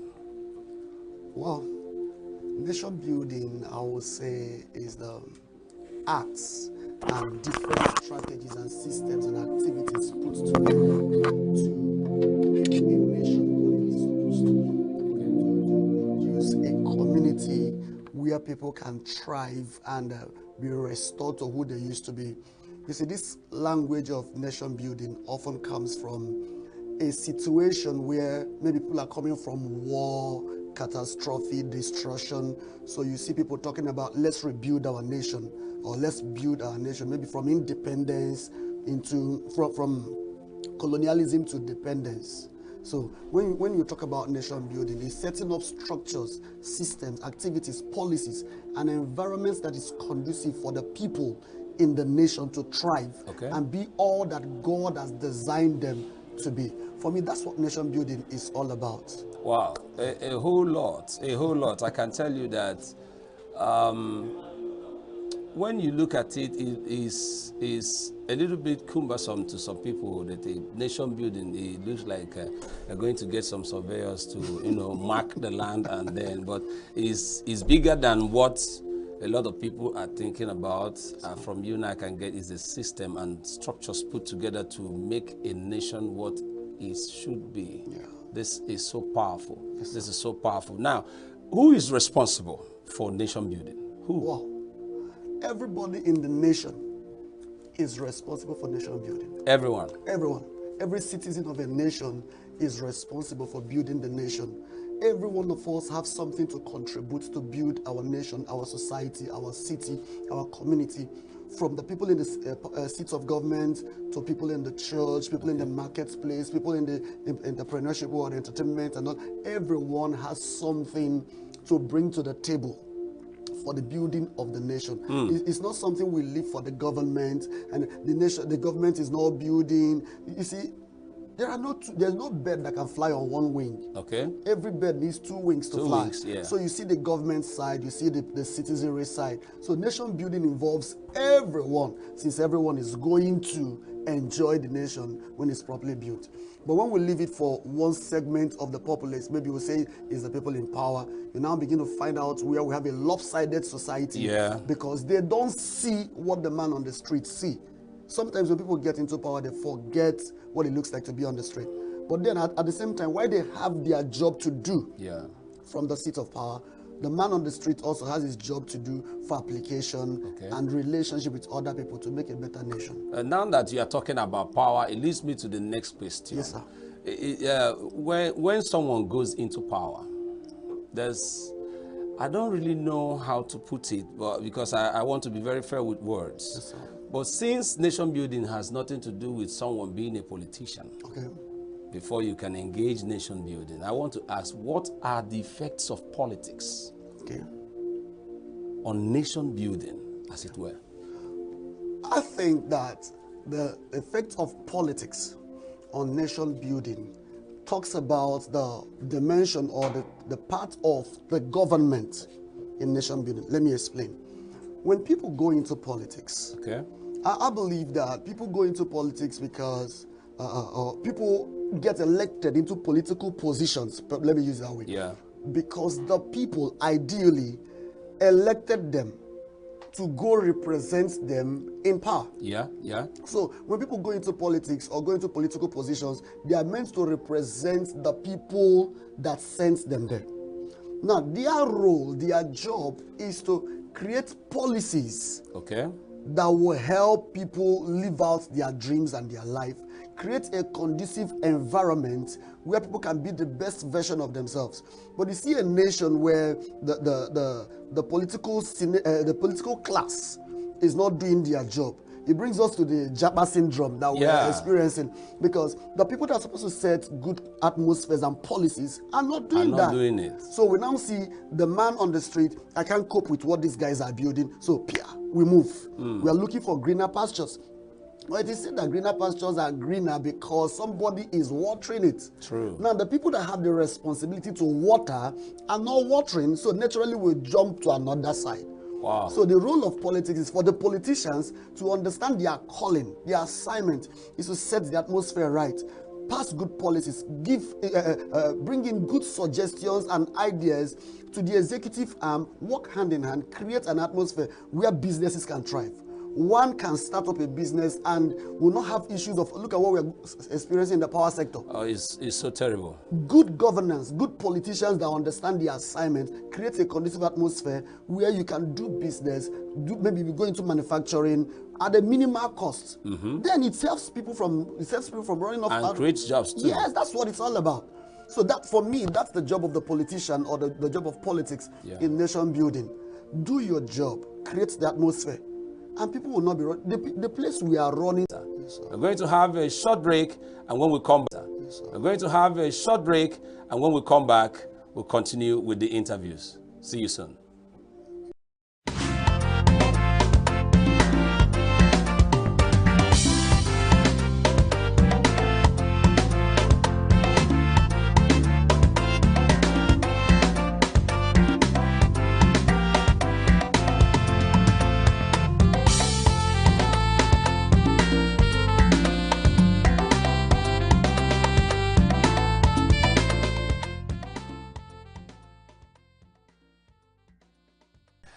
All right, you're welcome back. This is Gospel Lounge, and I'm still here with a great man of God, Pastor Sam Onoha, and we are discussing nation building. All right, I'm going to shift a little bit from the society per se, and then move into something I want you to look at from a very personal point of view. I know it is going to be very strong, but I want you to look at it. Okay. Before we went on break, yes, sir, we were saying something about politicians creating atmospheres and policies that will help build a beautiful nation. Yes, sir. Now, if we have politicians that are doing fine per se, and then creating these policies, and then people are not following, we have a better nation. Since everyone is included in nation building, what are we going to do to these people? What do we suggest to the government to come up as penalties or something just to keep everybody in check so that we build a better nation? Okay, thank you very much, sir. I think that before we talk about what we are going to do to these people, I think it's better we go to the root of the problem. Okay. If we find the roots, the fruit will eventually become fine all by itself. Yeah. So the problem is not what we are going to do to the people, because there are rules set up already in the country. If you break traffic lights, this is the fine. If you do this, this is what sometimes it may be fining, sometimes jail time and community service and all of that. These are already set in place. I think we should look more at the roots. Where is this problem coming from? I personally believe that there are 3 institutions that are established to take care of this problem. Okay. Yes. And I believe they are established by God or inspired by God. All right. This is a religious program, so I can Yes, talk. go ahead. Go ahead. And by the way, I'm a pastor, whether it's a religious program or not. You don't hear me. Yes, yes.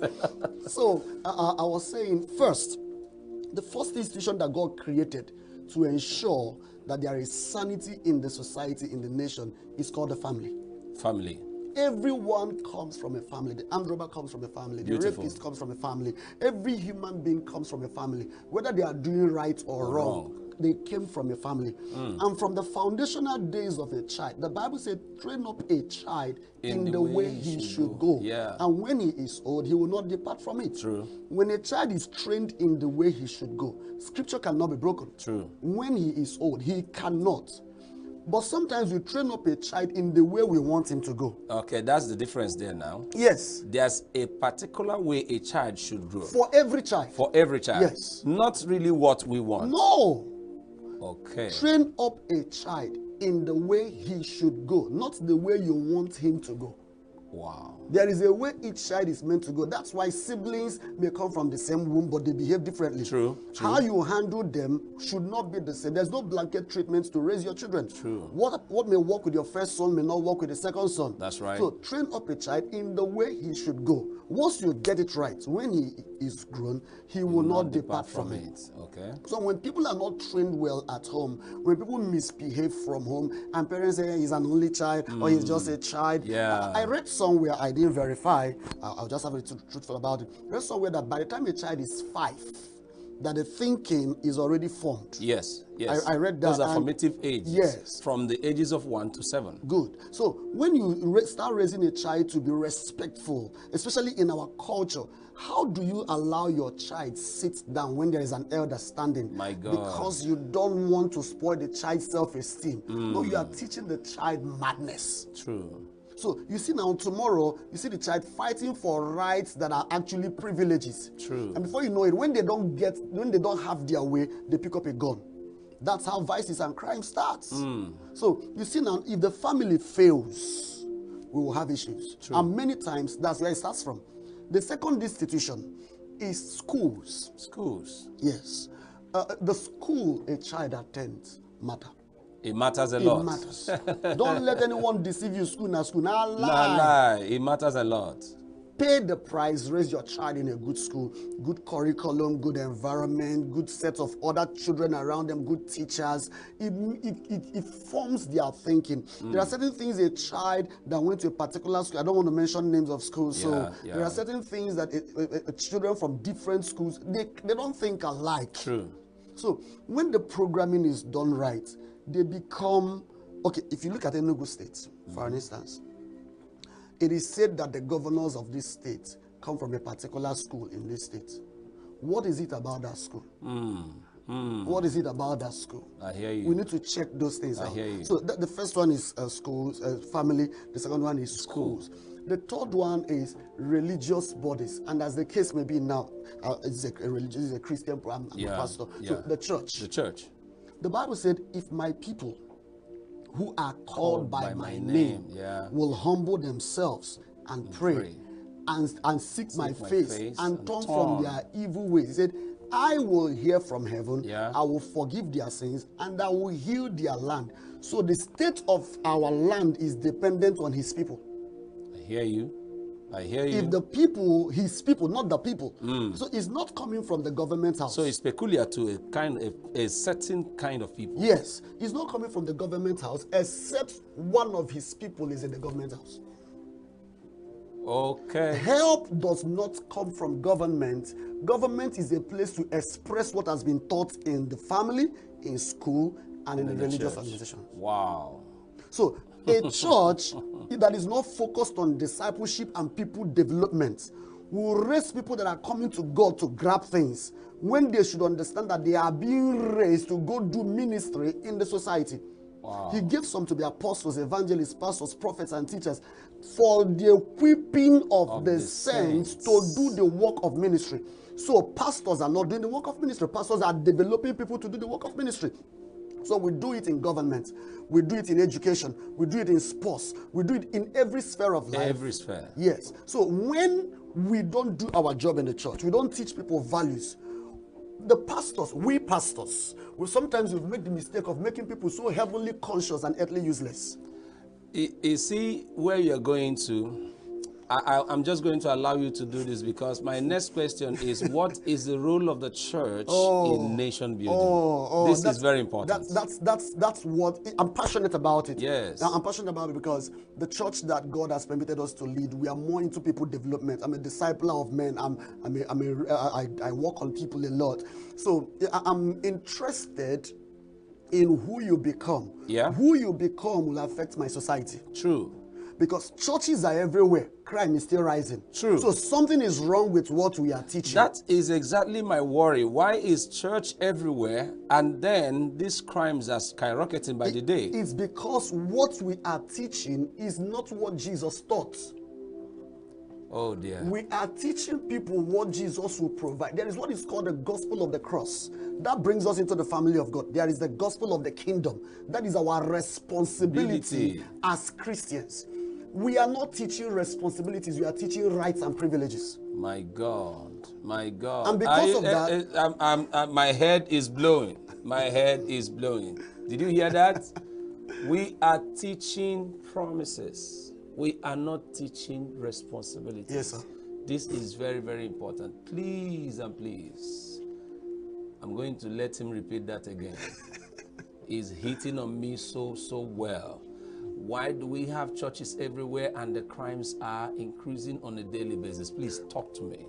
I was trying to say, sir, that the major challenge from my perspective is what we are teaching. We are teaching people the promises of God, our rights as believers. And these things are true. They are true. I don't deny them. They are true. They are true. But beyond that, why are we saved? Okay. We are not saved just for these privileges. We are saved to become light to the world. You are the light of the world. You are the salt of the earth. Yes, sir. And when salt is added to a pot of meal and the taste does not change, the pot and the meal is not the problem. The salt is what has the issue. Yes. So we have increased salt in our society, but the taste of our meal is not changing. So something is wrong with our salt. True. Jesus says we have lost our saltiness. Watch this. And it is of no use except to be cast outside and trodden upon by men. So you see why the church has lost relevance. True. Because we have lost our saltiness. We have lost that capacity to change things. We have lost that capacity to develop people to become change agents. We are just interested in 7 ways to make it.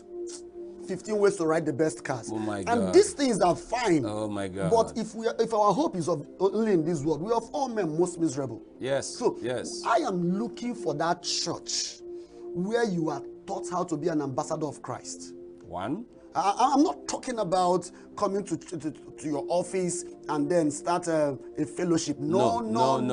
I tell the church I pastor, I would rather that as a disciple of Christ, you go into SUG as a student, not start another fellowship in school. True. Go in there and bring the light of the gospel. How do you bring in the light of the gospel? It's not by preaching it. It's by living it.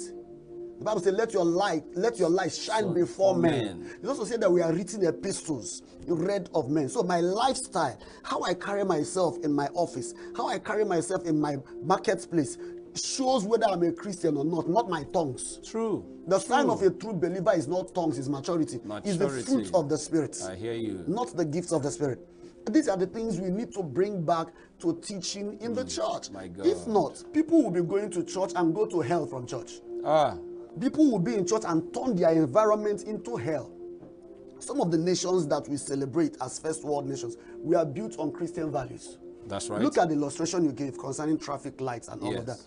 Every right-thinking family, right-thinking school, and right-thinking church.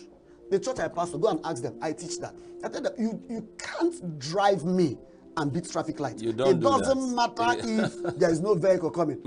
You can't drive me and then you are eating something, you wind down and throw. No, not on my watch. No way. Not on my watch. Wow. There are things you don't do, not because the police will catch you, but because it's the right, thing to do. We do right because it's right, not because we are afraid of being caught. True. When we teach these things, and we teach people, okay, why not train me to study? Then I will not need to do exam malpractice. But you see parents pay for special centers and wonder why their children will not lie on them when they get into school. This is very pathetic. You know, talking about this now, I saw a video clip. Yes, sir. Last week. Yes, sir. A young man, I don't think he's up to 28, supposedly a graduate. Yes, sir. And then he was engaged in a conversation. Okay. My God. And he couldn't Simple defend himself. questions, he can't even defend it. Oh my goodness. And then I'm asking a question. This one graduated from a school. How did he get about the certificate? It's worrisome.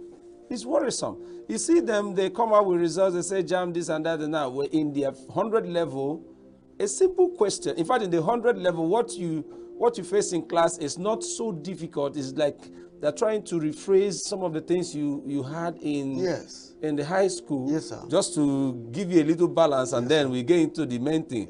And now when they are asking questions that you should naturally have known by now, you are off the hook. Sir, permit me to say this.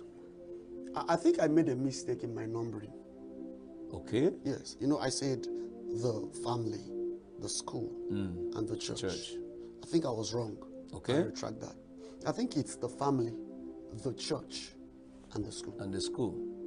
Okay, in that order? Yes, in that order, for me. If we get it right in the family. You see, when a child comes into this world, the first place the child goes into is the family. The family takes the child to church before school. True. Okay. Yes. So what are we teaching in the church, from the children's church? The children's church is not a place to keep the children while their parents dismiss from service. We need to find teachings and concepts and values that are compatible with their age and development. Oh, yeah. And teach them these things. The Bible said Timothy knew the scriptures from childhood. We need to find these things. When a child is taught integrity and honesty at home, and then the church also establishes that, when they get to school, they will not easily be influenced by peer pressure. They will not easily be influenced by peer pressure. Are we getting what I'm saying now? Yes. So you see a situation where you encourage a child to read at home, and then they get to church. They are also taught, okay, carry your Bible, read it out yourself. When they get to school, they have developed a culture of reading.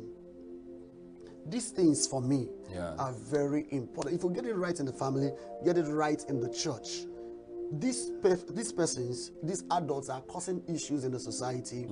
They came from families. They came from religious places. They also came from schools. But many schools are business centers, so I don't hold them that. I don't hold that against them. But the ones that should be more interested in the growing of the child, the family and the church. Once these two is done rightly, the child will not make the mistake, and the child will become a better trained adult. I think that the church should go back to work. let's go back to what we preach, Yeah. what we teach, what we are discipling men to become. Who is a Christian, sir? Who is a Christian? A Christian is not a church goer. A Christian is someone like Christ. I don't know if I'm permitted to say this on television, but permit me to say this. If you don't like it, no problem. Put it on the shelf or throw it away. It's okay by me. But the essence of being saved is not to go to heaven. Okay. Yes. This is going to be a very controversial one. Yes. And I'm going to bring you back for this because this is very critical. A lot of us need wisdom to understand really what Christianity is all about, so that when you have the proper wisdom, you live right. Yes, sir. That's it. The proper wisdom will make you live right. And what is wisdom, sir? Wisdom is God's opinion on a matter. I hear you. That's what wisdom is. I hear you. If you find out what God's opinion on a matter is, that's wisdom. Okay. Friends, if you are in this studio and I know you're feeling the same thing I'm feeling here, my head is busting. I am here with my friend, Pastor Simon Noha, and we've been talking about nation building is the work of every one of us. And by his words, we have seen the three places where this nation can be built, you know, through the family system, through the church system, that's the religious circles, and then the schools, all right? When the family is okay and the church is teaching the right things, we will be better representatives to different places we find ourselves in all spheres of our endeavors. It's very, very lovely. Nation building is the responsibility of everyone. Yes, sir. It's not gender-based. So please, take responsibility. Friends in the religious circle, teach the right thing. We can't have churches everywhere and crimes are escalating. Do the right thing. I'd like to thank you, sir. Thank you so much, for sir. coming to the show today. It's my pleasure. Thank you so much. Thank I'm you for so the grateful. privilege. Thank you for the privilege to share the few things. Thank you. Thank you. And we're going to have you again. Wow. We're going to have you again. Thank you very much. I'm here for the work. Okay. And thank you very much for being with us on Gospel Lounge. I'm going to see you very soon.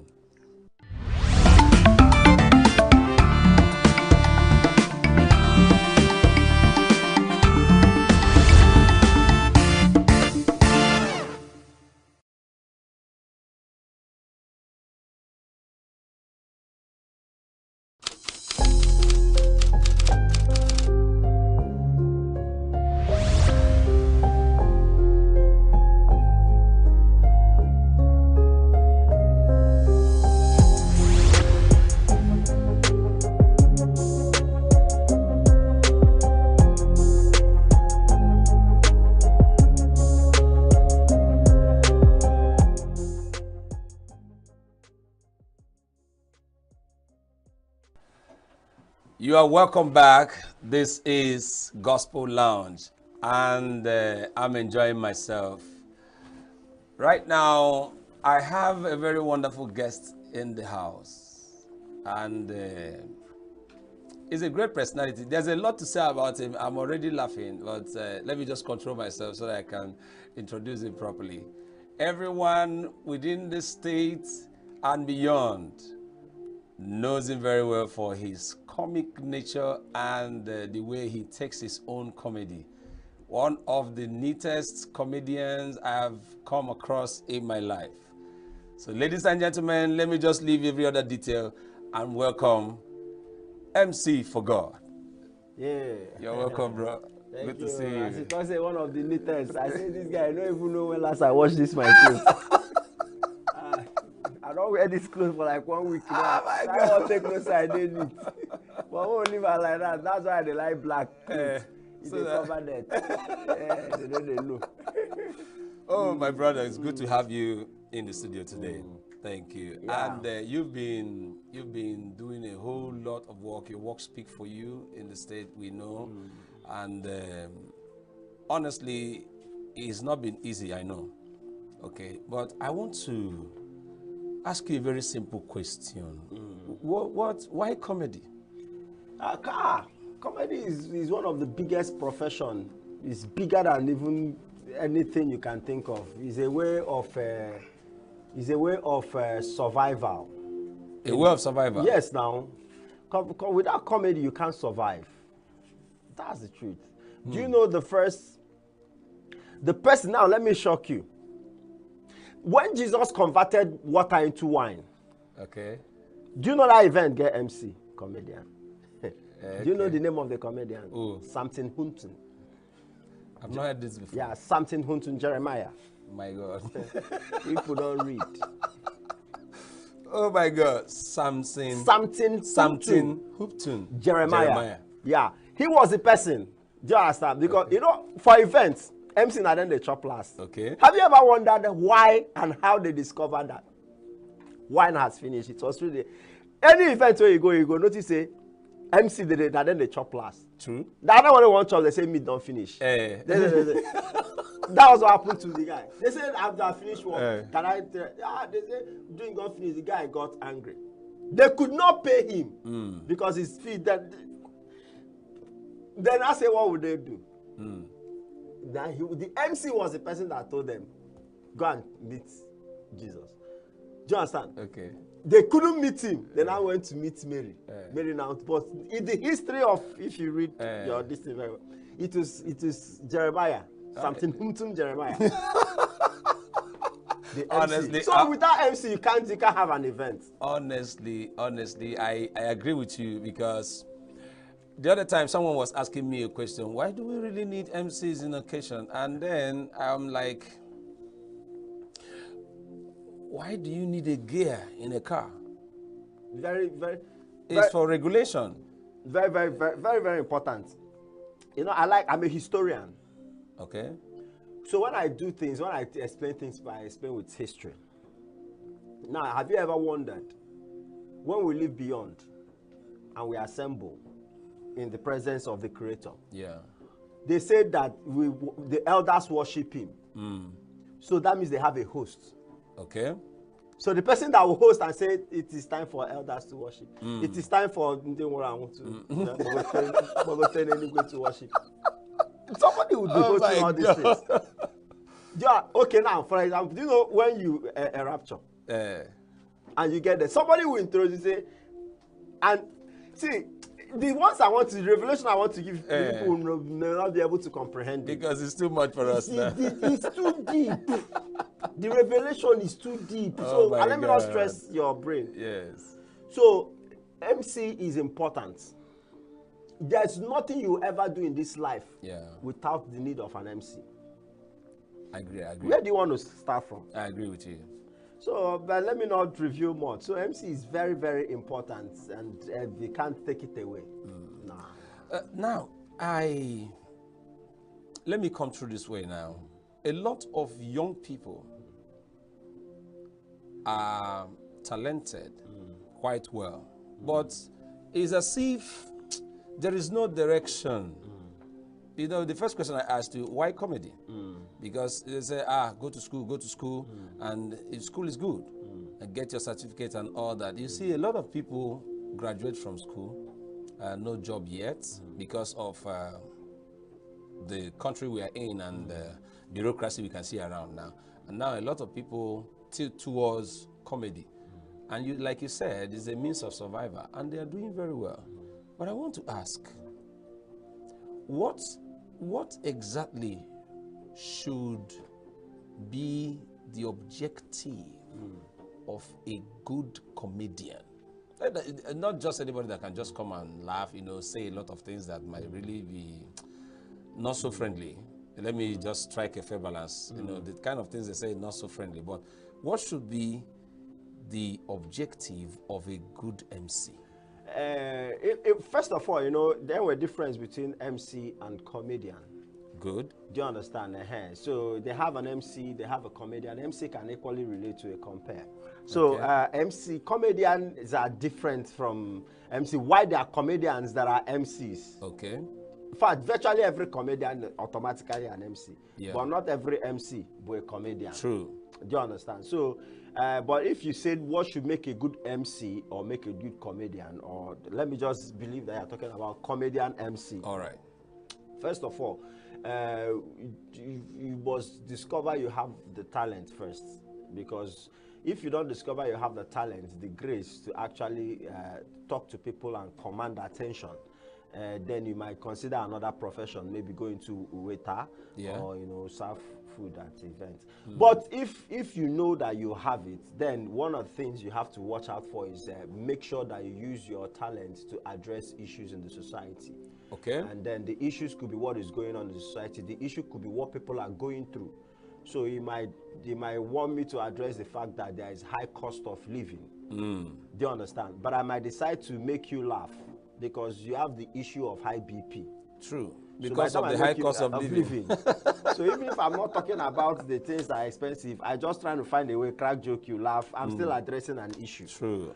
I'm addressing a health issue, other economic issue, or this thing. So comedy is so it depends on the beholder of the talent. You should be able to find a way to use your talent to address issues. Okay. Do you understand? Like now, I can address, I most of the time use my talent to address family issues. Do you understand? Yes. I used to crack it as a joke, but person will get here, go no say I'm trying to pass a message. True. Before you get married, they will tell you that men are the head of the family. But now, ask those that have entered marriage, in 3 months, they will tell you that men are just family members. Women are the head of the family. Okay, how so? Men are not the head of the family. We are wrongfully advised. Oh my God. And when I entered, I discovered 3 months, I knew I'm not the head. Okay. Practical example. There is a TV there. You want to watch sports. Your wife wants to watch Signature TV. Who go win the remote? Okay, for I say you be the man. You want one man. You win remote. You want watch sports. He say, oh, honey, it's wrong. Can kill Signature TV. So what wrong? So what wrong? But kill sports. Kill sports. Can you about Chelsea? Okay. And you know, a lot is following that gesture. He kill sports. Ebata. You say he will not want to signature the constitution of yes. You know who is the head of the marriage. Now that's where you know that signature TV oh is my important. God, very, family. very. So we are family members, so let's respect ourselves. Try. So I've used comedy to address an issue. True. So that's so objective. You need to find out that comedy is a tool, very heavy tool. Very heavy. There's nothing I cannot address. Yes. I can address the issue of pomposity through comedy. You know, for example, people that like Kene Tuhafa events. When you come to events, they like maybe they go give you list, say, hail this person.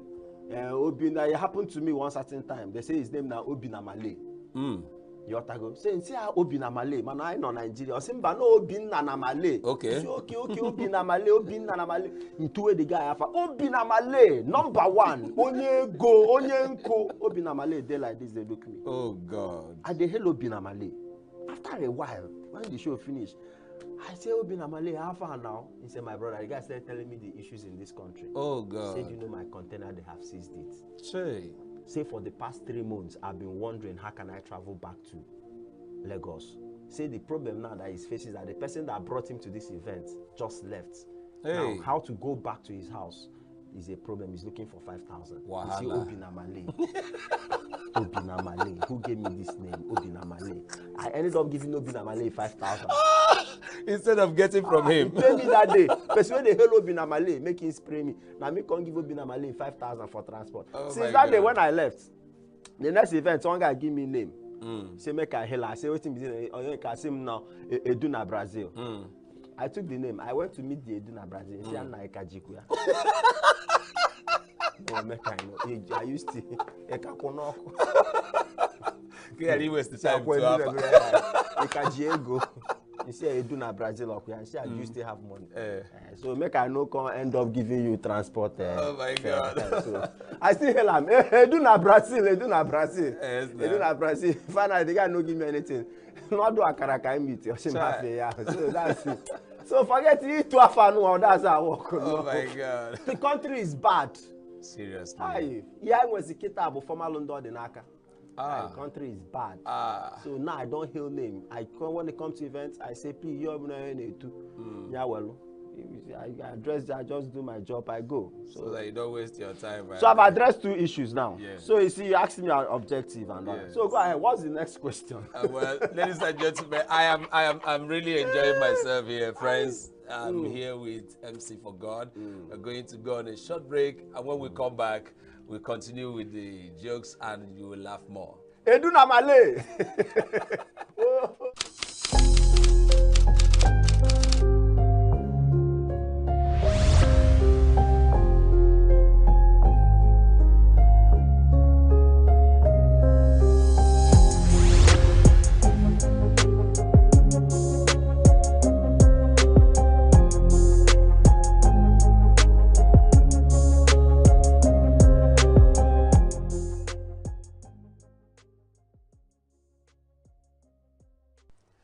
All right, you're welcome back. It's still Gospel Lounge, and I'm here with a great person, MC for God. Jokes and Jives. It's coming up on the 18th of August. At the base. I can see a lot of artists here and MCs. It's going to be a very wonderful occasion. So that's the plan. Tell us more about it. Just in the short time we have. Jokes and Jives with MC for God is a premium comedy concert. We want to bring it to relieve people and give people quality time when it comes to comedy and entertainment. You know, we are having Gordons, we are having Clean the Drunk, we are having Woman Leader, we are having Forever, Twin Parrots, Frances, Arinze Baba, you know, MC Passion, the guy that does titles in My Flatmate and all that. So it's on the 18th of August and it's ticketed, you know, 6,000 naira for regular, 1.5 million naira for executive, premium is 2 million naira. We are putting up the show that at the end of the day, when you come for the show, you call me and say, how much did I pay? I say, sir, you paid 1.5. You say, no, I feel I cheated you. Take another 1 million naira because the value you will get will be more than the money. I'm not talking of regular because the regular are cheating me. Because the value they will get from the show, what is 6,000? The regular are cheating me. But why are we regular? Is a regular cheating? Chai, ladies and gentlemen, that's all we have for you on the program, and I'm so excited that you are there with us. MC for God, thank you very much for coming on the show. All right, we'll be having you from time to time. Please. I enjoyed myself with you. Come again. You say? I enjoyed myself talking with you. Hey! You enjoy yourself with... Friends, we are going to meet you next time. Thank you very much for being with us on Gospel Lounge, and God bless you. Amen.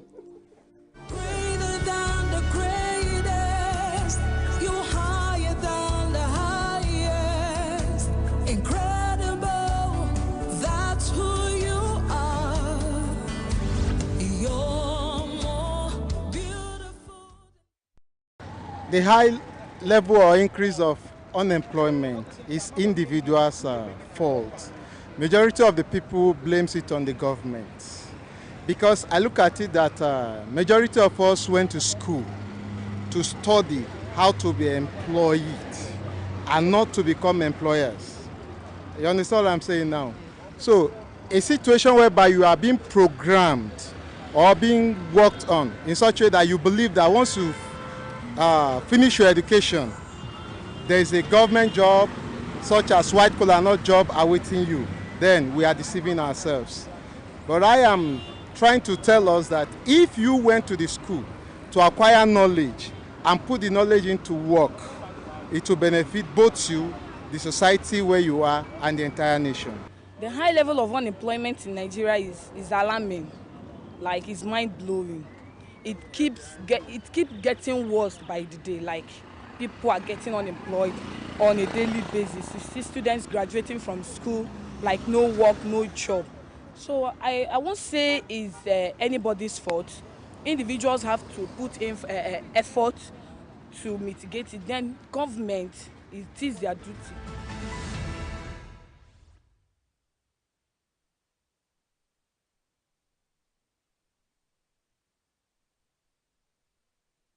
To global news on Signature Television, I am Charles Pius. In the headlines, PDP summons emergency meeting Monday over crisis ravaging the party. ENUGU celebrates New Yam Festival in grand style. Indian opposition leader shot dead in Mumbai. And Pope attends LGBTQ meeting urged to reverse church's ban on gender-affirming care. Details in a moment.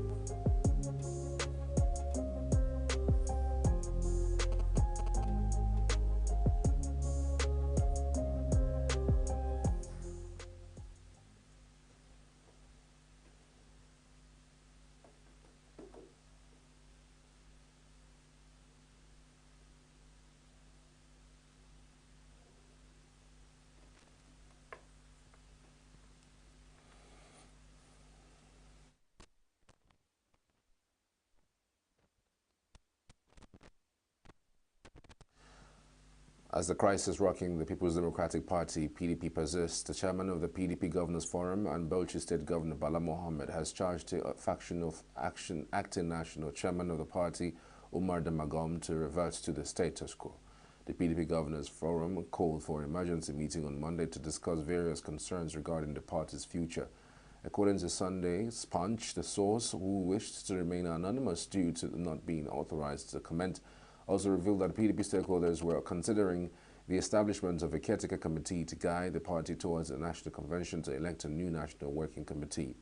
Recall that since becoming the acting national chairman following Senator Iyorchia Ayu's court removal, Damagom has faced increasing criticism from party leaders over the ongoing crisis in the party, resulting in calls for his resignation.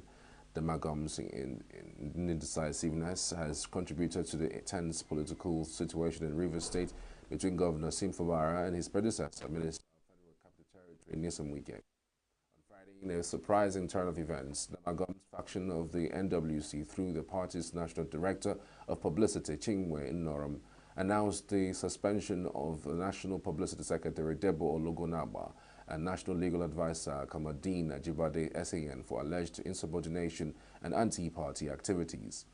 Shortly after, a statement signed by the Ologunagba indicated that the NWC had suspended Damagom and National Secretary Senator Samuel Anyanwu for alleged disloyalty to the PDP, appointing National Treasurer Yayari Ahmed Mohammed as the acting national chairman. Ohaneze Ndibo, the social-cultural organization in the southeast, has called on the federal government to immediately address the country's economic challenges birthed by the incessant increase in the pump price of the premium motor spirit, PMS, also known as petrol. The organization warned that the failure of the federal government to address the challenges by overhauling the management of the Nigerian National Petroleum Company Limited may lead to civil unrest. Factional Secretary General of the organization, Mazi Okechukwu Isuguzoro, states this while reacting to the recent hike in fuel pump price by the NNPCL. Recall that the NNPCL on Wednesday jerked up the pump price of the petroleum products across the country, worsening the untoward hardship bedeviling citizens.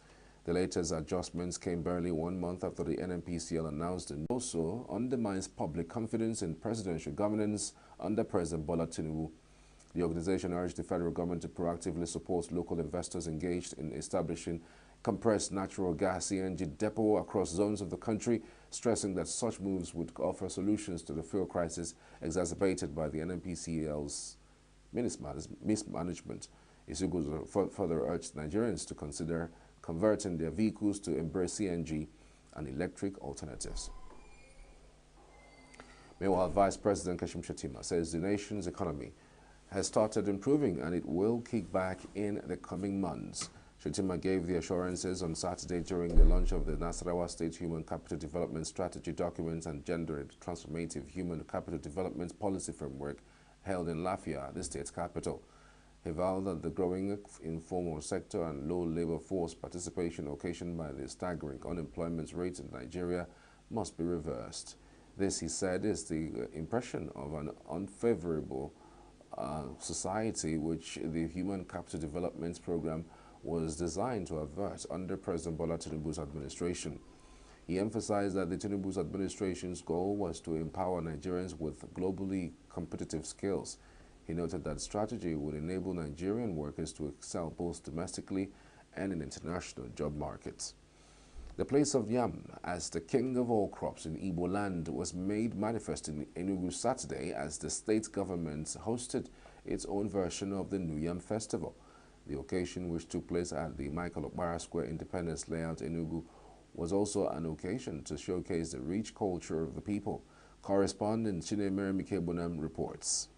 The New Yam Festival, celebrated by virtually every community in Igbo land, is an occasion when each community begins to eat the new yam. It is also an occasion during which every traditional ruler and his subjects thank God for seeing them through the farming season and for a bountiful harvest. That therefore explains the large presence of royal fathers and traditional chiefs at the event, which featured displays by masquerades, cultural troupes, and traditional performances from various local governments. Addressing the gathering, the Deputy Governor of Ifeanyi Osai, who represented Governor Pitamba, acknowledged the significance of the festival, emphasizing the need to make it all-inclusive cultural event. We must encourage our cultural practices. So now make in a special way once more, in the Meriha organized. Make for all the participants, particularly the different masquerades and music groups that performed. That is what we should be marketing to the world. That is what we should be selling to the world. And I'm happy of New Yam Festival by name. And I'm happy to announce to our people that our government is aggressively investing resources in technology and in infrastructure for agriculture. Yesterday, the Commissioner for Agriculture took delivery of specially built tractors to test run to determine if we are going to procure more. You are also aware that a few weeks ago, our government entered into a relationship with a company that is coming to ENUGU to assemble tractors, not just for our people, but for the rest of the country. We recognize the fact that we can't feed ourselves if we are not making the critically needed investments in agriculture. We are working on a program initiated by our government to ensure that with a minimum of 200 hectares of land, on the average, in every electoral ward, where the newly elected council chairman will partner with our government through the Ministry of Agriculture to get farm settlements, farm clusters, where as a government we are going to till the land for our people and allocate tilled land to them, then offer them inputs and let them tend it. We recognize the fact that all over the world, governments subsidize agriculture in different forms. So ours will not be different. So we are doing everything we can to ensure that we migrate our people from subsistence agriculture to agribusiness. With international airport right in the middle of ENUGU state, there is no way why we can't feed Europe with agrarian revolution that we're trying to embark on. Some African countries, their GDP is sustained by merely flying flowers to Europe and America. All the flowers you see at the florists, they're not grown in Europe. They are from Kenya and other parts of the world. So there is so much in agriculture. We recently passed a law to regulate livestock farming. We did it so that we can encourage people, support them to grow livestock. For all the cattle our people slaughter from Thursday in our funerals and our weddings up to Sunday, if you close your eyes and our people are the ones supplying it and feeding the country, it will trigger exponential growth in our economy. So we are doing everything we can. So we are going to work with the Ministry of Culture and Tourism and Agriculture to see how we will expand the New Yam Festival to include celebration of other produce. That way, we can create both tourism around it and feed our people. The keynote speaker, Reverend Professor Nnamdi Nwankwo, encouraged Southeast stakeholders to promote and revive cultural events like the New Yam Festival. Because I know you have what it takes to make this a reality. This unification of the celebration of Iliji, Ofo,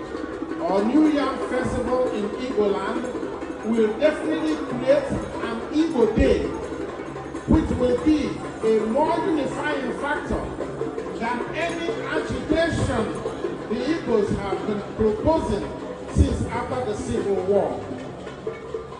No doubt, the effects of the war have disfranchised the unity of the Igbos, and the havoc will continue if nothing is done. Commissioner for Culture and Tourism, Ugochi Madueke, said the promotion of the rich culture and tradition of the people is one of the avenues being used by the state government to grow the tourism and business potentials of the state. This New Yam Festival is another opportunity to strengthen our cultural tourism, bringing attention to the richness of our customs while fostering unity and economic growth. I would like to take a moment to thank our farmers who, through their tireless efforts, have ensured that we have a bountiful harvest to celebrate today. Your dedication to the land is a testament to the enduring spirit of ENUGU. To our elders and our traditional leaders, your wisdom and guidance keep our cultural values alive, and we honor you today as custodians of our heritage. Some custodians of culture observe that by bringing together people from various backgrounds, the festival has gone a long way in promoting unity and cultural exchanges.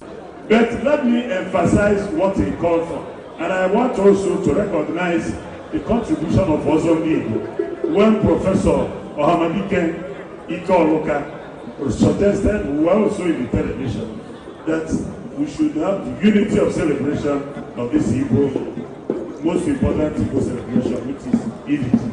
The high point of the festival was the symbolic cutting of yam by the Deputy Governor, cultural performance of masquerades and troops from different local governments that showcased their talents, traditional displays and exhibitions of Igbo customs and traditions. In ENUGU, Chinemerem Ikebunam, Signature TV News.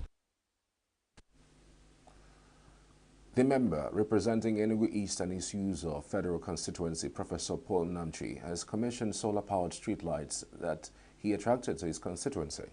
According to Professor Namchi, the initiative was inspired by numerous complaints from residents about how the community is plunged into darkness by 6 p.m. due to the unreliable power supply.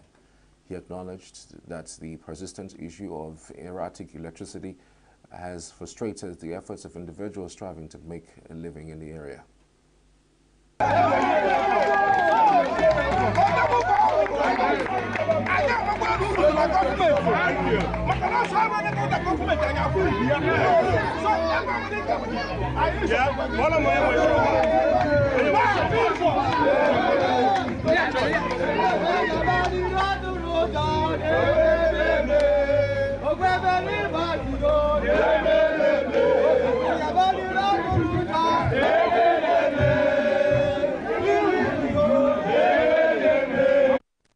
He acknowledged that the persistent issue of erratic electricity has frustrated the efforts of individuals striving to make a living in the area.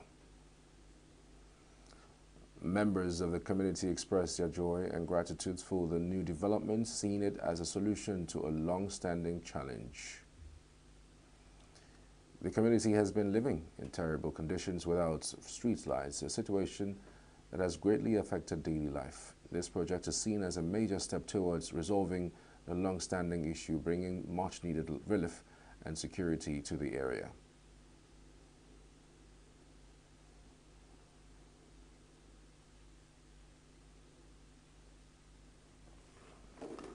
The Imo State Police Command have foiled an attempt by suspected human organ traffickers following the arrest of a 38-year-old man in connection with the kidnapping of a 19-year-old girl in Owerri.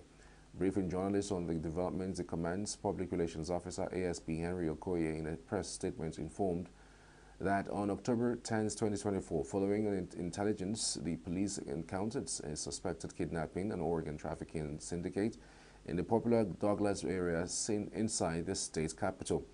He stated that the operation led to the arrest of Justin Emmanuel, a 38-year-old male from Amuimo in Nikirduru local government area of Imo State, as a 19-year-old young lady whose name is withheld for privacy was rescued.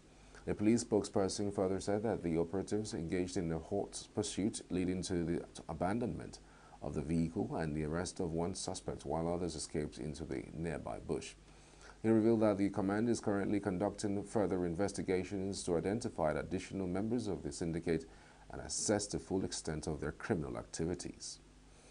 Meanwhile, the Deputy Governor of Delta State, Monday Onyeme, has commended the Special Marshals of the Federal Road Safety Corps, FRSC, for their efforts in traffic management and promoting road safety. Onyeme said this at the 2024 Special Marshals Zonal Conference and Commissioning of Special Marshals Secretariat in Asaba. The theme of the conference was leveraging technology for improved traffic management and enforcement, the FRSC digitalized approach. According to Onyema, road crashes have reduced, but the numbers remain unacceptably high. Therefore, commuters and transport unions must join hands in the awareness and prevention initiatives. The Deputy Governor urged motorists, especially commercial drivers, to adhere to traffic rules, avoid overloading, refrain from using phones while driving, and other factors that would be bedeviling road safety in the country. The Kano State Anti-Corruption and Public Complaints Commission had commenced investigation into an alleged foreign scholarship fraud worth 1.5 billion naira. The commission is questioning two top officials of the State Ministry of Higher Education regarding the issue of the 1,100 students positioned or supposedly sponsored by the state government for postgraduate studies in India and Kenya. Governor Abba Yusuf, who initiated the government's foreign scholarship scheme, had recently hosted a farewell dinner for the first batch of 550 beneficiaries of the scholarship at the government house, commending former Governor Arabi Kwangwaso for introducing the scheme. However, only 418 students were actually sent abroad for studies, raising questions about the whereabouts of the remaining students. When contacted, the Commission's Public Relations Officer, Kabiru, confirmed the report, saying the two top officials were interrogated over the alleged scholarship scam, assuring that whoever is found to have been involved would be prosecuted, no matter his position. The Federal Road Safety Corps, FRSC Kano State Command, has inaugurated a clinic, a medical emergency response to accident victims. FRSC Corps Marshal Shehu Mohammed inaugurated the clinic at the command's headquarters on Saturday in Kano. He said the clinic, named after him, would provide first aid and prompt attention to road accident victims. Mohammed credited the success to collaboration with stakeholders and emphasized adherence to driving rules. He also highlighted the FRSC's mobile application for real-time data and feedback. Sector Commander Ahmed Mohammed lauded joint efforts with stakeholders, while Secretary to Kano State Government Dr. Abdullahi Bafa commended the core digital technology focus. The Ogun State Police Command has confirmed the murder of 40-year-old Adeleke Adeyinka, the All Progressives Congress consulship candidate for Abeokuta South Local Government. The deceased, a former youth leader of Abeokuta South Local Government, was aspiring for the post of Councillor of Ward 15 in the forthcoming November 16th local government elections. Confirming the incident in a statement, the police PRO Omolola Odutola said the perpetrators of the crime, who came in an unregistered Toyota Corolla sports car, fled the scene. Odutola said the shooting incidents and murder occurred around 12:30 p.m. A concerned citizen reported that unknown individuals believed to be cultists arrived in a Toyota Corolla sports car armed with a pump-action shotgun and a pistol. Odutola stated that efforts were ongoing to apprehend the fleeing suspects as investigation had commenced. Adeyinka was said to be a transport union worker in the Panseka area of Abeokuta during his lifetime. Still to come, Varsity raises minimum qualification for its lecturers to PhD. Jigawa governor suspends aid over unauthorized minimum wage statements. Details shortly.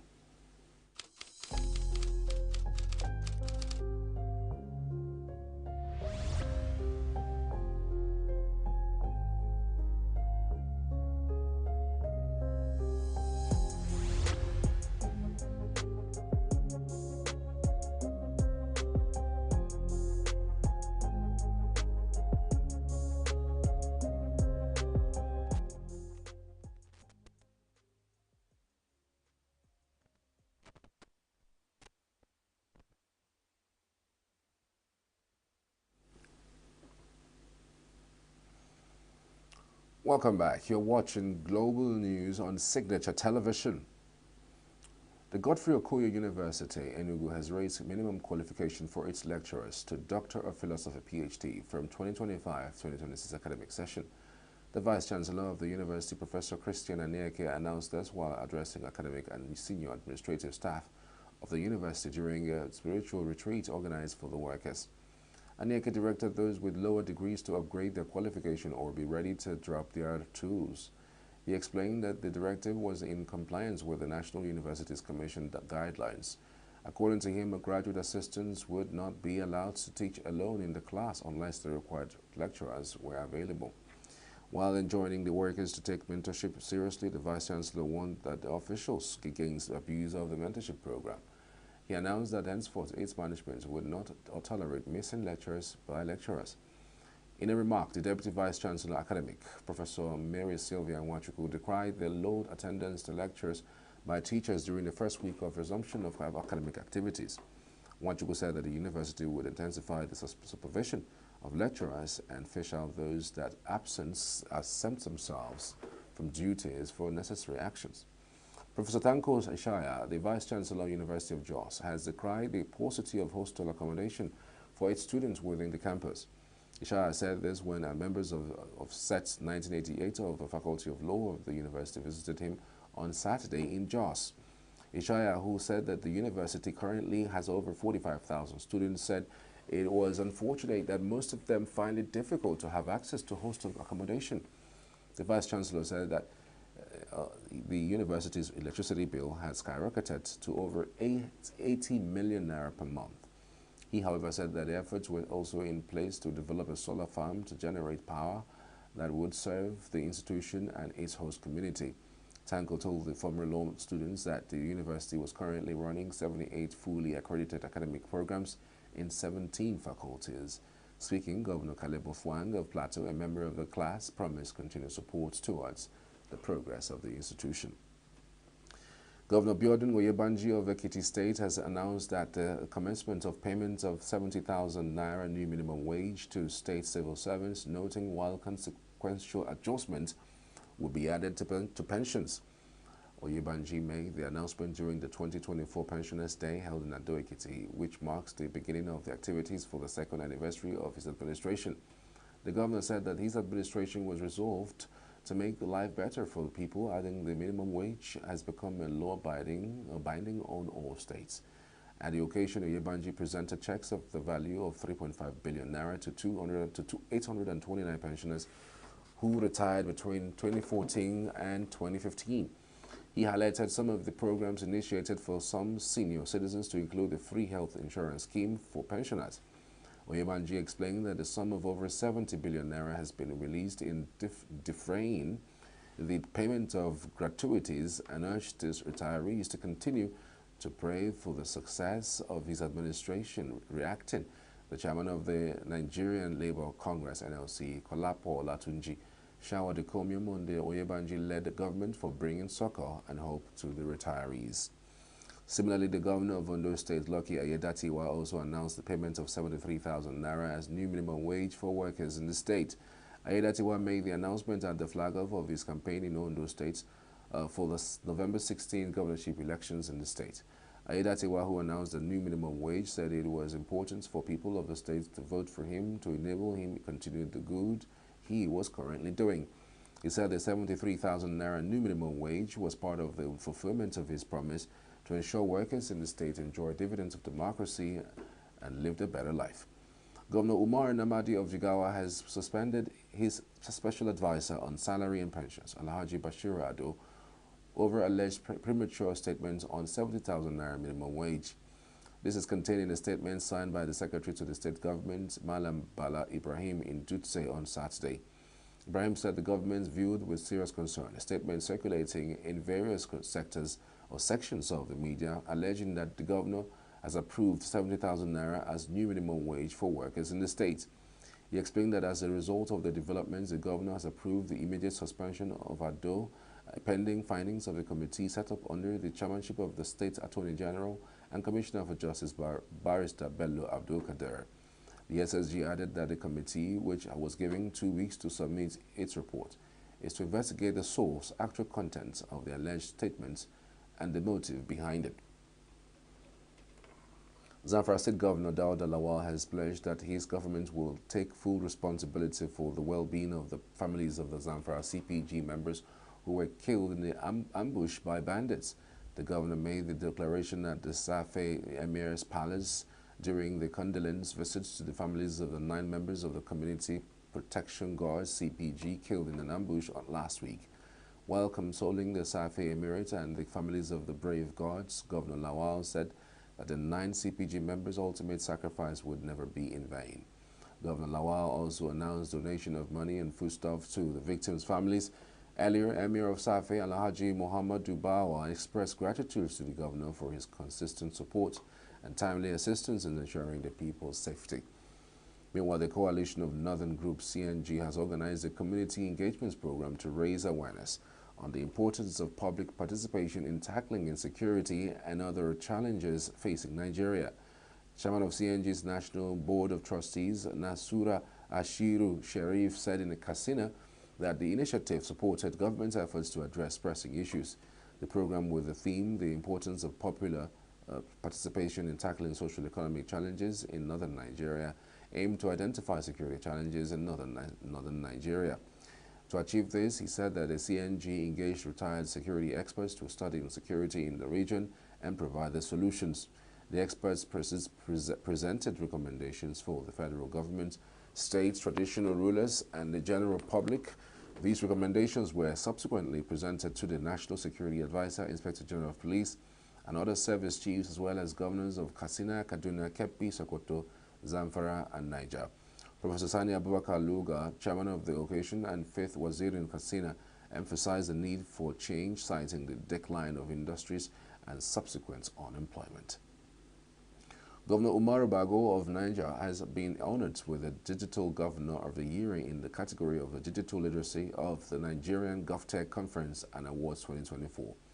The award, organized by the Bureau of Public Service Reforms, recognized Bago's efforts in promoting digital literacy and leveraging technology to enhance governance and service delivery in the state. Bago, represented by his deputy Kayakubu Garba, congratulated fellow recipients and thanks to the organizers, sponsors, and development partners for their support. He expressed gratitude for the award and pledged to continue promoting technology adoption across all sectors to improve efficiency and effectiveness. Some notable achievements of the administration in digital literacy include training market traders and artisans on technology use in Hausa and Pidgin English. Others were training children aged 10 to 18 years in robotics, Internet of Things, and programming, as well as collaboration with Tech for Deaf to train civil servants in IT skills. The Minister of State for Petroleum Resources, Heineken Lukwobere, has commended the progress of work on floating production, storage, and offloading facility in Lagos, a joint venture between Nigerian National Petroleum Company Limited and Century Nigeria Limited in partnership with West African Exploration and the Production Company and NNPC Energy Services Limited. The Wobere, who carried out an inspection visit to the site, expressed satisfaction with the strides made, emphasizing that the facility has the potential to boost Nigeria's crude oil production by an additional 40,000 barrels per day.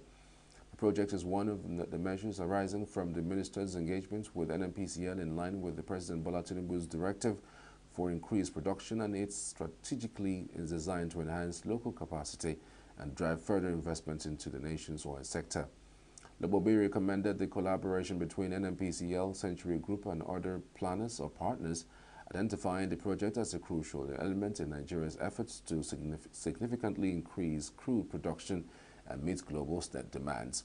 He further underscored the importance of increasing Nigeria's oil output, highlighting the government's commitments to supporting partnerships that aim to revitalize the sector.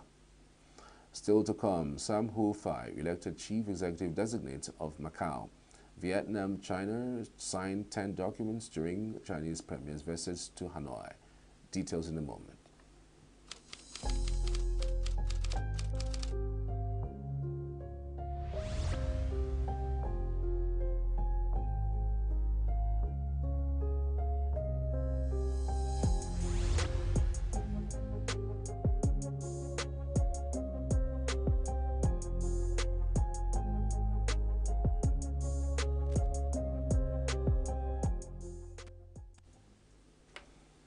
Welcome back. You're watching Global News on Signature Television. Former Judge Sam Hui-Fai was elected Chief Executive Designate of China's Macau Special Administrative Region, SAR, setting him up to be the leader of the casino-dominated area next to Hong Kong. Sam received 394 votes out of 398 ballots cast in an election that lasted around 1 hour 35 minutes on Sunday, according to China's state broadcaster CCTV. Sam was then Pope Francis faced calls to overturn the Catholic Church's ban on gender-affirming care for transgender people when he led talks with LGBTQ activists at the Vatican. The 80-minute meeting held privately at the guest house where the Pope lives included a Catholic sister who works with LGBTQ people, a member of the transgender community, and a U.S. medical doctor who helps run a clinic providing gender-affirming hormonal care for adults. The unusual encounter was not listed on the Vatican's official agenda of the Pope's meetings for the day. The meeting with around a dozen LGBTQ activists comes 6 months after the Vatican's doctrinal office firmly rejected gender-affirming care, saying it risks threatening the unique dignity the person has received from the moment of conception. LGBTQ groups sharply criticized the Vatican documents and said that the doctrinal office did not seek inputs from transgender people about their experiences before rejecting gender-affirming care. Francis, who is 87, has been credited with leading the Catholic Church into taking a more welcoming approach towards the LGBTQ community and has allowed priests to bless same-sex couples on a case-by-case basis. But earlier this year, he also used a highly derogatory Italian term about LGBTQ people, for which the Vatican apologized on his behalf. As a transgender Catholic, I really wanted to share my story with Pope Francis, and because he's so pastoral, and let him know, really illustrate that our stories are all different and give him another perspective to consider when the church is talking about transgender people and gender. The one message I really wanted to share with Pope Francis was about the joy that I have being a transgender Catholic person, and the joy that I get from hormone replacement therapy and the surgeries that I've had that make me feel comfortable in my body.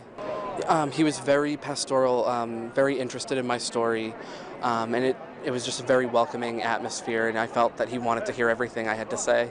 No, I never imagined I would be here. It means the world to me. My faith is so important to me, and State Bank's capital as it pushes to revive sputtering economic growth.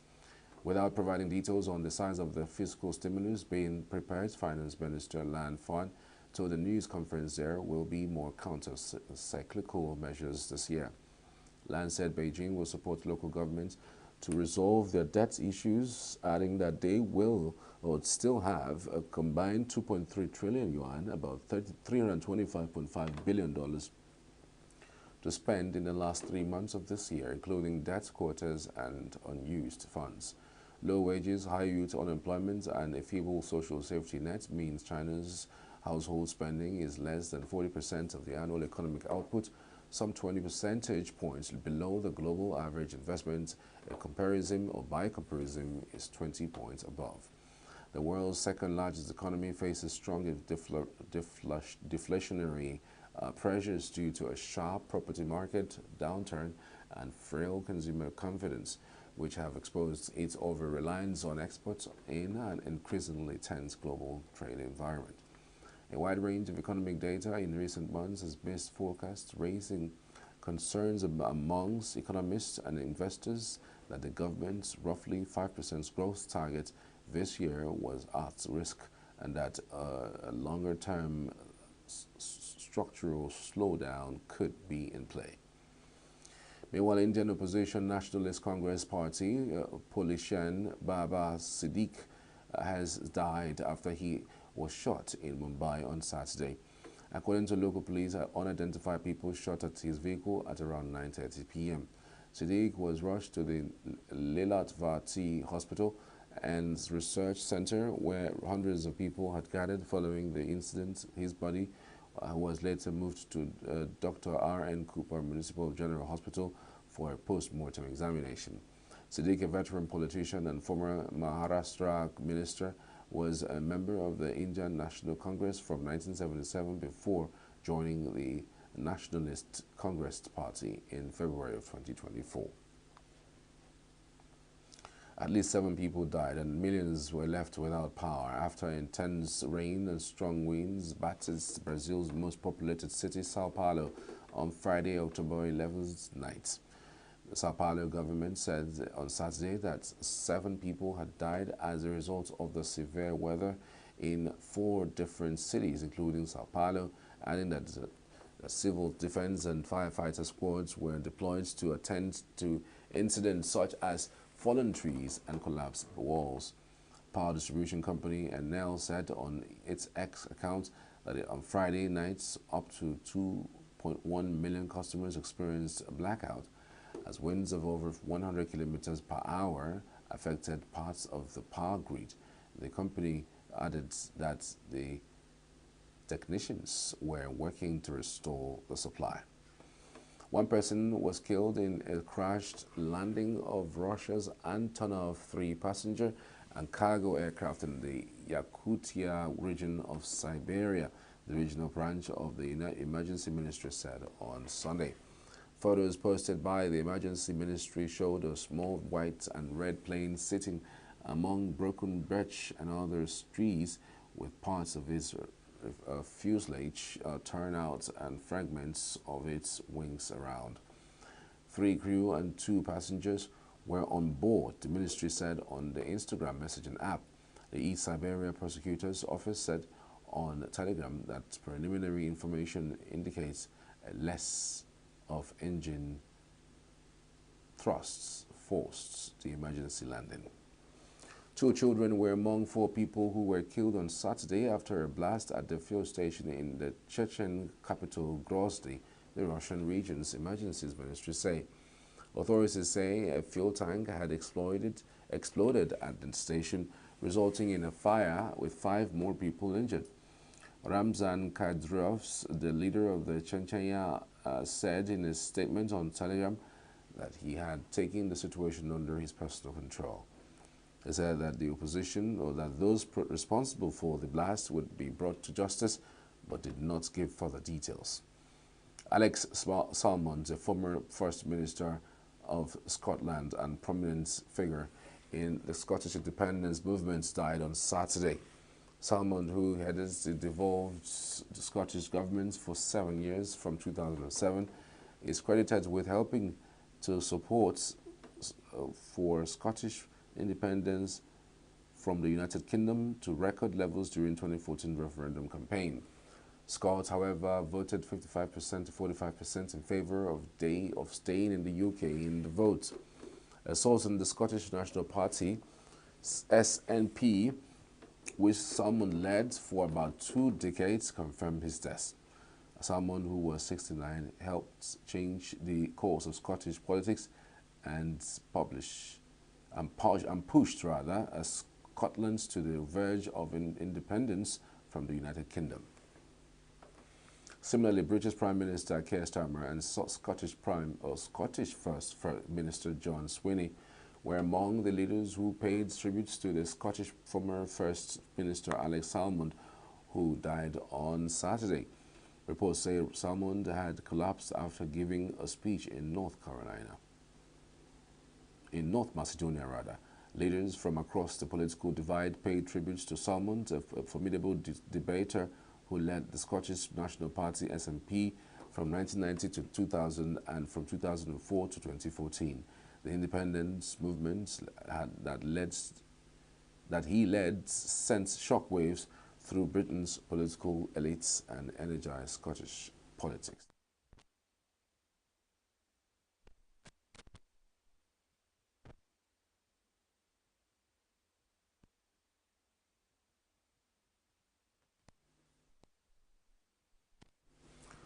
Poland plans to temporarily suspend on October 15th, the first anniversary of the election which brought the coalition he leads to power.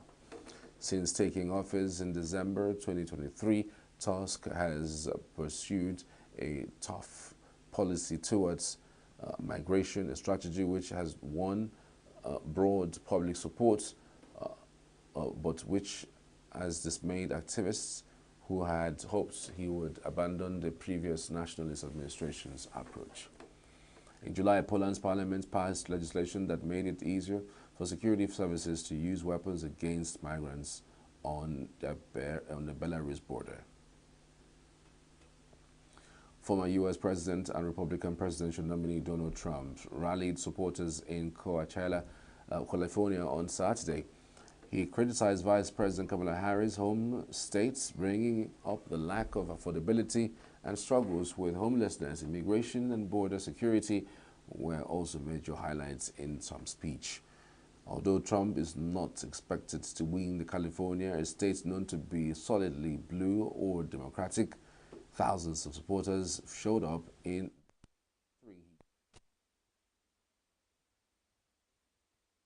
Don't worry about it. We're bringing it back. It'll happen fast. We'll stop the murderers from coming in, the drug dealers, everybody coming into California, coming into our country. Today, California has the highest inflation, the highest taxes, the highest gas prices, the highest cost of living, the most regulations, the most expensive utilities, the most homelessness, the most crime, the most decay, and the most illegal aliens. Other than that, I think you're doing quite well, actually. If Kamala gets 4 more years, the entire country will become like the migrant camp of LA and San Francisco. What the hell is happening to our cities? Meanwhile, displaced Palestinians from Jabalia took shelter in a sucker.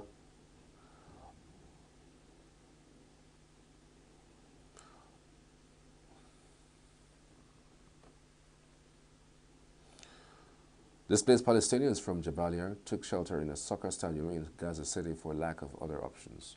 Israeli military strikes on Gaza on Saturday killed at least 29 Palestinians, and forces kept pushing deeper into the Jabalia area, where international relief agencies say thousands of people are trapped. Residents said Israeli forces continue to pound Jabalia in the north of the enclave, the largest of its historic refugee camps, from the air and ground. In recent days, the military had said that forces operating in Jabalia and nearby areas killed dozens of militants, located weapons, and dismantled military infrastructure. The operation in this area began a week ago, and the military said that when it aims to fight against militants waging attacks and to prevent Hamas from regrouping, Hamas denied that its fighters deliberately used civilian areas as bases. Palestinian health officials put the number of people killed in Jabalia over the past week at around 150.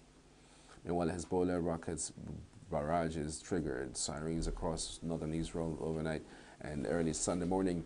In Haifa, the third biggest Israeli city and host of one of the country's biggest naval ports, sirens and explosions blared across the bay. People rushed to a nearby bomb shelter where a woman was carrying two preoccupied children with games in the non-otherwise grim-looking grey room. An Israeli army spokesperson said in the statements that 5 projectiles were identified crossing from Lebanon into Israeli territory and were successfully intercepted by the IAF. Overnight in the Israeli town of Kiryat Shimona, just on the border with Lebanon, sirens were heard while in Iron Dome defense system launches could be seen, followed by the explosion in the night sky. Hezbollah said on Sunday it was fighting Israeli forces trying to infiltrate Ramia village in southern Lebanon, as a third UN peacekeeper was wounded in Israel's escalating conflict with the Iran-backed Lebanese group. The conflict between Israel and Hezbollah militants flared up 1 year ago when the Iranian-backed group began launching rockets at northern Israel in support of Hamas, which launched the deadliest attack on Israel in its existence.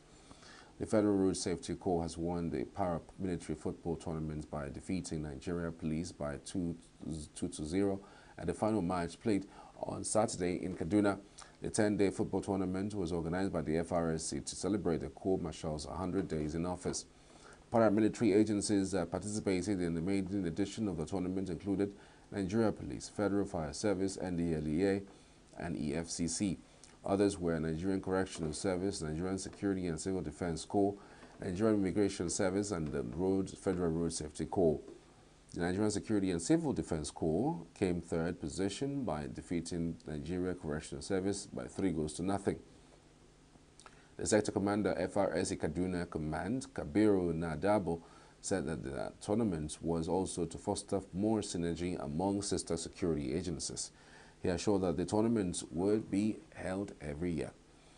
Italy beats Britain to win the first Women's America's Cup on Saturday in the tightly fought finale to the event, which competitors and organizers hope will help bridge the experience gap at the male-dominated top of the sport. There were huge celebrations among the Italian team of 4 after they crossed the line in their AC-40 foiling monohull with an 8-second win over the British in the 18 minutes race. The Italian and British flags flew proudly from cranes high above their respective team bases as the inaugural Women's America's Cup final between the top 2 teams of 12 unfolded.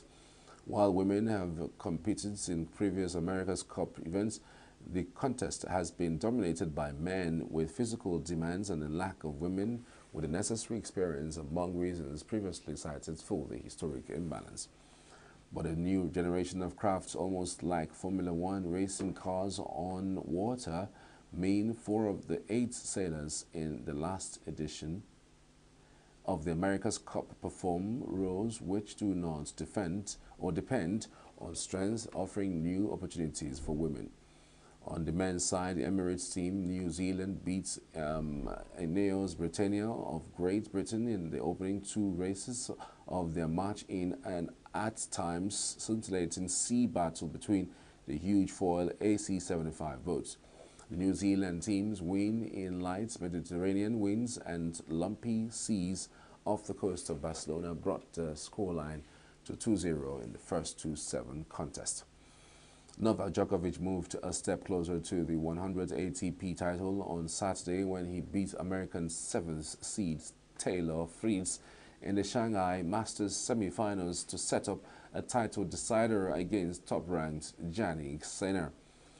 Earlier on Saturday, Sinner secured the year-end world #1 ranking by beating Czech 30th seed Thomas Machak and becoming the first Italian to reach the final. Djokovic, the 24 times Grand Slam champion, will play his 5th final in the tournament's history, looking to claim his 100th ATP title as well as its 5th Shanghai Masters crown. And that's the news this hour. I'm Charles Pius. Thanks for watching. Good afternoon.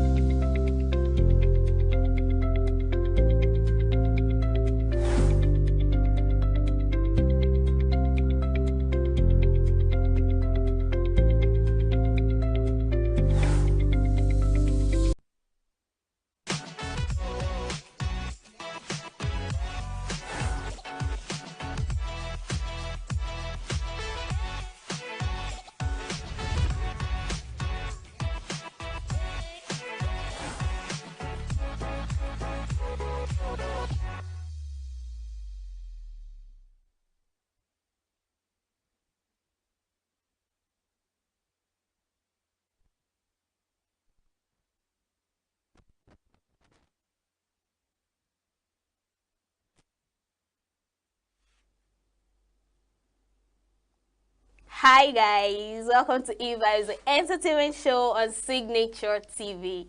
And of course, I'm your baby girl, Queenette Mokuta, and I'm not here alone again today. I'm here with my co-host, the wonderful, the amazing, the beautiful Layomi Adeyemi. Of course. Yeah. We'll be doing this show today. We have a lot to cover today. We have an interesting guest for you. 2 interesting guests, as a matter of fact. And we'll be delving into our gists and stories for today. So first, Toke Makinwa urges women to keep friends' secrets private. Yes, I second that actually. So the Nigerian media personality Toke Makinwa recently addressed the importance of privacy in female friendship and on social media. In an Instagram video on October 9, 2024, she warned women against sharing their friends' personal information with their partner.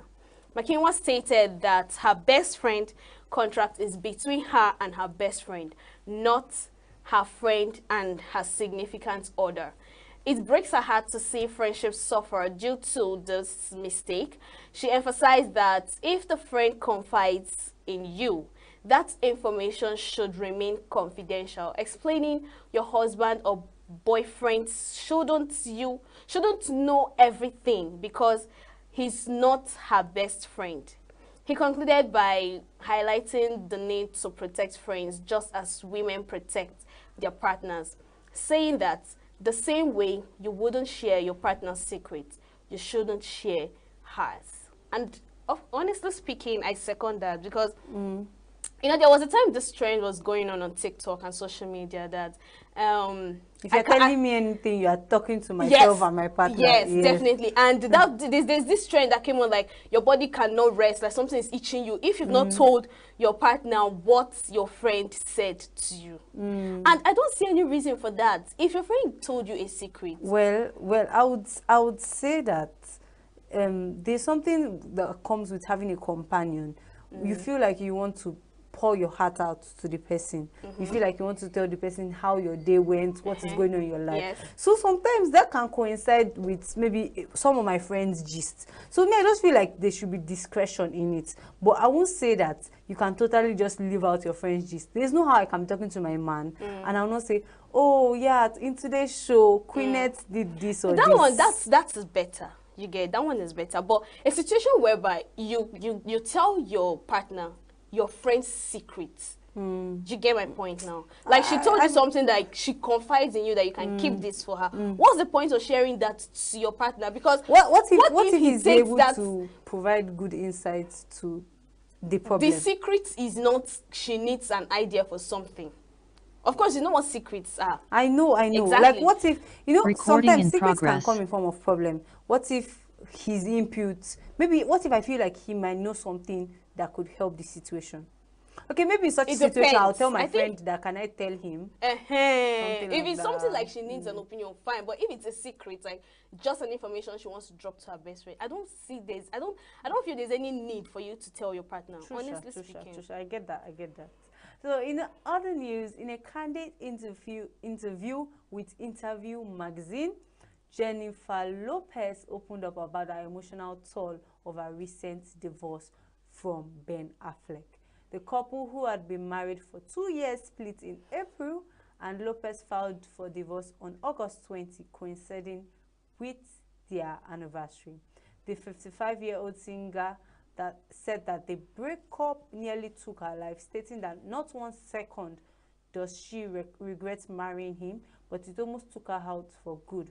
Reflecting on the experience, she added that now, on the other side of it, she thinks to herself that that is exactly what she needed, that she's thanking God. She's sorry she took her so long, that she should have learned. You've been married before, you got divorced, then you still got married again, and you're still not learning anything from the situation. Yeah. Like, I feel like even if a breakup or a broken marriage is quite hard, but just make sure that at least if you learned something, you learned something, and you wouldn't want that to repeat in the next marriage, yes. But she's even saying that she's fine alone right now. Like, she feels that's what she needs. She's tired of the getting married again and again. Not like that, but she's more like saying that she's She's done. She has learned a lot. She Emotionally. feels like she needs to be alone at this time, you understand? And focus on her upcoming movie and everything. Like, she needs to just be. And she feels like God has been trying to tell her that for a very long time, and she's not listening. Let's see how that goes anyway. Yeah, let's see. Okay, so moving forward, J. Cole explains why he avoided beef with Kendrick Lamar. Oh my God. So J. Cole recently opened up about retracting his diss track aimed at Kendrick Lamar.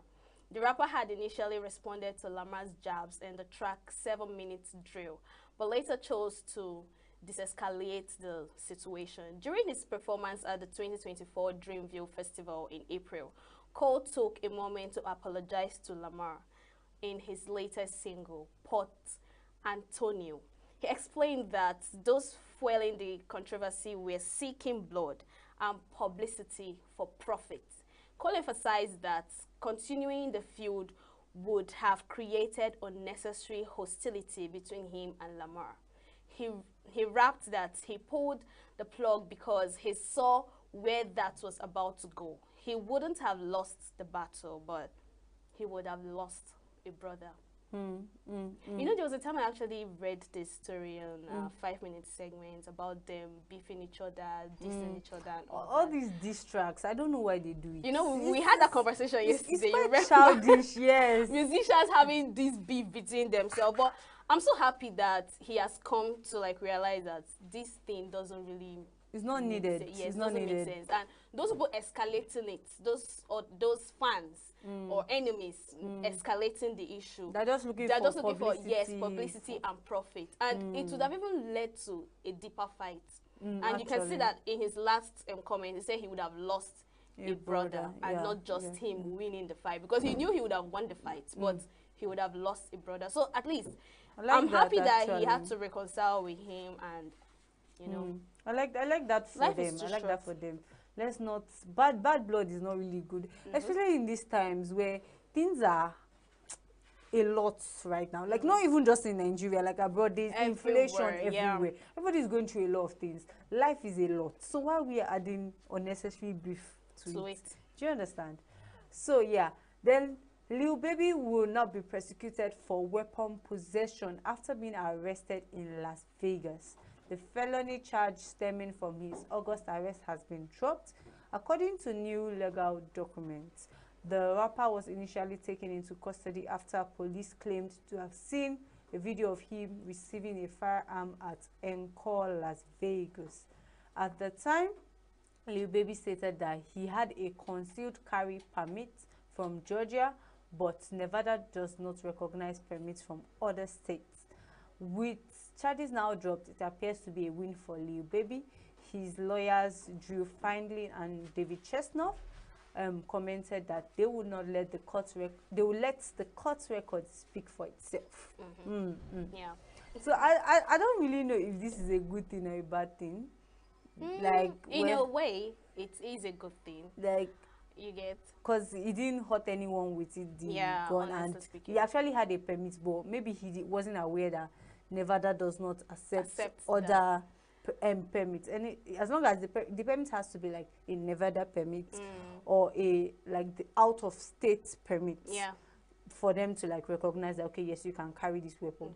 And also, but I don't know why people carry weapons when you are not security agents. I don't get it, honestly. Like if you're a security agent, I can understand. And it's not just gun. You'll see some people with dagger, pocket knives. Yeah. Some people say for security conscious or what? Yeah, maybe you get. I think to some extent they're just trying to be more security conscious and being so like they feel like if someone comes to attack you, you're still taking laws into your hands. last yes, now, because they'll ask you, why would you carry a gun in your pocket? Why would you carry a weapon? Do you get? Well, if you have a permit for the weapon you are holding, is there permit for knife? Okay. but to some extent, if it was like the person trying to harm you was also armed as well, in such situations they can declare cases of things like self-defense. So it's better than just dying. Okay. Do you get? That's how people see it. Like, now you've I can defend myself instead of just dying cheaply. Or waiting for the securities to come to my aid. Like, it's not all the time securities will be with you and that's true. I get all that. right, so we're going on a short break, and of course, when we return, we'll be reviewing our guests to you. So stay tuned.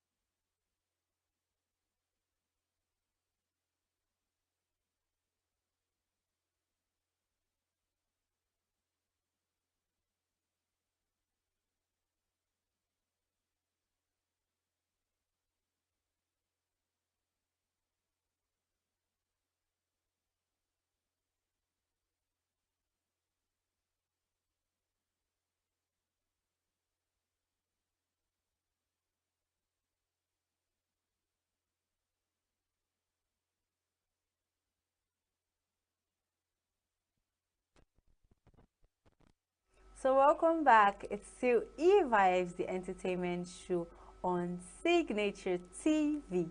We have a wonderful guest with us today. Her name is Mrs. Tosi Dokpesi.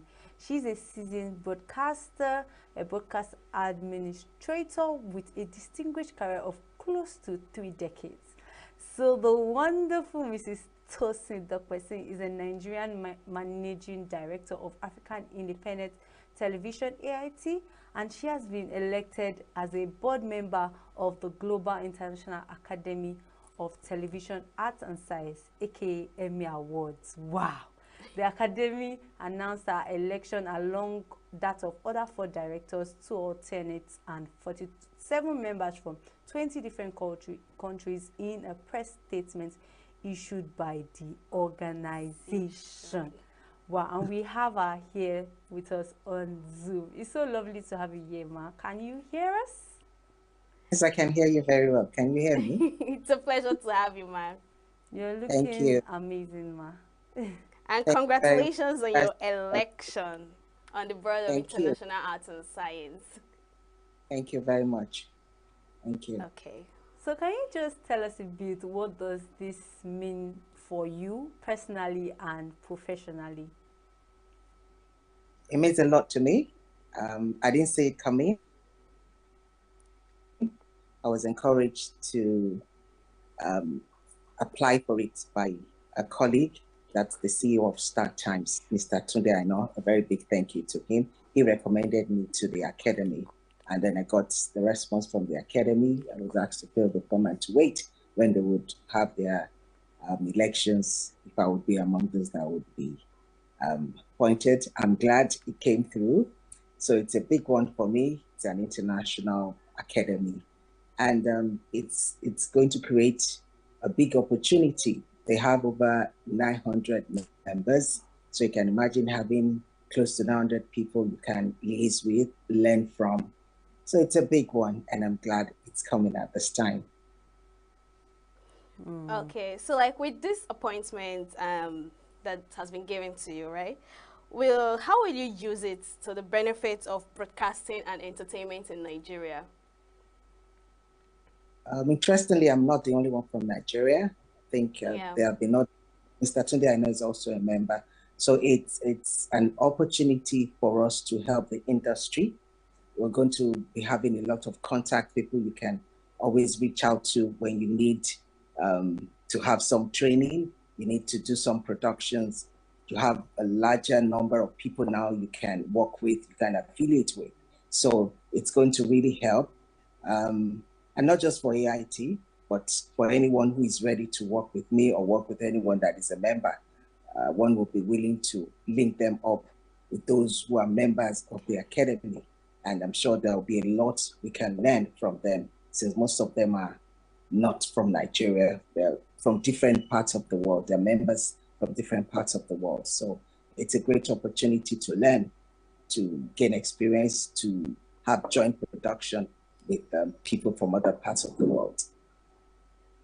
Okay, wow. Ma, so being a wonderful broadcaster for over like 20 years now, can you tell us how you think broadcasting has been, like when you started and now? Like, how has there been any improvement? Do you think there are some things that should be that hasn't like been done and all? Can you tell us about that? A lot has changed, especially with social media. Even before we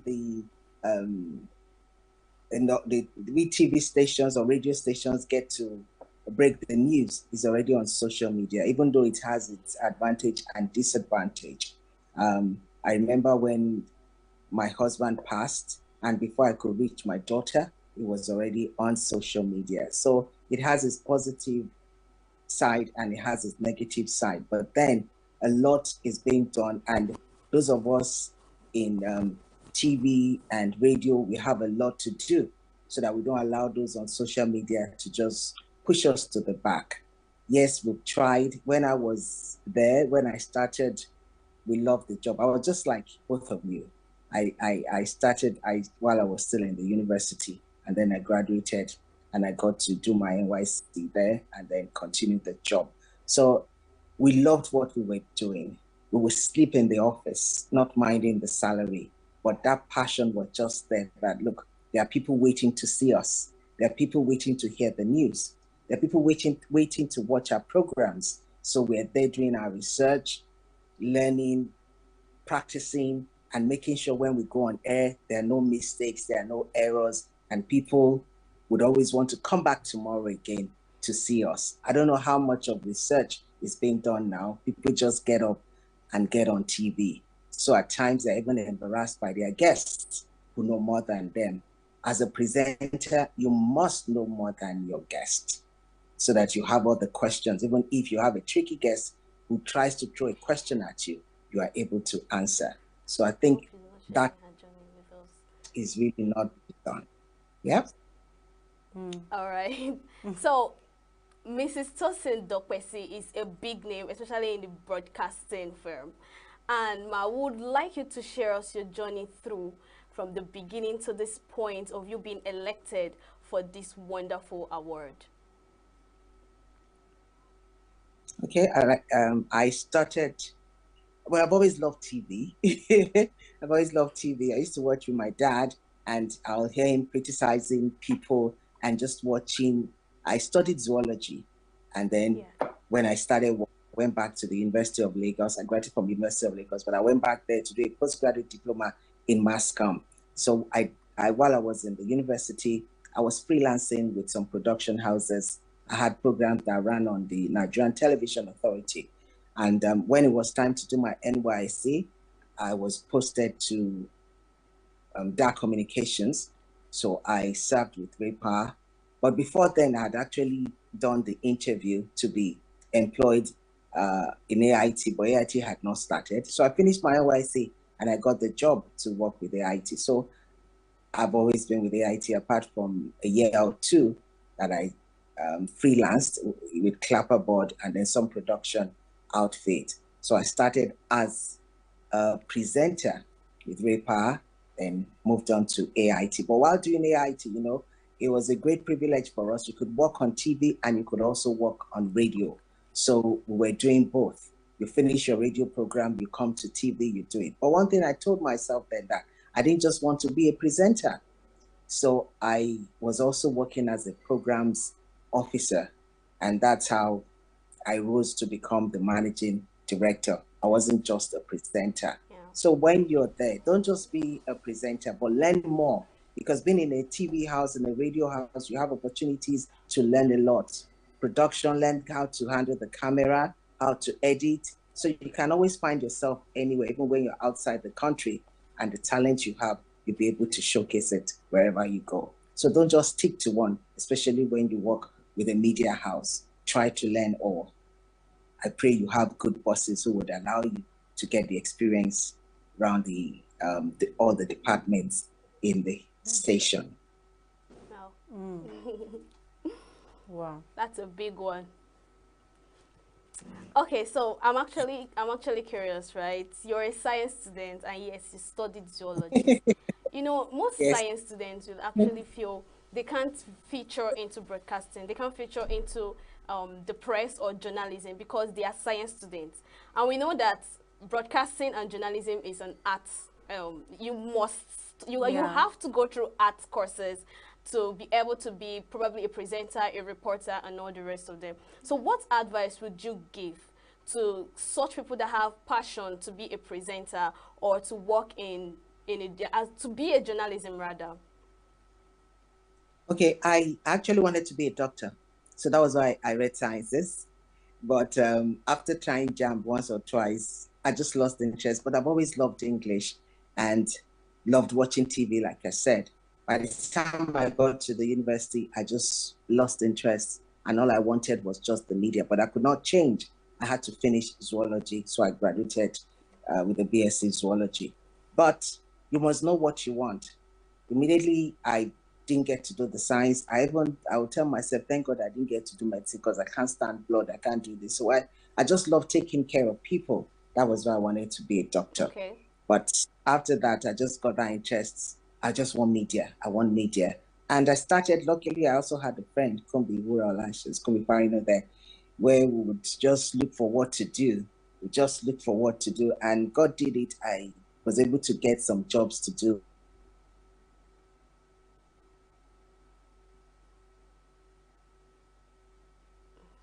All right, I think network is actually disturbing this wonderful conversation now. You know, what do you think, Layomi? Because this is a very critical and serious conversation for people like us to have. All right, I think she's back now. Hello, Ma, can you hear us? Okay. Yes, sorry about that. So it's just, you must know what you want. When you get into the university, if you thought, okay, this is what I want, and then you're there.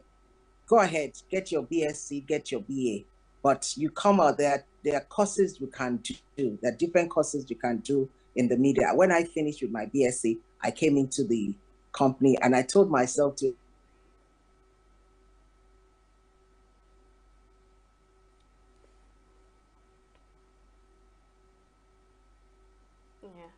Yeah, well, I really love the fact I don't want them to sack me. One day they'll sack you are not into something, but you have passion for something. Okay. Okay, sorry, Ma. I think the network is actually fluctuating here. Yeah. But we can hear you now, so please continue. So just decide what you want. I did not decide when I started working in dark communications that, look, I must get a degree in mass comm, and I went back to University of Lagos. Okay. I did my postgraduate diploma in mass comm. I went to the NTA Television College, did basic production, did intermediate production. And then there have been other courses, IPAN. There have been other courses I've also done in the media. So once you know what you want, you might have your BSc in history, but you know you want broadcasting. Just get all these courses and learn, or you can decide to go back to school. But before you go, really, before filling your JAMB form, by the time you're in your SS3, SS2, what exactly do I want to do? And I believe nowadays parents don't really influence their children anymore, but they should listen to them. what talent does my child have? It's not now, then when everybody wanted their child to either be a doctor or a lawyer. So know what you want, but learn it. I read zoology, but I went back to school. I went to training institutions to learn more about broadcasting and also learned on the job. I had a lot of good teachers. Your boss, Mr. Vin Martin Ilo, was also one of my teachers when I got to Dark Communications. Was one of those who put me through when I got there. Okay, thank you. Yeah. Thank you for that wonderful advice. Yeah. Yeah, I'm sure that it's quality. You can't really see such advice like that anyway. Thank you so much for that, Ma. We hear that you'll be leaving AIT soon. Can you tell us a bit about what informed that decision to leave AIT? Because I'm sure a lot of us will miss you. Yeah, and some people are heartbroken that you'll be leaving soon too. No, if I leave Dark Communications, does not mean I'm leaving broadcasting or leaving the media. Okay. It continues. Once a broadcaster, always a broadcaster. You'll be surprised you find me in your station handling one program or the other. You know? Yeah. So, yes, it's our tenure that came to an end. Part of the policy of the company that executive directors who have done up to 10 years, it's time for them to leave. So, and some of us have done 10 years or more. So we've done our bit, but that does not mean leaving Dark Communications or AIT does not mean I'm leaving broadcasting or leaving the media. I'm still there, very much there, by the grace of God. Okay, so Ma, I have another personal question to ask. So, as a career woman, right, and we know that most of our mates are also aspiring to be a career woman. We want to know how you juggle your career and your family. How are you able to blend it? And of course, we know that you lost your husband a year ago and you have a daughter. So how do you juggle family and work as a career woman? Okay, you must plan. You must pray. One, I'm a Jesus woman. I love God a lot, so I depend on him to guide me.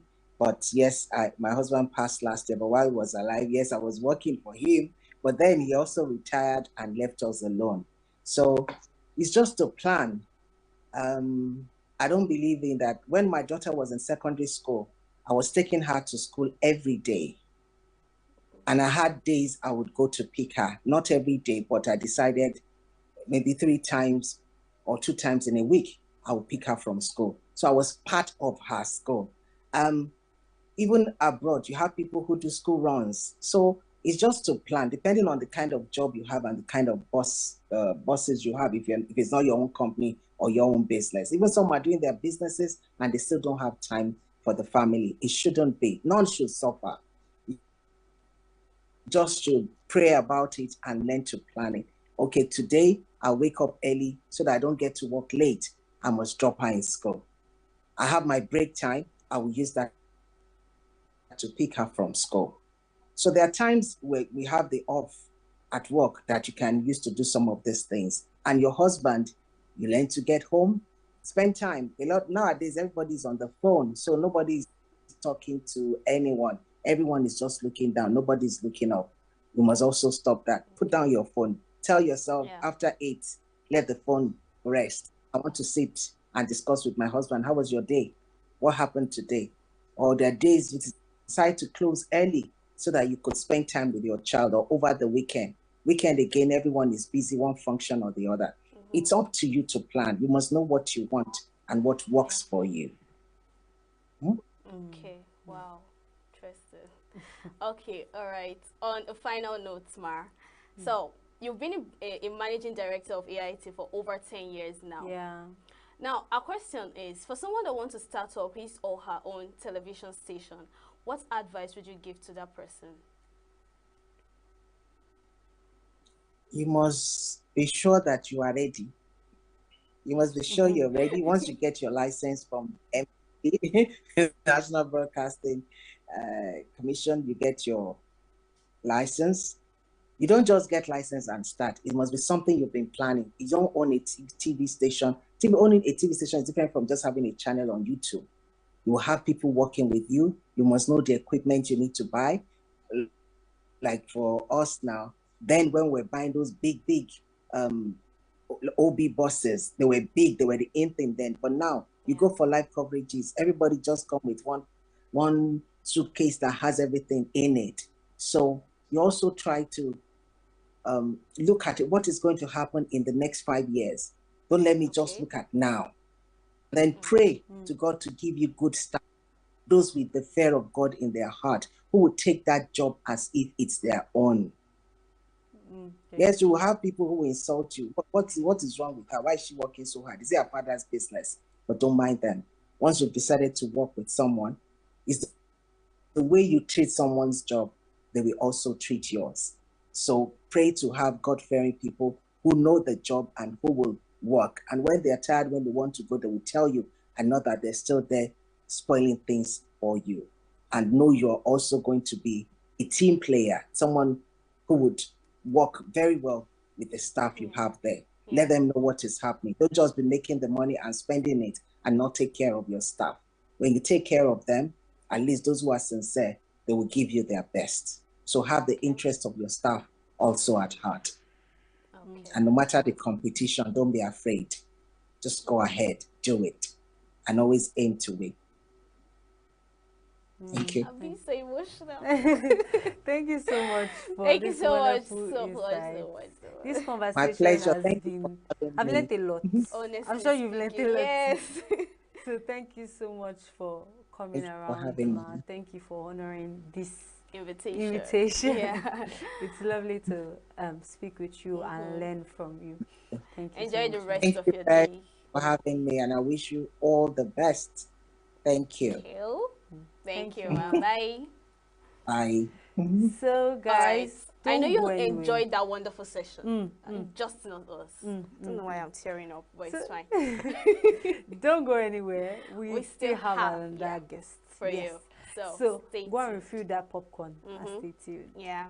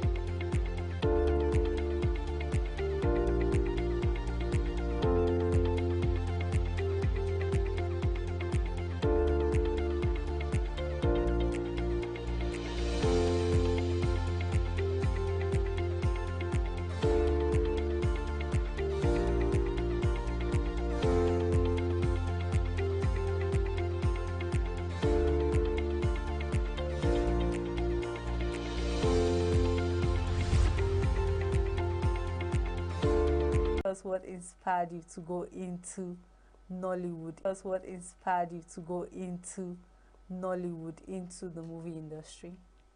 Nollywood movie industry. First of all, I would say, first of all, I'm a theatre arts graduate. I read theatre arts. That is the model of acting, the ground. And acting from small, acting while growing up, has been a thing for me. And after school, before school, I was still doing movies, then going to read more, know more about the craft, about the profession. And after that, we went to the industry proper to do things. I have to showcase, you know, you want to do showcase what God has given you. Let the world know what you do. So I do both stage and film production. Yeah.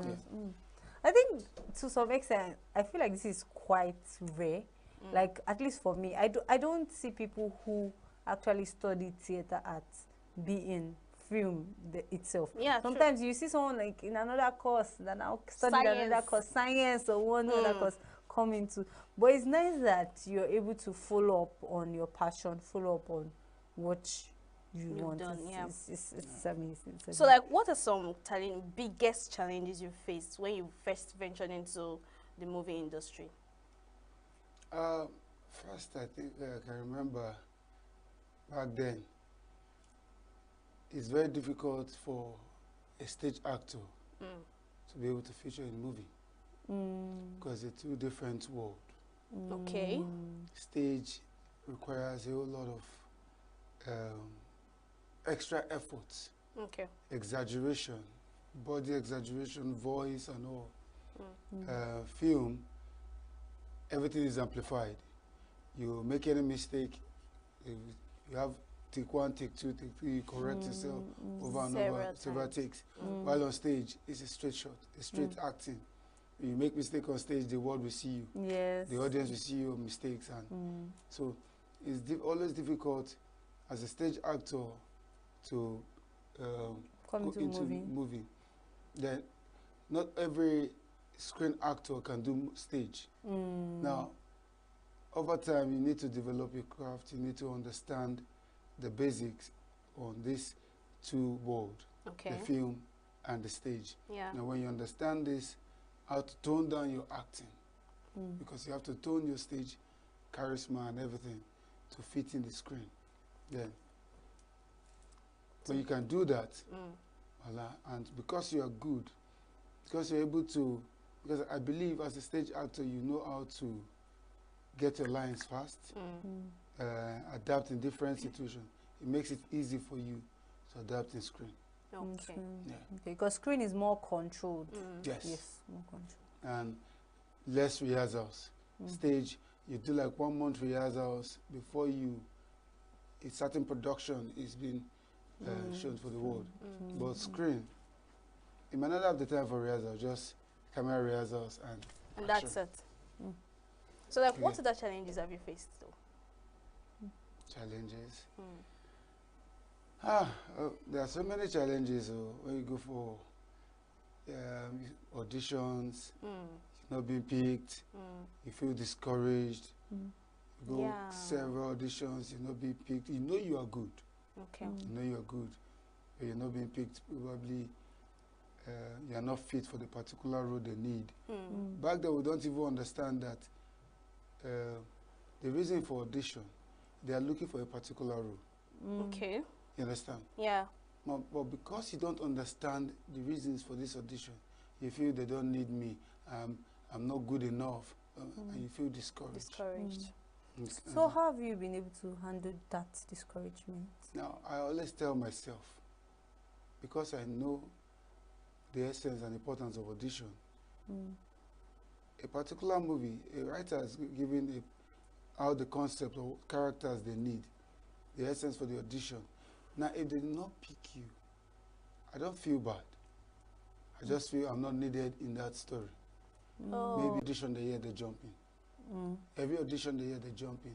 They just keep going. They just keep going. Why some they get tired of it? For 1 year, full year, now our capacity they play. And some they feel, why am I doing this? I'm tired. Some of them can't continue. So now you, because you are trained, you are trained, you know the rudiments, you know the process, you know what it takes. You understand? You keep pushing, you keep going. You find your breakthrough. I've had opportunities like I didn't attend any audition. My first big movie, I didn't attend the audition. Yeah. I didn't attend the audition. So how did you feature in? Grace? They just called me. And that's it? Yes.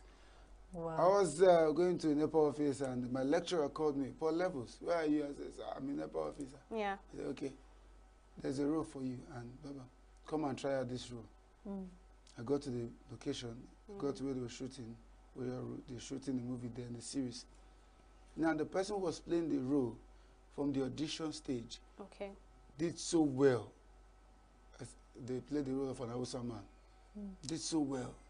And when he got to screen, camera in front of him, the guy went blank. Oh, stage fright. Yeah, everything just the accent. So that was how they called me. Yeah. Now, you know, because people know you, they know your craft, you have been working, you have been doing your thing outside. So you don't know who's watching you. That's how my lecturer saw me and said, I got there, met the producer, and asked me, do you speak Hausa? I said, no, I can try with the accent. And he gave me a line, here I speak. I'll flow 1 or 2. I know, 5 episodes. Wow. And this company then, I don't want to call the names. Yeah. Back then in Lagos, we call Tinsel the next company. They are the biggest. Yeah. After Tinsel, they are the biggest. Studying theatre would actually help your journey in that. Now, you see, the present generation, this world now, the stage we are now, nobody wants to go through such training. Now, because you started from the bottom, I mean, is that line? Because, now, because you've gone through that drilling on stage as a thespian, you know how to, you know the craft, you know how to act, you know how to play any kind of role. Now, when you come into the world, into the labor market now, you're done with school, now you want to venture into movie. Whatever challenge, whatever way, you always want to find your way around. You always want to play, the ability to play different roles. Yes. We train you how to play different roles. Some persons are flat-footed actors. They're just good in one particular role, one particular character. Now, as a trained actor, somebody who is very good, some persons just have the gift of acting. And they can play different characters. You understand? Not necessarily going to school to learn it and all that, or the ability to switch from one character to another. Some persons also, you have the ability to, but sometimes you need a trainer You need to go through that training. That's why we have the film school, the acting school. Yeah. You understand? To be able to understand the techniques you can use to do this. Okay. Yes, I don't want to go deep before we start talking about method actors, type of actors. Wow. At this point, it's theater school. Honestly. So, like, okay, how important is networking in Nollywood? Networking in Nollywood. Yeah. Well, you know, I don't know. When you say Nollywood now, Or should I say movie industry generally? Movie industry, because I don't want to start saying, because people will say, which one is old Nollywood, new Nollywood? Okay. Nollywood is Nollywood. Yeah. It's just that we have taken a new face. Of course. We've evolved. Yes, we've evolved. Movies are top notch now, not the Asaba movie. That is what they are talking about, old Nollywood. And new Nollywood is the cinema. Yeah. The good cinema movies we are producing now. And Netflix movies. Well, I don't want to put it that way. Okay. Now we have evolved. And believe me, if you are good, if you are fantastic, why people are doing social media thing, everybody is, people now don't freak for auditions anymore. Everybody's doing content creation. Everybody wants to showcase themselves as an actor or a dancer. You go to somebody's space, he's doing monologue, only monologue. Yeah. Now, tell you, that is how they pick people. Honestly speaking, that is your audition. Surprisingly, you see content creators in movies these days. Yeah, a lot of them. A producer will say, do a monologue of 1 minute, use a social line. That is how they pick. And when they see that you have good followers, good for you. And you have an edge. Yeah, I recently saw a reel by one popular actor. I don't want to really say name, but in the reel he said, he wrote in the caption was, what directors want: good acting skills and good following. Yeah. That's a na collabo. Yes. Na collabo. Yeah, exactly. With that good acting skills, you can act, you good, and you have good followers. Really? So your face doesn't really matter to them? Matters too. Okay. We what we call TV face. Because I know. Face. Though it's still there, it's still there if you're marketable. But you get to that stage where you be marketable. Whether you have the right face or not. But when you have good followers, you have people following your page and everything. He sells the package. Because you also on your space, you are promoting the movie. Yeah. You get me? That's the idea. There are so many actors in cinemas today because they have good followers. Most of them are influencers.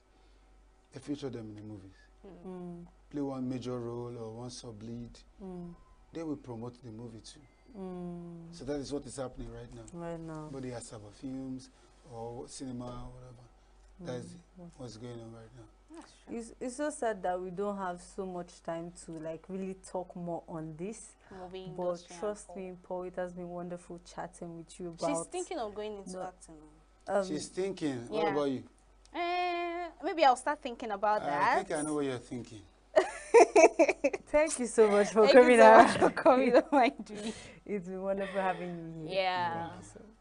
So guys, we are coming to the end of today's episode, and I'm sure that you guys enjoyed all the things we had for you today. Yes. The interviews, the gist. They don't have a choice. I'm sure even that popcorn finished, but you couldn't leave because the entertainment was too good. So do well to tune in tomorrow by 1 p.m. and do well to follow us on our social media platforms: Instagram, TikTok, Facebook, YouTube itself. Please do well to subscribe. We are live on YouTube 24/7. I've been your amazing host, Laomi Ademi, and of course I didn't do it alone. Your baby girl, Queen Etunkunta. And it's been E-Vibes. Bye.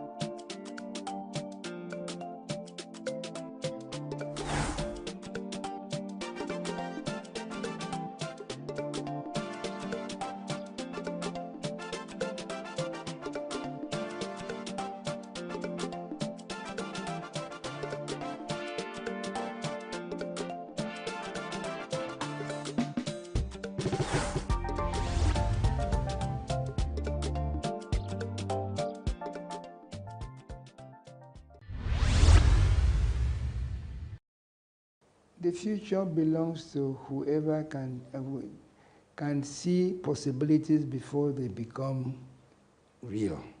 If you can see possibilities in things, and I saw a lot of possibilities, I could see what the Akwa Ibom need at the time. And thank God, at least 90% of the cases, I was right. The direction in which I took Akwa Ibom is the direction they are still following today. In spite of some of the obstacles that I met in the way, and I just decided, if I must give you an example, I decided that the modern world cannot do without electricity. And the things I wanted to bring to Akwa Ibom needed electricity. So I decided that I must give Akwa Ibom 24-hour constant power. It was a struggle. It was a real struggle because of the kind of federal, quote, I put that federal in quotes, arrangement that we have, where the center literally dictates everything that the states can do and cannot do. I was told I could not build an independent power plant. Why would I not be able to build an independent power plant? Because power is centralized. We centralize too many things, and that's where we are backward till today. I will say that over and over again. And that may be why you say I'm still relevant even in national politics, because we have not yet got back to the position. I say get back to, because we were there before. We started on that journey, then we was abruptly stopped and changed. We have not yet got back to the position where federating units can be reasonably, not reasonably, in fact, very independent, able to manage themselves, able to manage their resources, able to manage their own security, able to manage their future with whatever resources they have, and then sustain with whatever they contribute to the federal. We have to change the concept of this federation, because it means people that want to develop cannot develop, because the federal government does not always see the things that the way the states see them. The better example, or more even most, is this power business. I wanted to build, we were consuming 40 megawatts of power. So I went to Lele Moke, who was the Minister for Power at the time, and said, I want to build 60 megawatts. He laughed at me and said, no, Your Excellency, you want to build a power plant for Akwa Ibom? Please make it a lot larger than that. I said, why? We're only consuming 40. He said, there's something called suppressed demand. You're only consuming 40 because that's all that's available to you. That if you had a lot more than that, you will consume 2-3 times that much. So in the end, I took his advice. I built a power plant of 191 megawatt capacity. And the federal government looked at me and literally laughed, because immediately I finished that, they brought a law to say if you generate, you cannot distribute. I'm convinced, as I speak to you, that if I was allowed to go ahead and distribute that power and boast that Akwa Ibom is the first state in this country to give 24-hour constant power to every corner of the state, believe me, there will be electricity all over Nigeria now, because every state will have tried to imitate it.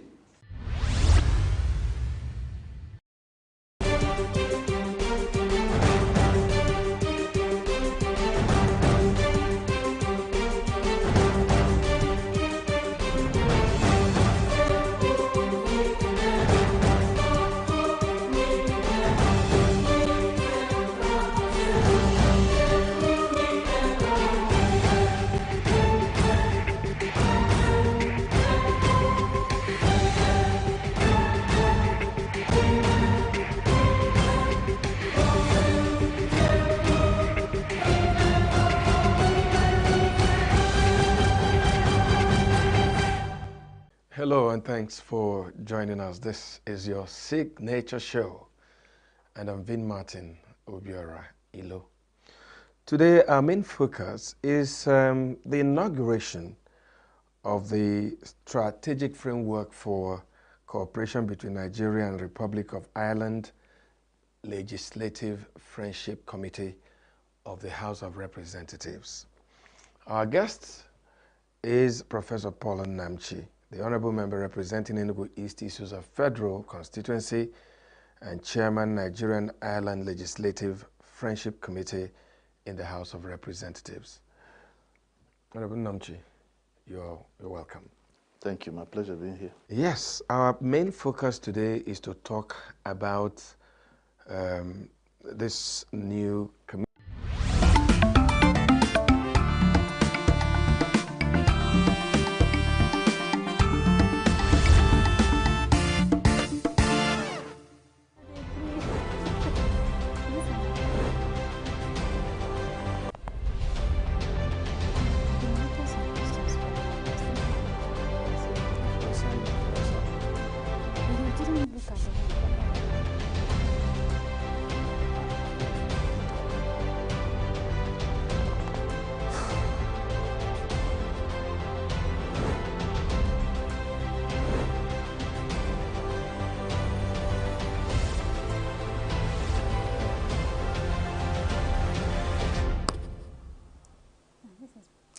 Hello, welcome to another interesting segment of From the Correspondent on Signature TV.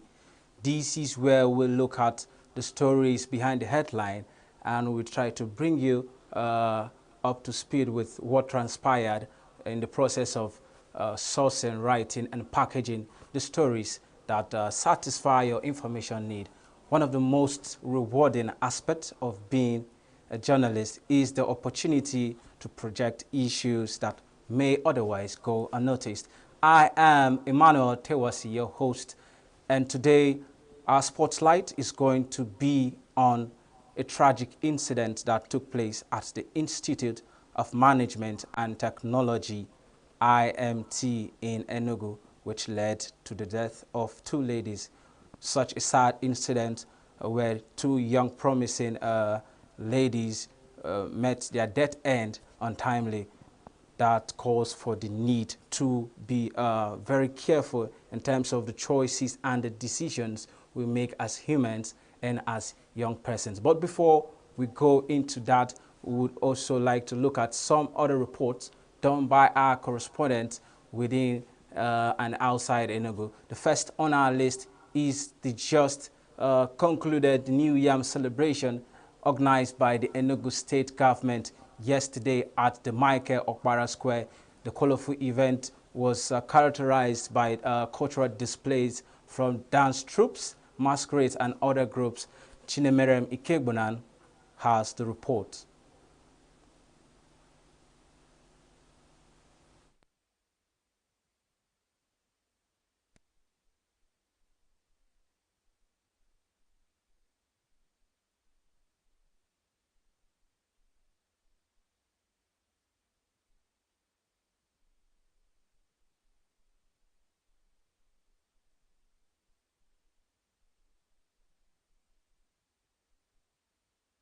The New Yam Festival, celebrated by virtually every community in Igbo land, is an occasion when each community begins to eat the new yam.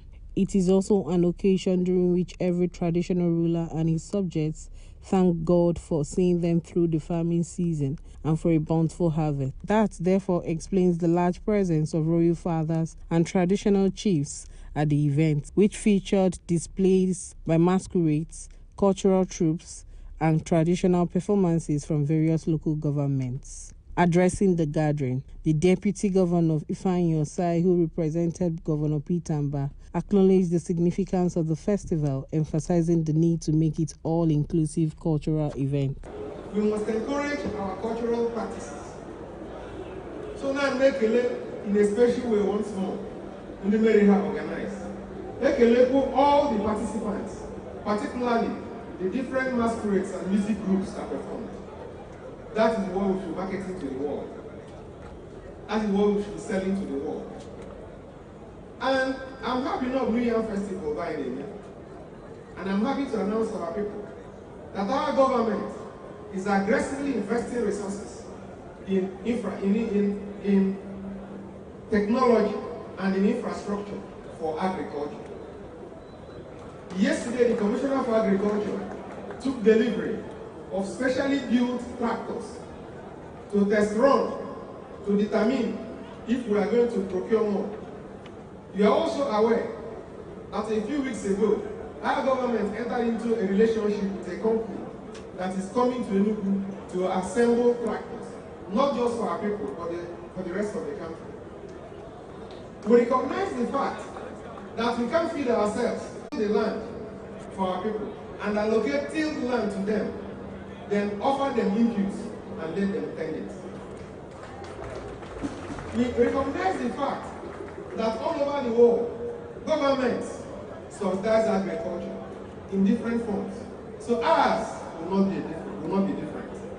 So we are doing everything we can to ensure that we migrate our people from subsistence agriculture to agribusiness.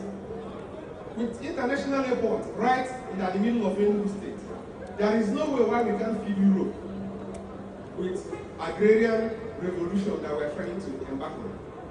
Some African countries, their GDP is sustained by merely flying flowers to Europe and America. All the flowers you see at the florists, they're not grown in Europe. They are from Kenya and other parts of the world. So there is so much in agriculture. We recently passed a law to regulate livestock farming. We did it so that we can encourage people, support them to grow livestock.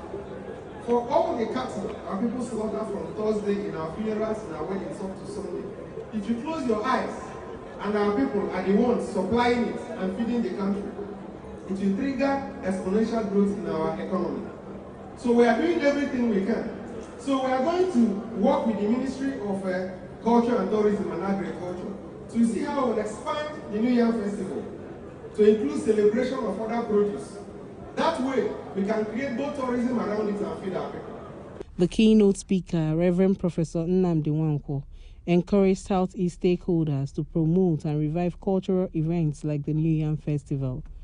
Because I know you have what it takes to make this a reality. This unification of the celebration of Iliji or New Yam Festival in Igbo land will definitely create an Igbo Day, which will be a more unifying factor than any agitation the Igbos have been proposing since after the Civil War. No doubt, the effects of the war have disfranchised the unity of the Igbos, and the havoc will continue if nothing is done. Commissioner for Culture and Tourism, Ugochi Madueke, said the promotion of the rich culture and tradition of the people is one of the avenues being used by the state government to grow the tourism and business potentials of the state. This New Yam Festival is another opportunity to strengthen our cultural tourism, bringing attention to the richness of our customs while fostering unity and economic growth. I would like to take a moment to thank our farmers who, through their tireless efforts, have ensured that we have a bountiful harvest to celebrate today. Your dedication to the land is a testament to the enduring spirit of ENUGU. To our elders and our traditional leaders, your wisdom and guidance keep our cultural values alive, and we honor you today as custodians of our heritage. Some custodians of culture observe that by bringing together people from various backgrounds, the festival has gone a long way in promoting unity and cultural exchanges. But let me emphasize what he called for. And I want also to recognize the contribution of Ozongigo when Professor Ohamadike Ikoloka suggested, we were also in the television, that we should have the unity of celebration of this Igbo, most important Igbo celebration, which is Iliji. The high point of the festival was the symbolic cutting of yam by the Deputy Governor, cultural performance of masquerades and troops from different local governments that showcased their talents, traditional displays and exhibitions of Igbo customs and traditions. In ENUGU, Chinemerem Ikebunam, Signature TV News. What a colorful event we had there I was present at the event and I had my own share of the new yam. It was quite delicious. Sorry if you missed that wonderful event. All right, moving over to Abuja. Residents in Abuja have rejected the new increase in fuel price, which has caused untold hardship on Nigerians. Our correspondent Nasir Erifai went around the city to get the views of residents concerning the hike. Let's look at the report. Surprisingly, on Thursday, the 9th of October 2024, the federal government increased the price of premium motor spirit, also known as petrol. This came as a shock to many Nigerians, as the price is now 1,030 naira per litre in the nation's capital. Signature TV is on the street of Abuja to get the reactions of the residents. We have Mr. President, President Bola Ahmed Tinubu. Oga, I salute you, sir. Now you be number one here. You cannot just come up one day and tell me that market forces is more stronger than you. A whole GCFR, number one nation, number one person in Nigeria today. And market forces will tell you what to do. Oga, we not believe in you again. No. What we need to do, tell us that fuel will become 100 naira per litre. So that anybody that don't want to buy the idea of 100 naira per litre, let the person leave the country. That is number one. Oga Tinubu, we beg you, hunger day streets. Open the border. A bag of rice can come back to 10,000 if you open border today. Only 3 months, rice will come back. That's only what Nigeria needs. If fuel can come to 100 naira, a bag of rice will come to 10,000. If you open border and say a little of fuel, 100 naira. Everything is increasing. Go to the market, if you hold 1,000, you hold 10,000, you hold 50,000, if you hold 100,000, you just buy something of leather. That is just in Nigeria for you. So it's not a new thing. It's only God that is going to help this country. Yes, that is Nigeria for you. That is Nigeria for you. They want to keep us to suffering. Look at the way I'm living in Kubwa. To pay transport money to come to Pape Junction is 1,000. Going back is 1,000. Not to even go inside the Pape. So right now I'm going to Jukwe. I don't know how much I'm going to pay. That's the problem of this country. The big man, they want us to suffer, and God will help us. That is just the thing. It keeps going up, it's not coming down, and Nigeria is not getting better as it stands right now. It's not getting better, it's getting worse. For me, I do Abuja and Lagos, and it's so sad that we are seeing it at this point. I just feel that it can be better because we have the crude, we have everything in this country. So we have changed governments from one president to the other president, and it's getting worse rather than getting better. So I feel the best thing to do for this is now to look up to God, because right now men has really failed. It's more or less an increase in hardship, because the first time they already increased, we were suffering, we have not get out of it. The shock and everything, the agony, the cost of food, ranging from food to transport is there. And the bad side of it is that they are increasing the pump price, causing an untold hardship for we, the citizen. And salaries has not been increased. Nobody is talking about salary. We pay everything. They are saying subsidy, the English of subsidy. We don't even understand it. People are dying of hunger, of hardship, increase in fees, in school fee. Everything is just hard. Nigeria is not sweet, to tell you the fact. That is just the truth. Nigeria is not sweet. I'm an eligible voter and I have voter's card. When it is time, if only our vote count, because I don't think even in Nigeria our vote count, it doesn't count.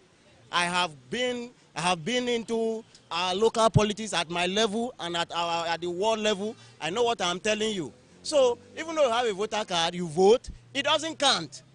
You can see. So they will always have their way, and when they have their way to power, they have no plan for the people. They have no plan to enforce what they have put together in the Constitution. This is very unfortunate and unwelcoming news, because as things are going, people are dying of hunger. Look at me now, I'm from Borno State. We are even suffering from the recent flood. Then you are now telling us that you have increased the pumping price. Then where are we going to start from? Everything, if you go to market, this thing will still affect the prices of commodities. And people are suffering, and the government is not doing anything.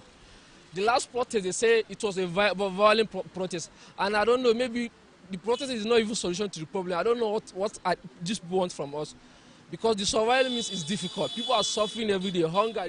People are on the street begging. And you are still adding pumping price again. Please and please, we beg the federal government to look into this matter. If they can return this fuel subsidy, even for some time, please let them just do that. Let them just do anything that will make this thing easier for us. Because people are not even eating a day now. 1 square meal is even difficult for a lot of families. Not talk of even 3 square meal. And again, you are still adding the pumping price. The last time it was 600 and something. Before we know, they say 900 and something. Now it's 1,000 something. Then if they keep on going with this increase of pumping price, then one day we'll even walk over and see 2,000. And it's not reflecting in our earnings.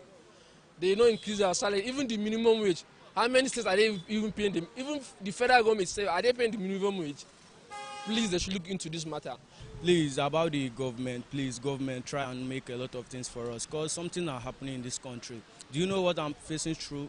I'm 22 years old. Please, the government, try and make some things for us. Even if it is no money, just make investments for us, for the young group. Please, the government, please try support us, because a lot of things are happening in this country. Fuel, food, everything is caused. Why it is like this now? Please, the government, try and make a lot of things for us. Why it is like this now? Please, what I want to say, and even you are not believing government, just believe in God. In the terms of price of fuel, like it's affecting we individuals, no transportation and all that, and some people, they find it difficult to feed, and fuel now is increasing price now. It's going to affect everybody. We citizens of Nigeria, it's going to affect everybody. Even people that their work is far, their salary itself that they are paying now, it's not be enough for it. So all I need is for our president to do something. If it's for him to reduce the prices so that we students and we workers can be able to survive. Because being in this country and fuel will be increasing every day, it won't help us. It will choke we citizens. That's the opinion of Nigerians concerning the increase in pump price. From the nation's capital, Abuja, I am Nasiru Usman, reporting for Signature TV.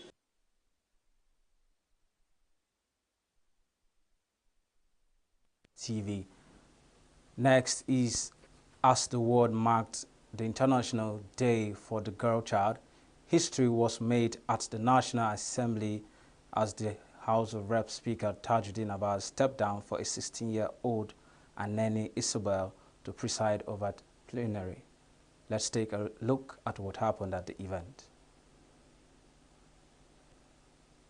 The United Nations has designated October 11th as the International Day for the Girl Child in recognition. The theme for the year is Girls' Vision for the Future. The emphasis is on listening to the girls and invest in improving solutions, accelerating progress towards a future in which every girl fulfills her potential.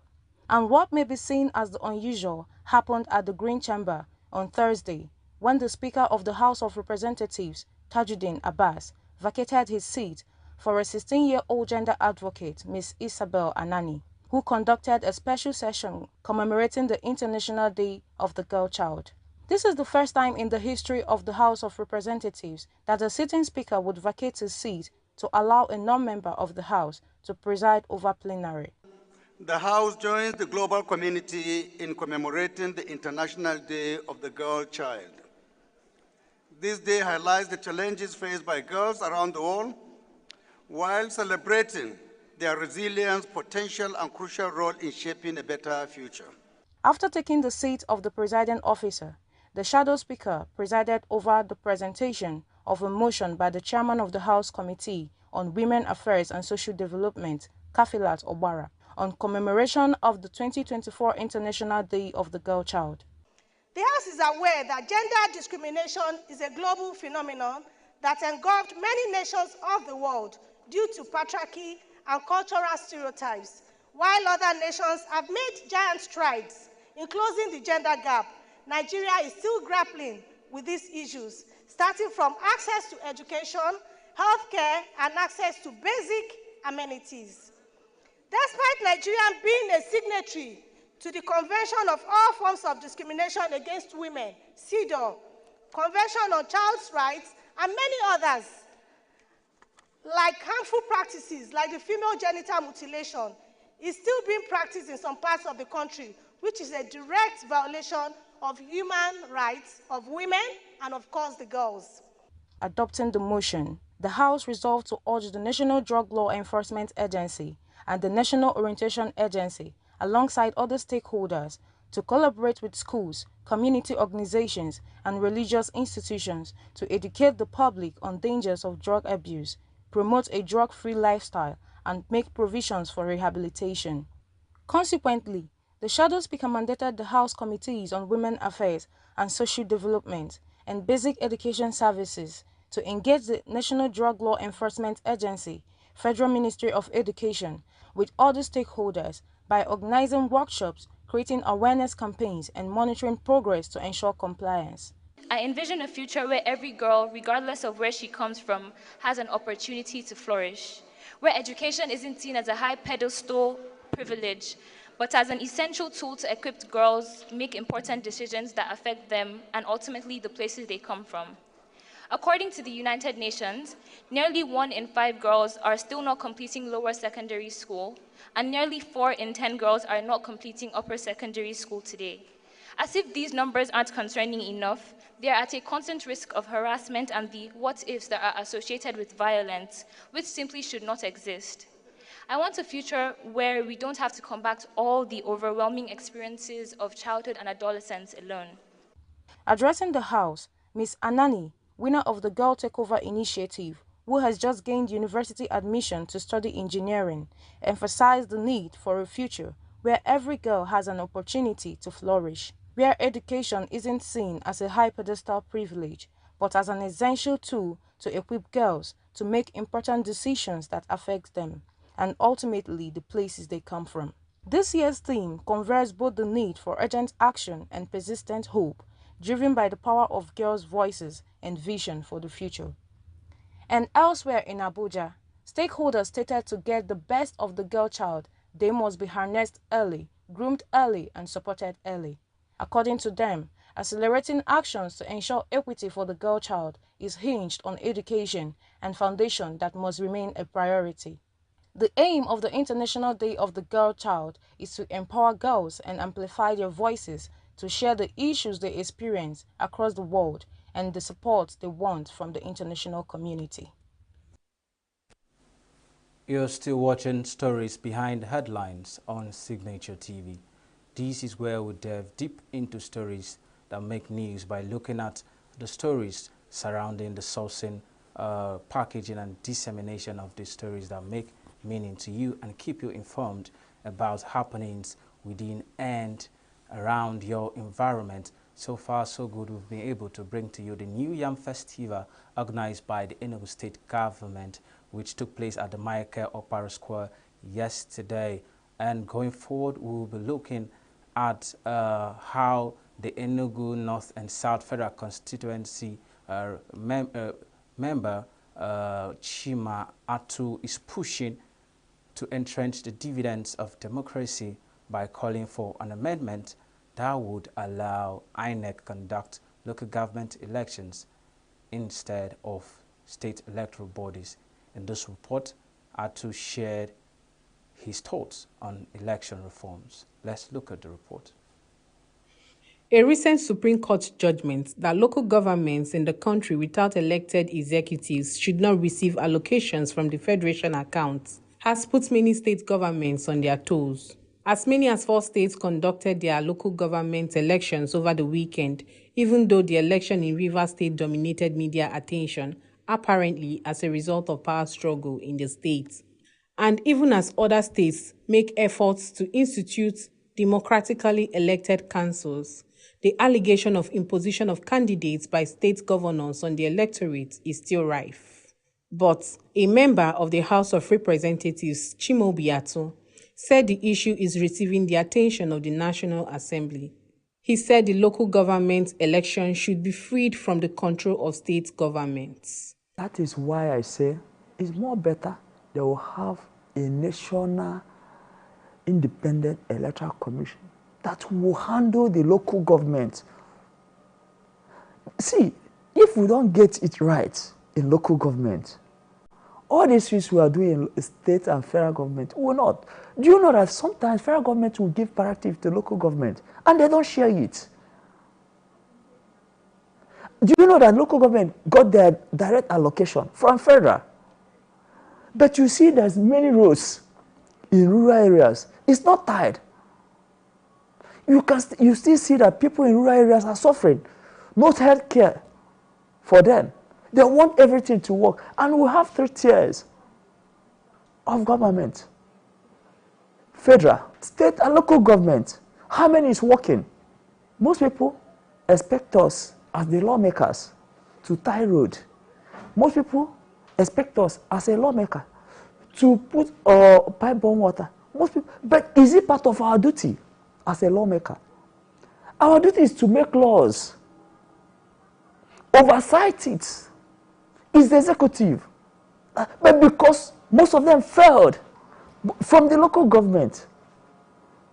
So the pressure, the expectations from people, because the lawmakers are more closer to the people.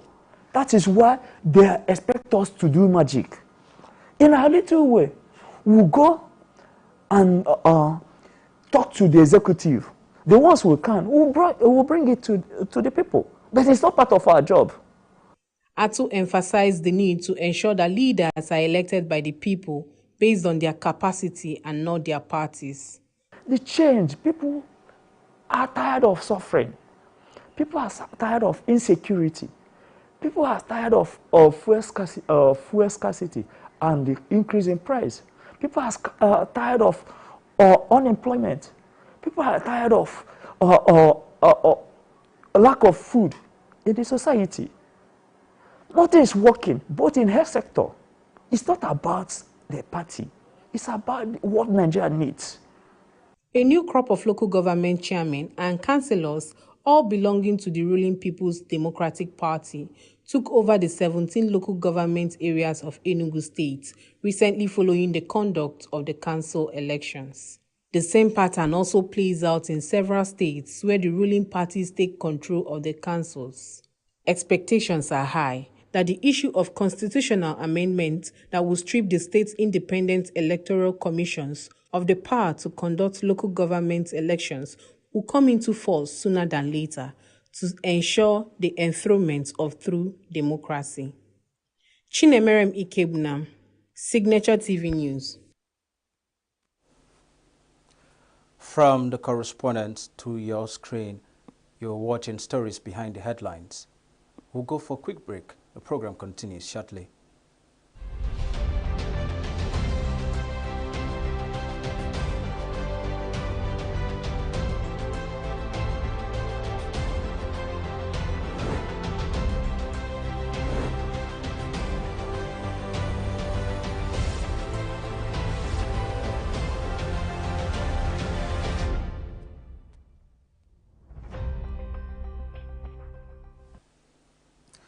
Welcome back. If you're just joining us, you're watching From the Correspondent on Signature TV.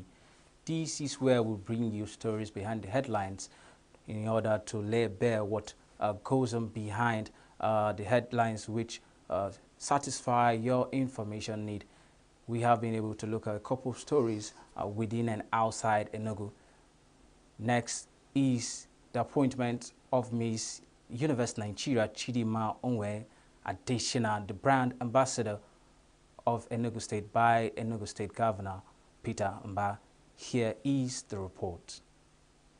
In what can aptly be described as homecoming, Governor Mba welcomed Chidima, who recently emerged winner of the Miss Universe Nigeria to Enugu. Mba also pronounced the young lad as the state's special brand ambassador. He described the emergence of Chidima as a testament to her determination and resilience, which are qualities that define the people of Enugu State. The governor emphasized the place and importance of education in empowering young people to achieve their goals.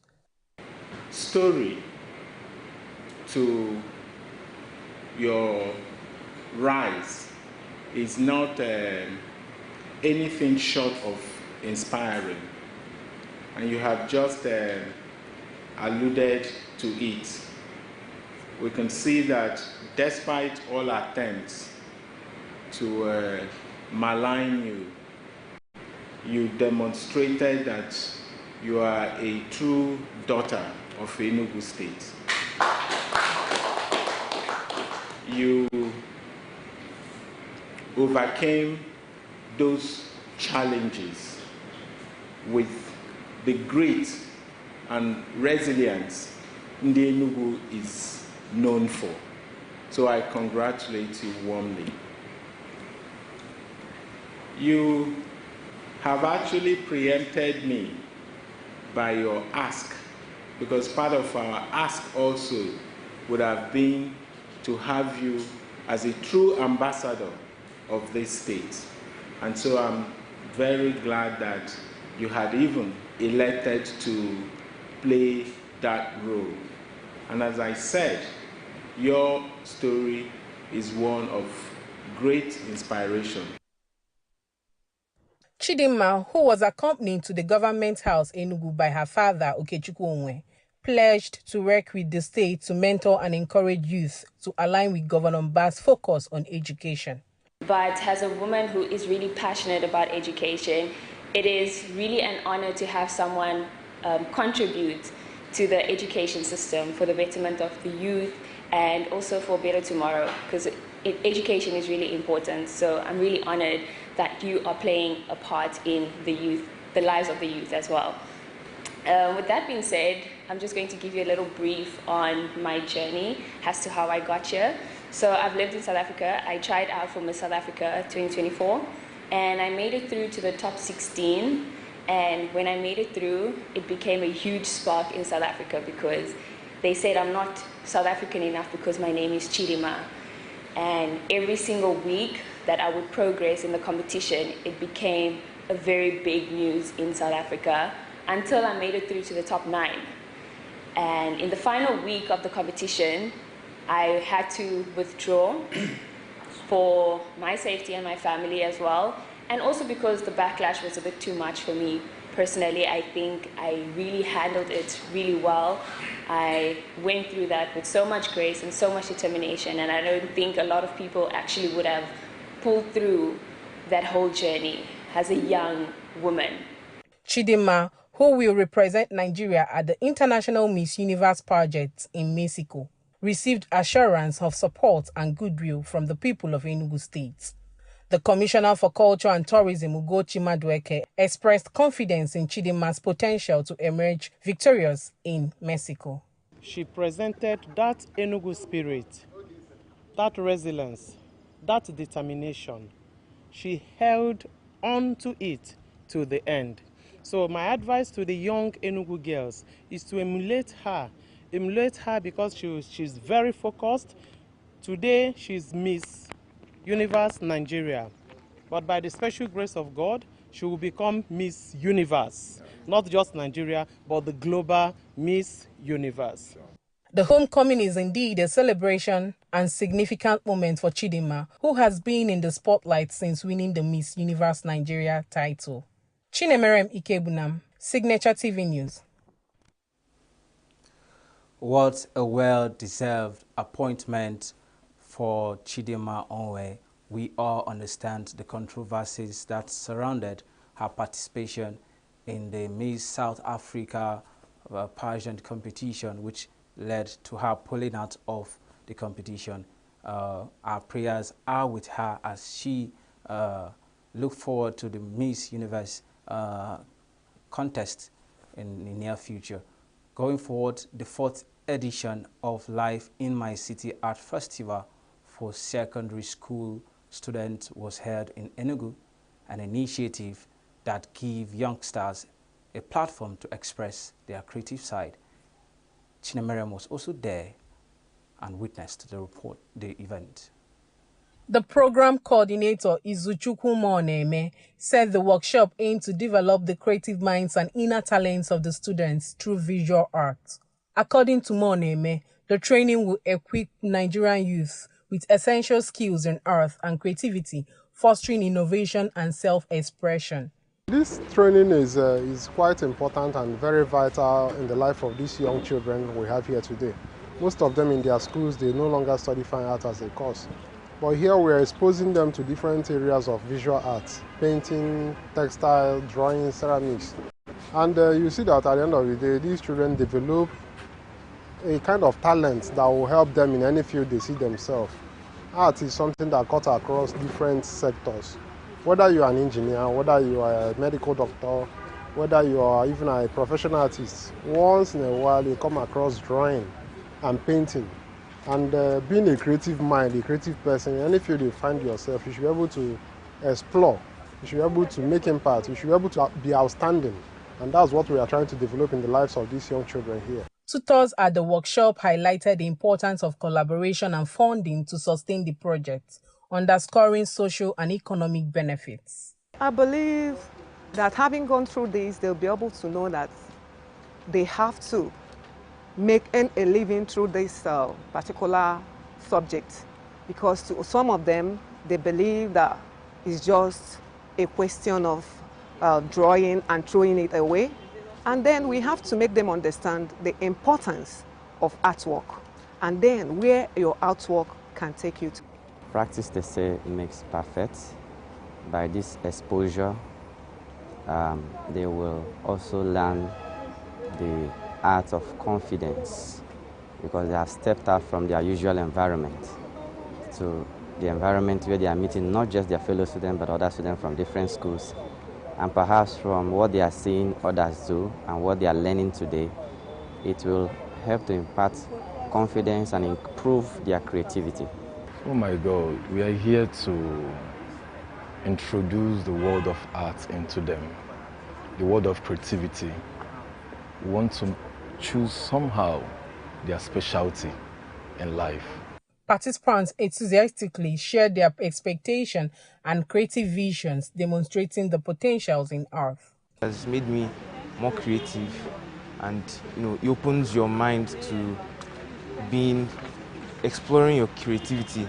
So I've been here for some years. I've come a few times for the LIMCAF, and I know it has really and significantly helped me and benefited me in my studies and also my creative life. So what do you say to LIMCAF? Thank you, LIMCAF. It's a very great opportunity you've given us as students to be creative. We are actually here for arts establishment to show our artwork and our talents, showcase our talent and what we can do. So I think it's going to help us in the future. LIMCAF has consistently demonstrated the power of art, which has impacted the growth and quality of the human capital. Chinemerem Ikebunam, Signature TV News. You're watching from the correspondent on Signature TV. And as I mentioned earlier, our spotlight is on a tragic incident that claimed the lives of two promising young ladies at IMT IMT ENUGU. The controversy surrounding this issue is quite disheartening, because the person involved in this incident is not actually a student of that institution. With me in the studio to discuss this matter is the brain behind this report, Ugone Owalo. I think I got that right. Yes. All right. It's nice having you on the show today. We understand you followed this incident from when it happened down to where it is now. I understand you are still on this issue as we speak. So can you just describe the circumstances surrounding this incident? Okay, thank you for having me once You're welcome. more. The thing is, I want to clear the air, because aside from the investigation I had or I did, outside work, I tried to find out from people, what do you actually know what happened in IMT and all that? And they said, those children went to kill themselves, so what were they even celebrating? IMT students, they don't hear word. Now, the thing is, IMT students did not die. Okay. There were 4 people involved, 3 girls and 1 guy. Now, one girl, the one that is dead, is actually from Peaceland College. Oh. The Peaceland from the one in Emene, to be precise. Okay. Her name is Chiamaka Ozibondo. Now, she's the one that died in IMT. The other two girls, they were hit by the same car. They survived it. They are alive. At first, the two were taken to hospitals. One had a surgery to fix the fracture, but now she's fine. The two of them are already discharged and recovering. Okay. But the date Chiamaka, so sorry, she's in the mortuary. At first, from the report I got, some mortuary did not want to take her because of how badly the accident, it really disfigured her. So some mortuary were afraid of taking her in, but later one took her in and they are actually taking care of her. Okay. And the guy that hit them is in police custody now.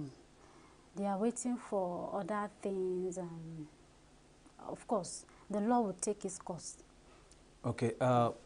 Did you get anything from the school management, particularly the rector, and what they have done aside putting the guy, the person involved, in custody? What other, especially those who were injured, did the school do anything in terms of assisting those who, the families of the person who is dead and those who were injured?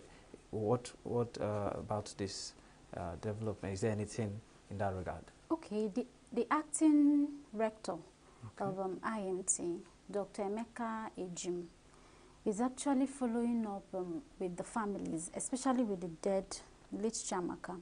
She's making sure that they help them give Chiamaka a befitting burial. Now, the SUG president, IMT SUG president, Ugochukwu Francis, and the SUG president of Peaceland, that's Ejike Livinus, all of them, they come together. They were helping these families, the injured girls, during that period.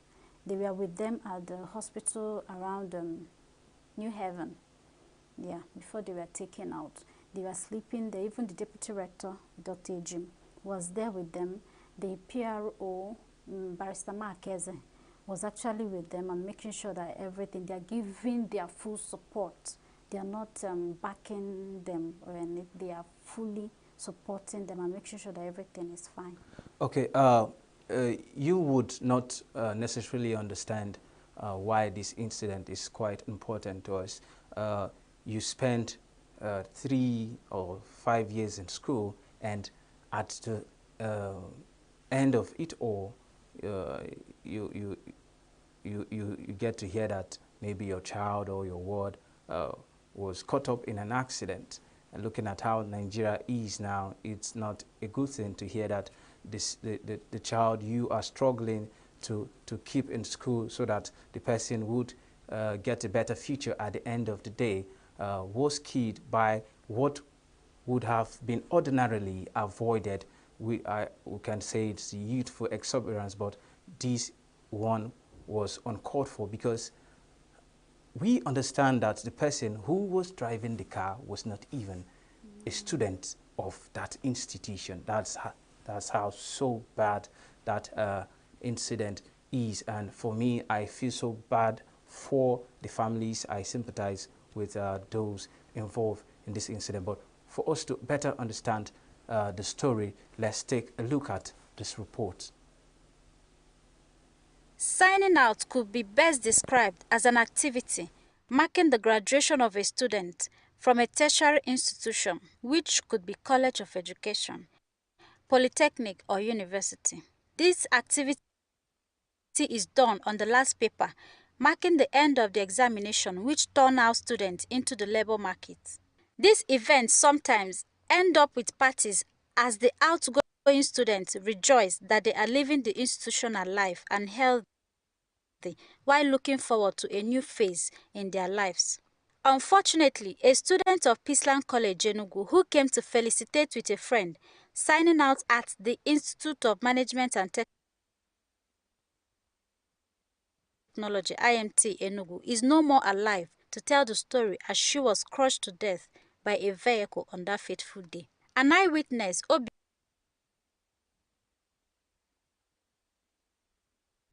Somtochukwu, of Mass Communication Department of IMT, said she finished her final year exams on that fateful day. We cannot tell if this person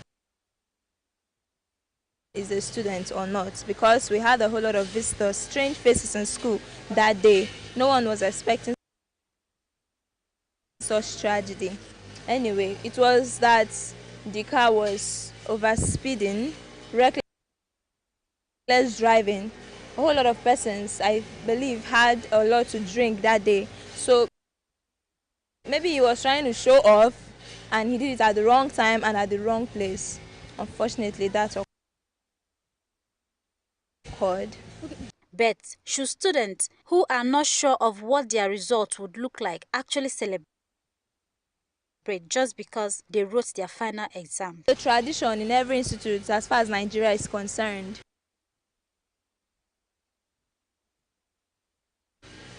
Signing out seemed to be a big day for the students, because that's the only day that the students will come together again. Some students who spoke with Signature TV blamed the incident on what they described as the incompetence of the security unit of the school. I suggest that each day we are having celebration in IMT. Please, our celebration should not stop, please, sir. But each day we are having celebration in IMT. Security should be praised. In entrance, they just tell the students, if you are a student and you have a keke, please come and register with SUG. They give you an emblem. They know that, yes, these students have a keke that drives here. The president of the student union in the institution, Francis Ugochukwu, said the driver whose vehicle crushed the lady is already at the Ogui police station. So unfortunately, the people involved in this accident wasn't our students, both the driver and the deceased students. So it is a pity that we lost a student of Peaceland College in our institution.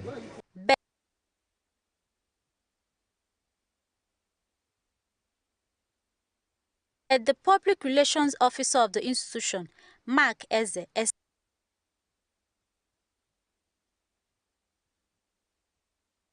expressed disappointment at the manner in which students go about the signing off celebration. So loud, so dangerous to the extent that somebody should lose her life. But all the same, even before now, management has always been concerned about the welfare of these children. And that's why in the past, we have done everything to discourage celebration. The management of IMT, which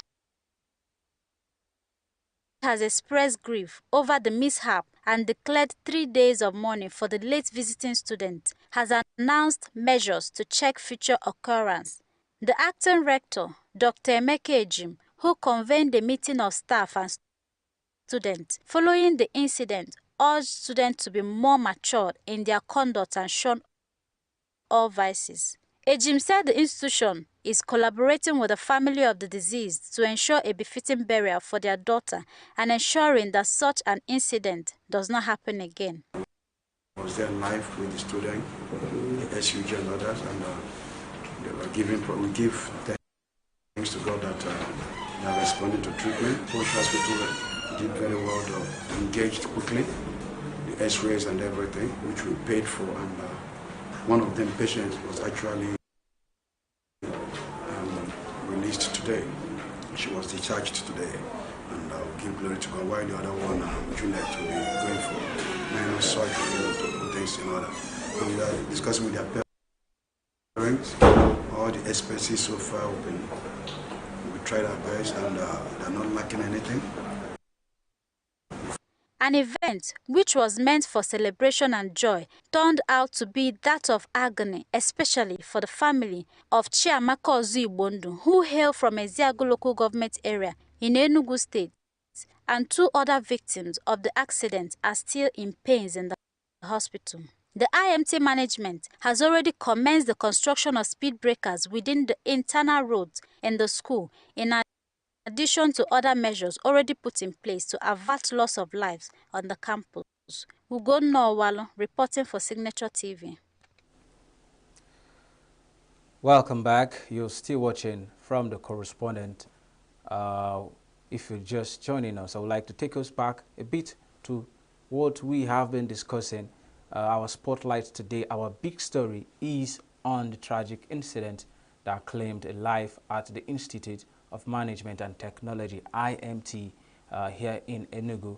And the person who followed up that report is with me in the studio to give us the story behind the headlines as it was reported, and from what we just witnessed in the report, you see that this issue attracted a lot of attention, and certain measures have been put by the school authority to ensure that this kind of incident don't occur again. I remember very well that before now the school had already banned the spraying of money to mark the end of exams in the school, and other have put in other measures to ensure that this kind of thing doesn't happen. But it's quite sad that despite all this these rules, this sad incident happened. That goes a long way to tell us how our system is being governed, because the rules are made, but to a large extent they are not enforced. This is an incident that would have been avoided. So coming back to you, Ogone, this incident happened. It attracted a lot of attention from across the state. People. So I would like to know what has been the state government response to this incident. Okay, you know, considering the position, the location of IMT is actually in the heart of Enugu State. So the Commissioner for Education in Enugu State has actually told the security in IMT that anytime they are having any signing out of any sort, one, we should make sure that no student is celebrating anything. Once you are done with your final paper, go out of the school. Celebrate outside the school, not in the school. Now, because they were thinking that the accident was as a result of overspeeding, during my report, I went round and I saw speed breakers that are bombed. They started... Even before the incident? Or was it after the incident? After the incident. Okay. Because I noticed that it's new. Okay. So it is possible that they signed it, but they didn't start the implementation. Then the accident happened and they started the implementation of it. So I saw some that they've started constructing in the school. All right. So away from the school authority, I understand you're still on this report. Yes. And probably when you're done, we'll get a whole picture of what happened. So I don't know, have you been able to reach the parents of the deceased? I am actually speaking with the uncle, Engineer Malaki. He's the one in Enugu taking care of Chiamaka at the mortuary, sorry. So I'm still speaking with him. He's not actually disposed to give us much attention, but Once those ones are done, I will definitely let you know. All right, so that's the much we can take on this edition because of time limitation. Don't forget we brought you the New Yam Festival that took place in ENUGU, followed by the rejection of the new hike and fuel price by the residents in Abuja, followed by the celebration of the International Day for the Girl Child, and we also brought to you the appointment of Ms. Chidima Onwe as the state brand ambassador of Enugu State, which she was appointed by the Enugu State governor. Then we also brought to you the Life in My City Art Festival by a group of persons who are creating a platform for youngsters to express themselves, to explore their creative side. Then our big story, which is on the tragic incident that occurred at IMT Enugu. And that is the much we can take on this segment. I hope you enjoyed yourself as I did. And until we come your way next week, I remain Emmanuel. Tewasi and bye for now.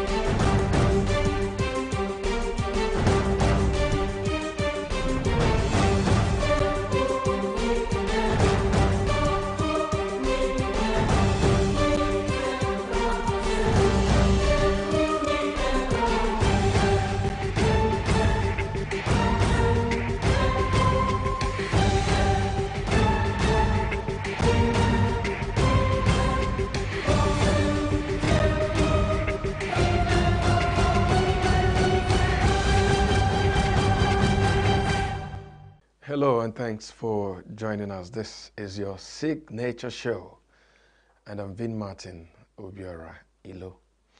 Today our main focus is the inauguration of the Strategic Framework for Cooperation between Nigeria and the Republic of Ireland Legislative Friendship Committee of the House of Representatives. Our guest is Professor Paul Namchi, the Honorable Member representing ENUGU East Issues of Federal Constituency and Chairman Nigerian Ireland Legislative Friendship Committee in the House of Representatives. Honorable Namchi, you're welcome. Thank you. My pleasure being here. Yes, our main focus today is to talk about this new committee which you're chairing.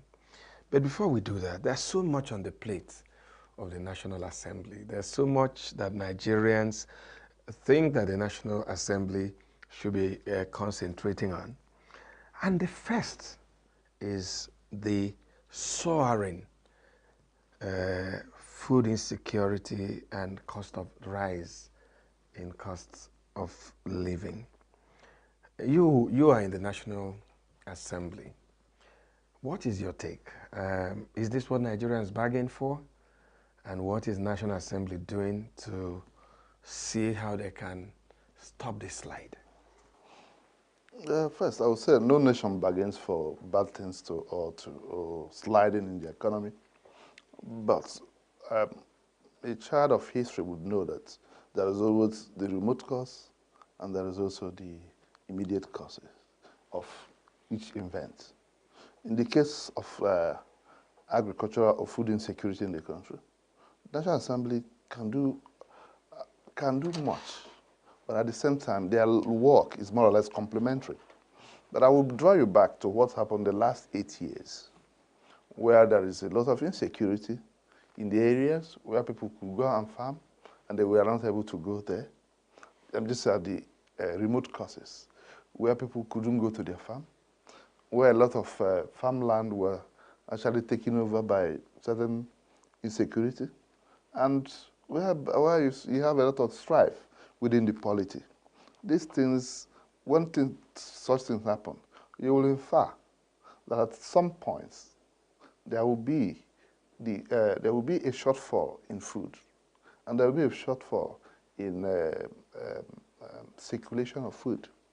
Remember, if you check, there was areas where people stopped bringing food from certain region to the other. There's sometimes where there is perishable. Sometimes we take decisions. We don't know where it leads us. But insecurity, more or less, will always lead to low economy, low food insecurity, or better or less, when those people don't farm. And more or less, these are areas where the food basket of the nation come from. Say like in Benue, Plateau, and a whole lot of others, Kano, Katsina, and also in the east and west. The resultant effect is that there won't be seeds, much food during the harvest. Or people are not harvesting. I'm not interrupting you, but as much as I agree with you to some extent, I believe, and a lot of Nigerians also believe, that the leadership, which is like the driving force for whatever, be it the economy, be it agriculture, be it preventing insecurity, has also not planned properly. That previous governments didn't do as much as they should have done, that they should have foreseen this crisis. In the last 8 years of Buhari, in the 7 years of Jonathan, and probably in the 8 years of Obasanjo, that if someone was thinking ahead, maybe we won't be where we are today. You are quite right. Well, if I bring you back again, that's when you look at the Western world most of the time, they do long-term plan. Nigeria has always been doing 4-year plan, 8-year plan at the most. During that time, the insecurity never stopped during Buhari. Remember, when people were shouting about food insecurity that will soon come, what we start seeing is rice pyramid. But this rice pyramid, nobody was told where the farm comes from. We just saw the pyramid. We just saw the pyramid. And the questions were subdued. The question, where is this food pyramid coming from? Where is the trail? Where is the trail of the food pyramid? These are most of the issues, or burning issues, where most times, where people should also have this culture of asking questions. And also a government of tolerance, where people ask questions. And also other people, also the government will be kind enough to give the citizens the answer to what they're asking you. Because these people deserve answers. These people deserve good life. They deserve good governance. And part of good governance is when answering the people's questions. Prof, let's leave the past. A lot of Nigerians are a little impatient with the blame game of who caused this, how did we get here? Let's talk about the present. You are a member of the National Assembly as we speak. What is the Assembly? What is the Assembly doing? Because we have a crisis, and a lot of Nigerians are worried that one day Nigerians may be on the streets because, not because they want to be violent, but because they can't. You know, you push someone to the wall, there's nowhere else to go. I mean, a bag of rice, I don't want to say how much it is because it's something out of this world. A bag of cement keeps rising. I think at the last count, I think it was 10,005 or 11,000. You buy something today, you go back the next day, it has increased by more than 50%. So what is the National Assembly doing? And don't tell me, oh, we have oversight, oh, we are not the executive. What is the National Assembly doing? Well, first let me correct the impression that a blame game. We are not blaming, and in my own nature, I don't like to blame people for today's problems. But when I was trying to make a point, I made a point on remote causes and immediate causes. For today, the thing is that I wouldn't say that people are learning on the job, but I would say that certain policies may not have clicked, and it's not also hasn't gone well as maybe the people that thought it would be. Because I always believe that any government should have the people's interests at heart. Having said that, there are certain things that I think the government should do. There is this notion that maybe if you start food imports, this will happen, this will not happen. But for God's sake, every nation imports food. And when you don't have enough, that's when you should import. I agree, the economy is not also helping matters. We know. So that you don't import also foreign inflation from other countries. But at the moment, you don't eat, you can't think. The people will not take it so long. Maybe have to create a window of certain importation, and maybe within that period. Because people that needs, if you don't have maize, you can't produce a lot of feeds for the livestock. And if you don't have those agriculture, the food chain is like an interconnected chains. That this one leads to this one, this one leads to this one. The ones we don't have, in the short term, we import and still encourage our agricultural services and also check insecurity. The National Assembly has just called, not quite long, the central bank governors and the people in the budget, Minister for Budget, and also the people, other people like FIRS, to explain the measures they are using to also bring back those, to check the cost of living and inflation in the country.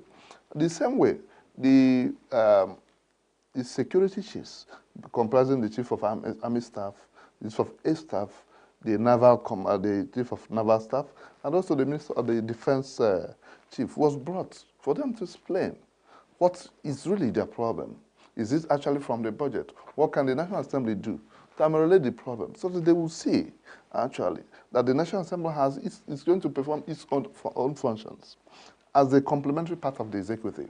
The National Assembly are ready and willing to be able to do their part to make sure those things happen. And that's why they were invited before and after budget, just to make sure that we are doing what we need to do to get that solved out.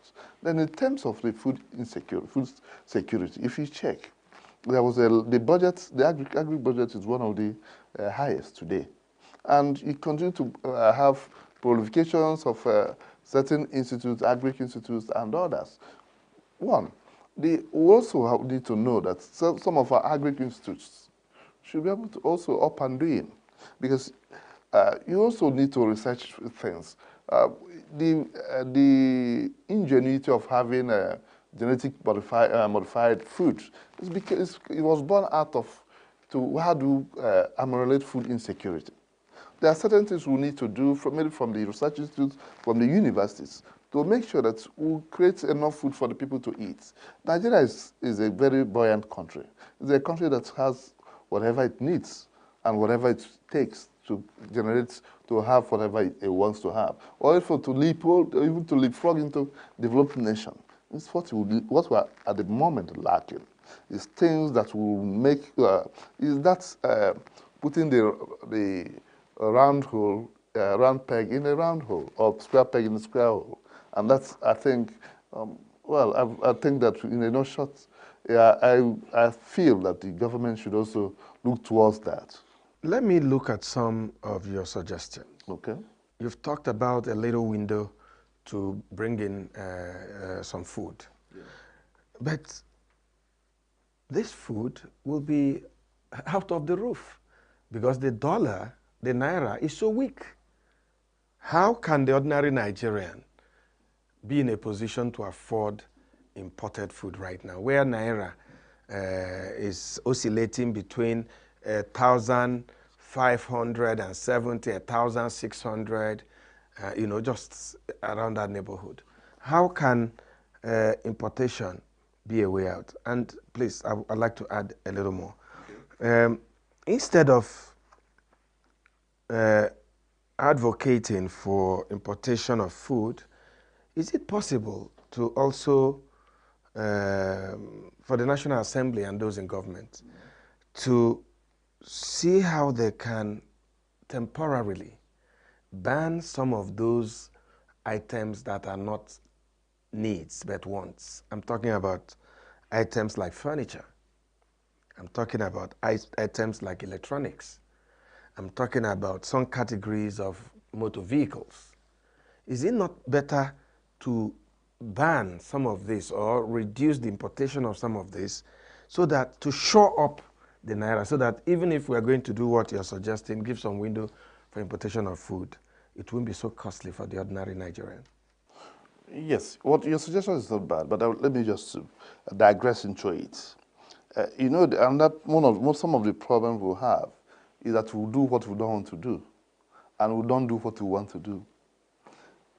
This is, for God's sake, why would people be importing furniture? But there's so much furniture, and if you walk around Abuja, where we are, for instance, Honorable, you see the furniture shops, Chinese furniture shops, Turkish furniture shops, booming. Yeah, that's what I'm saying. These are areas you actually need to checkmate.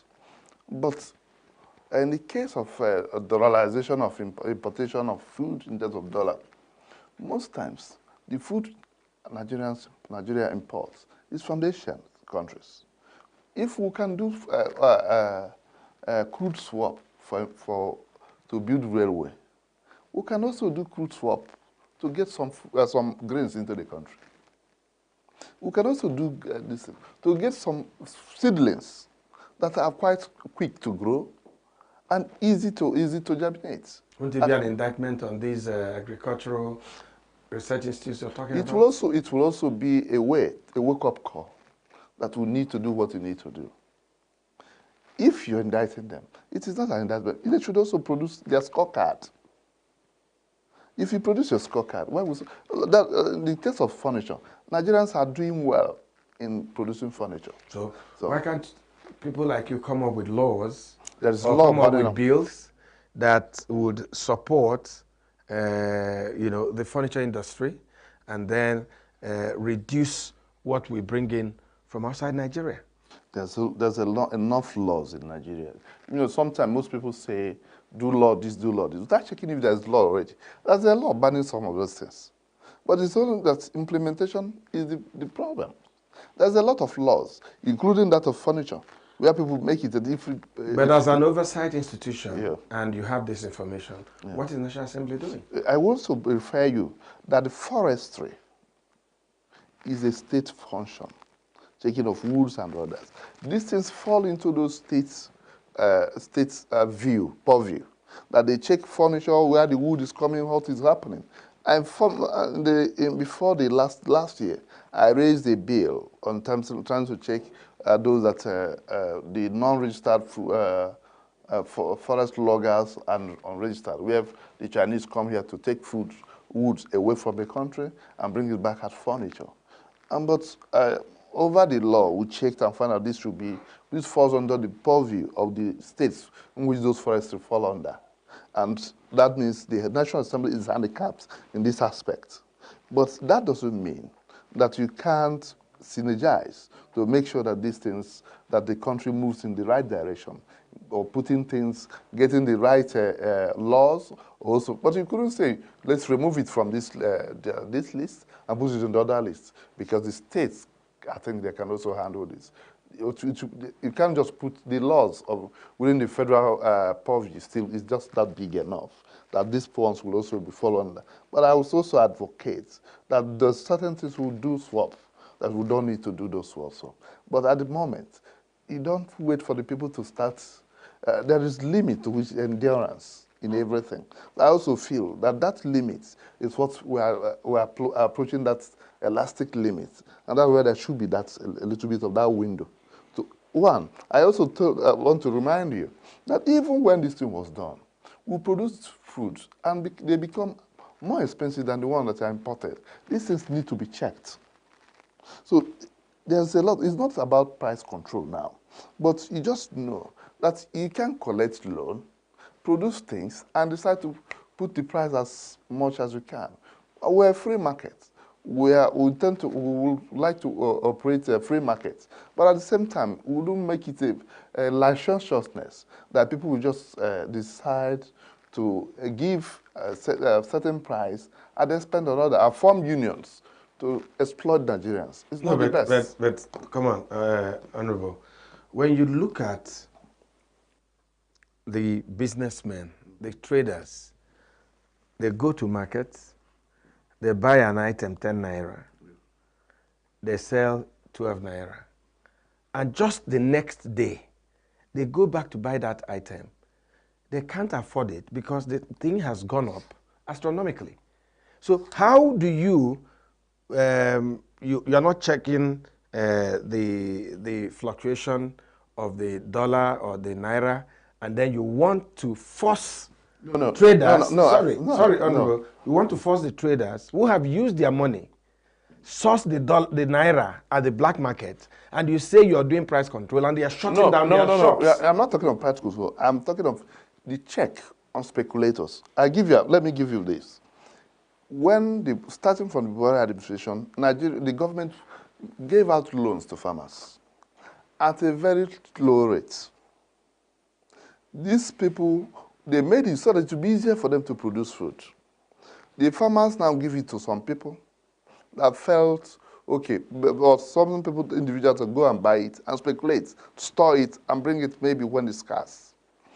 Now, the government is giving them loans, and soft in the case, as the case may be, to make it a bit. So the root cause of this should be checked. I'm not saying that you control the price of the market. But, yes, I agree with you, but let's use a shop in Abuja that they just shut down.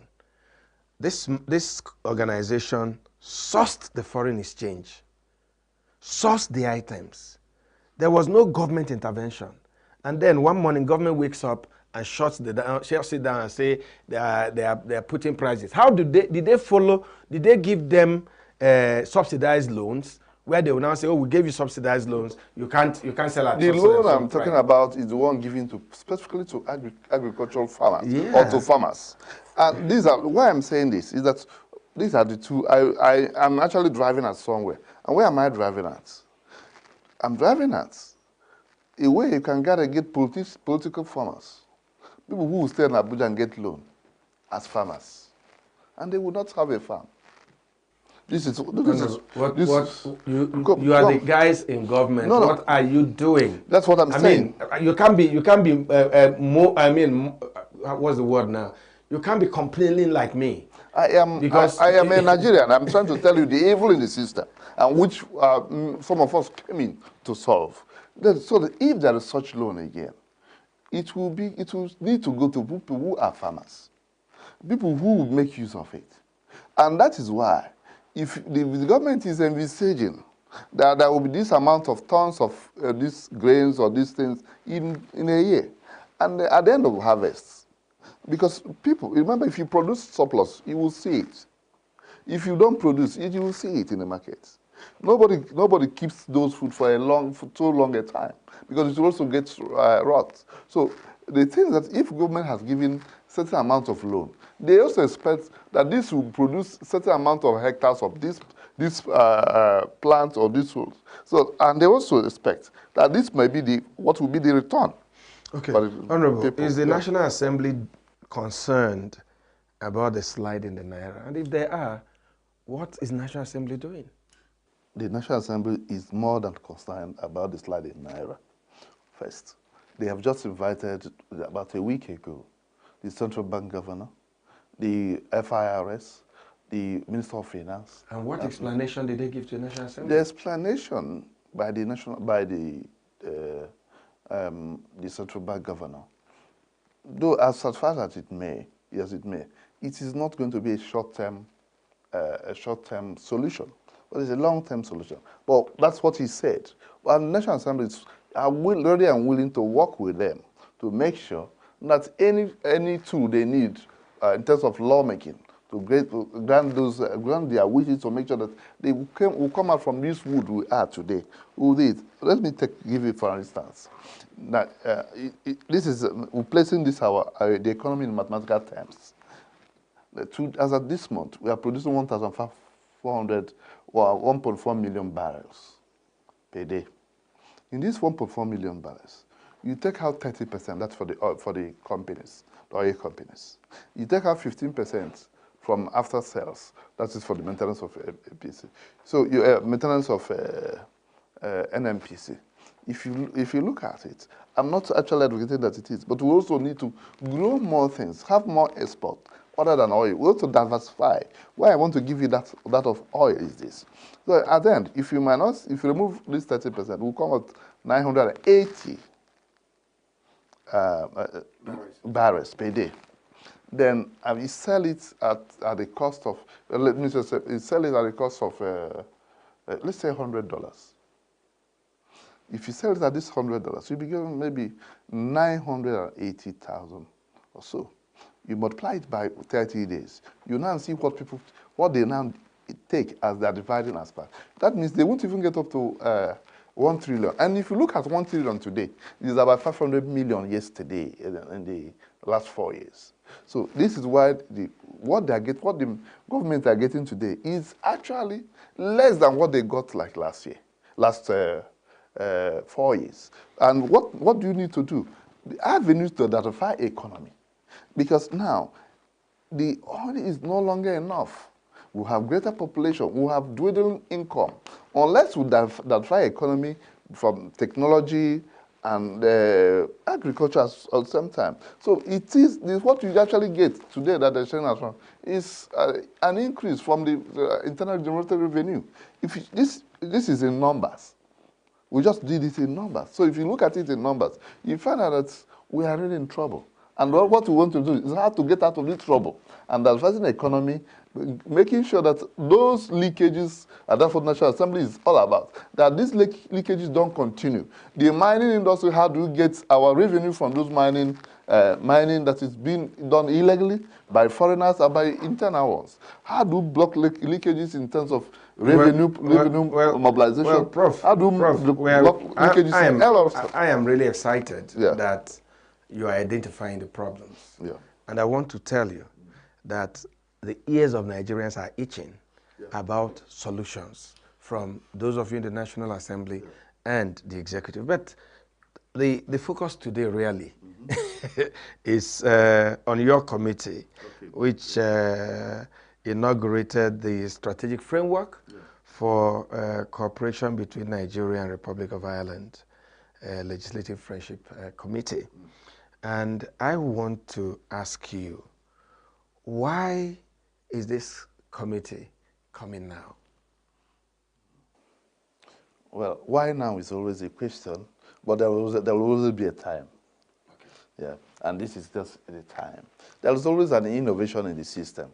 And thank God if that innovation comes and we have competent people to also advance it. In this case, Nigeria and Ireland have got a far-reaching relationship. Well, that stems from both diplomacy to large other areas. But they have shared history. So it's not a checkered history, but they also share things from the colonialization era. Just as Nigeria was colonized by Britain, Britain also colonized, Ireland also struggled to have their own independence in 1920. They had it quite late, I would say, because for people very close to Britain to have their independence in 1920, that's maybe 40 years before Nigeria. I wouldn't say it's too old or so. That's what I wouldn't equate it. I call it old. Then I also want to tell you that apart from sharing colonial era issues, Nigeria and Ireland also shared that having a little bit of war at some point and getting struggles to get their independence. And they also have this, so they have old relationship in terms of diplomacy. Nigeria is one of the first countries that Ireland opened their embassies in Africa. And at the moment, they are building one of their biggest embassies in Africa in Nigeria at the moment. You would also look at things, a lot of diplomatic ties between Nigeria and that. You also look at cultural ties. You also look at education. A lot of Nigerians are in Ireland studying. So so we are also importing our culture and also exporting theirs, because these people were the first people that also brought education to Nigeria. So it has been all good. The relationship between us has been that also good. There's also cultural relationships. There's also these economic engagements for a long time. There are also things about its insecurity. The island has had something about insecurity at some point. There are some conflicts that spans quite, that stops not quite long ago. So there's so much we can learn from There's so much we can learn from each other.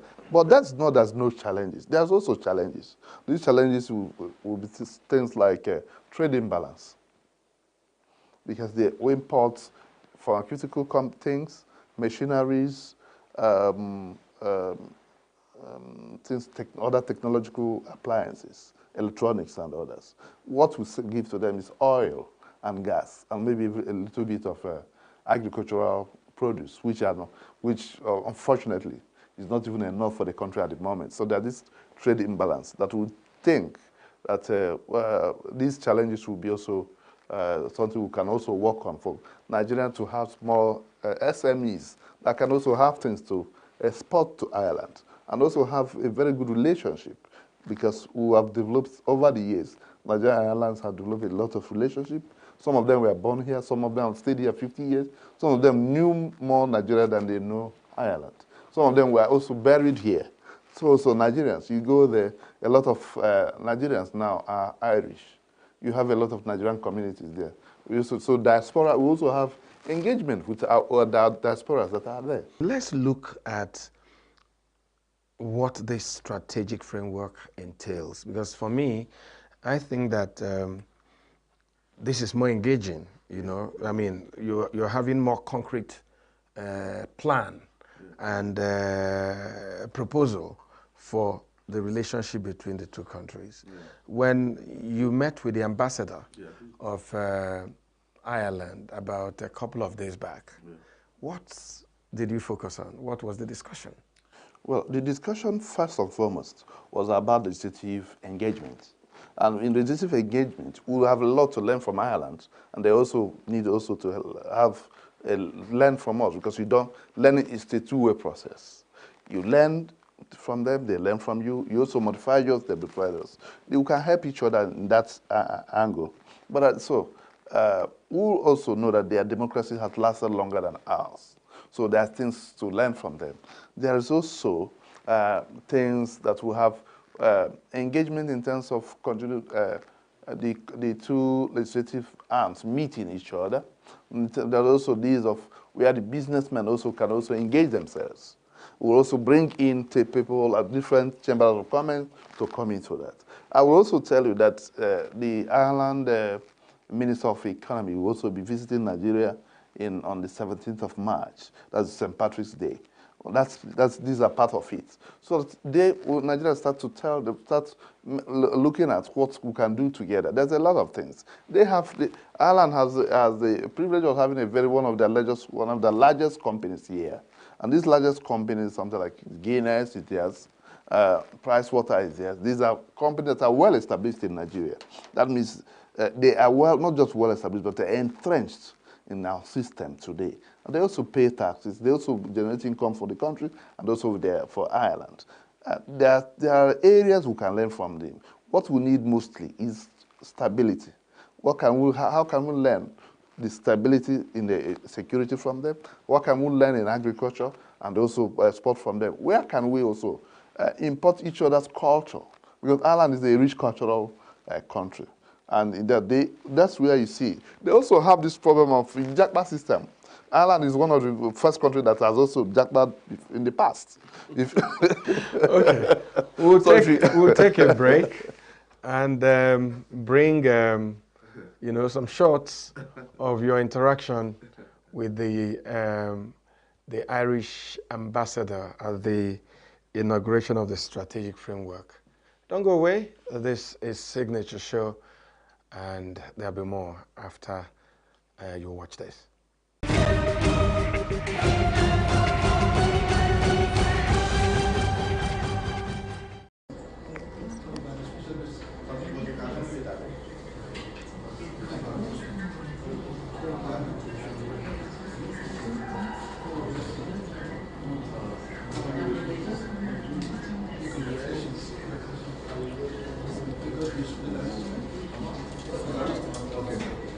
And at the time, Ireland had very, very few embassies in the world, Chairman. Very few embassies in the whole world.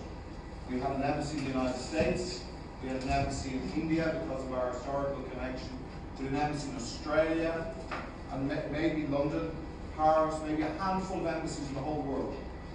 And our Prime Minister was hosted in Lagos, in St. Gregory's College, Lagos, for a garden party. And on the official records of his arrival in Lagos, he was met by a very famous Irishman who was involved in St. Finbar's School and St. Gregory's School. And as you know from watching the Super Eagles this week and the last few weeks, we were very proud of them because an agriculture for keeping a rural population and giving a way of life and keeping people in the rural areas and making them prosperous, while also protecting our cultural heritage, our unique cultural heritage. Told that here, I could feel it in the wind here. The minute I arrived here and the minute I started connecting here, I learned that very quickly.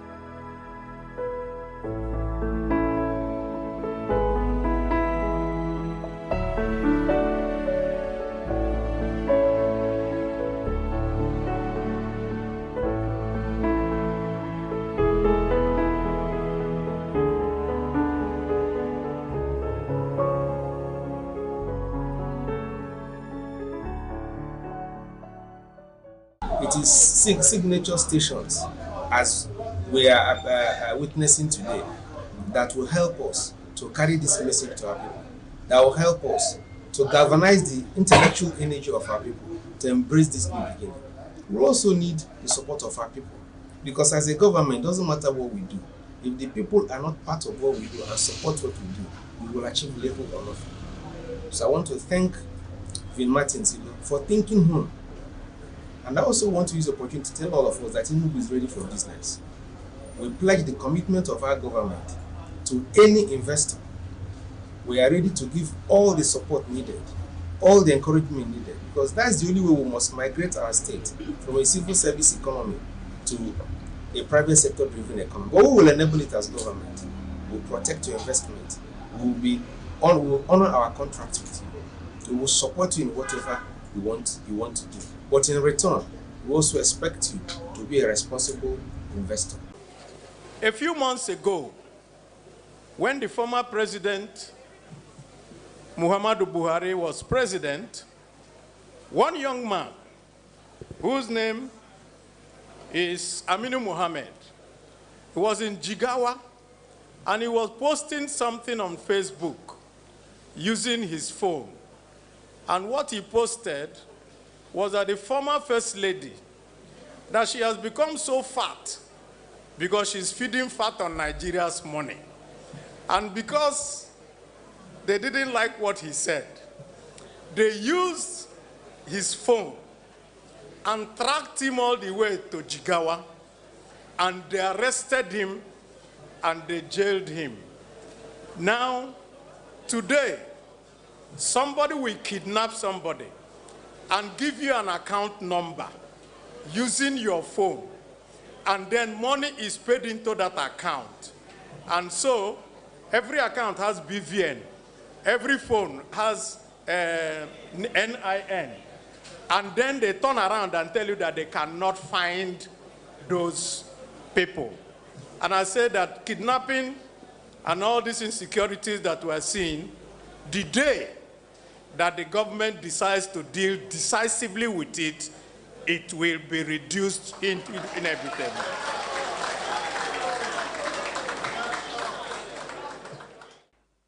Thanks for remaining with us. This is your signature show. And my guest is still Professor Paul Nnamchi, the Honorable Member representing ENUGU East Issues of Federal Constituency in the House of Representatives. Professor Nnamchi is also the chairman of the Nigerian Ireland Legislative Friendship Committee in the House. Yes, before we took some highlights of your strategic framework inauguration, you were talking about the gains of this relationship. Yeah. So, in the area of education, in the area of tourism, in the area of technology, in the area of the new way, AI, how are we engaging? We look forward to more engagement. It's not that we have been engaging. We have ambassadors there for quite a long time. Our foreign affairs have also been working. But we want to make it a bit localized. And that's why this committee is trying to do. As I said, we can learn a lot from them just as they would learn from them. The part of this that we just said is that we wanted cultural and educational exchanges that will also be happening. We also have to learn from them, because there's also a couple of Nigerians who have traveled, even when our people we might not know that very well, that a lot of us have left the country due to one reason or the other. Ireland is one of the people that there are people left the country in the area because there's a lot of famine, just at some point in life, and there's a lot of crisis, and that's why you have a lot of Irish people. They have one of the greatest escapement, or let me say, one of the greatest diaspora. They have a very big population of in the USA? Irish people, not just in the USA, but other parts of the world. And that forms greater part of their income generation. So Nigeria can learn a lot. How are they managing that huge amount of people that have traveled, huge? What is their investment? What is their linkage back home? Or they just go? You will see that St. Patrick's Day has become a worldwide event. And even on the 17th, it will be done in Nigeria. That's what it means, is that there is also a gain to the country by the people going out. So that the people are proud to say. You could see people like Hillary Clinton flouting his Irish descent with on St. Patrick's Day wearing green, having green on his neck or her neck. You could see people like Barack Obama going back to wear that on that day, and the Kennedys as well. These are people that have traveled and they also made a home somewhere that have been blessed, not just making a home. The Kennedys and a whole lot of them. And so also in other parts of the world. Even Biden. Even Biden, just to say.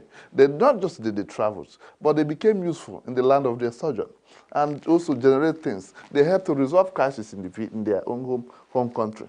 You'll notice that Clinton was a greater part of the influence that signed in the famous Good Friday Agreement. These are not far from Northern Ireland. In Northern Ireland. These are things you can gain from your people being in the diasporans. I am really interested in something you said. The trade imbalance, which is prevalent in our relationship with Ireland. How do you think we should address it? Because if you look at it, we import petroleum, and then we import what I could call raw materials. Is there a way we can start, kind of manufacturing where we don't just send raw materials, we can also send finished product, which actually attracts more money? By profession, I'm an engineer. And having said that, I also want you to look at something.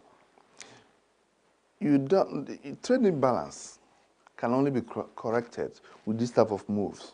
Where the country will see, why don't we, if we see where we can help each other, come and build this company here, instead of us going to buy it. Maybe at some point you can bring your research, but there we'll generate employment. We'll start bringing those things that were important, that create trade imbalance, are being produced in the country. At a point, it becomes homemade. I will give you an instance with their famous beer, Guinness.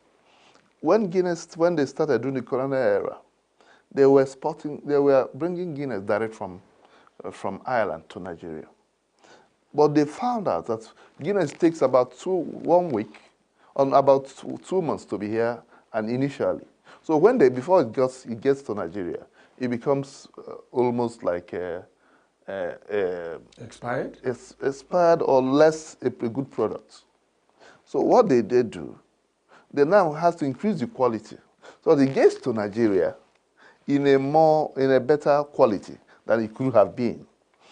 So that before it gets to Nigeria, it will always be the normal quality you get in Ireland.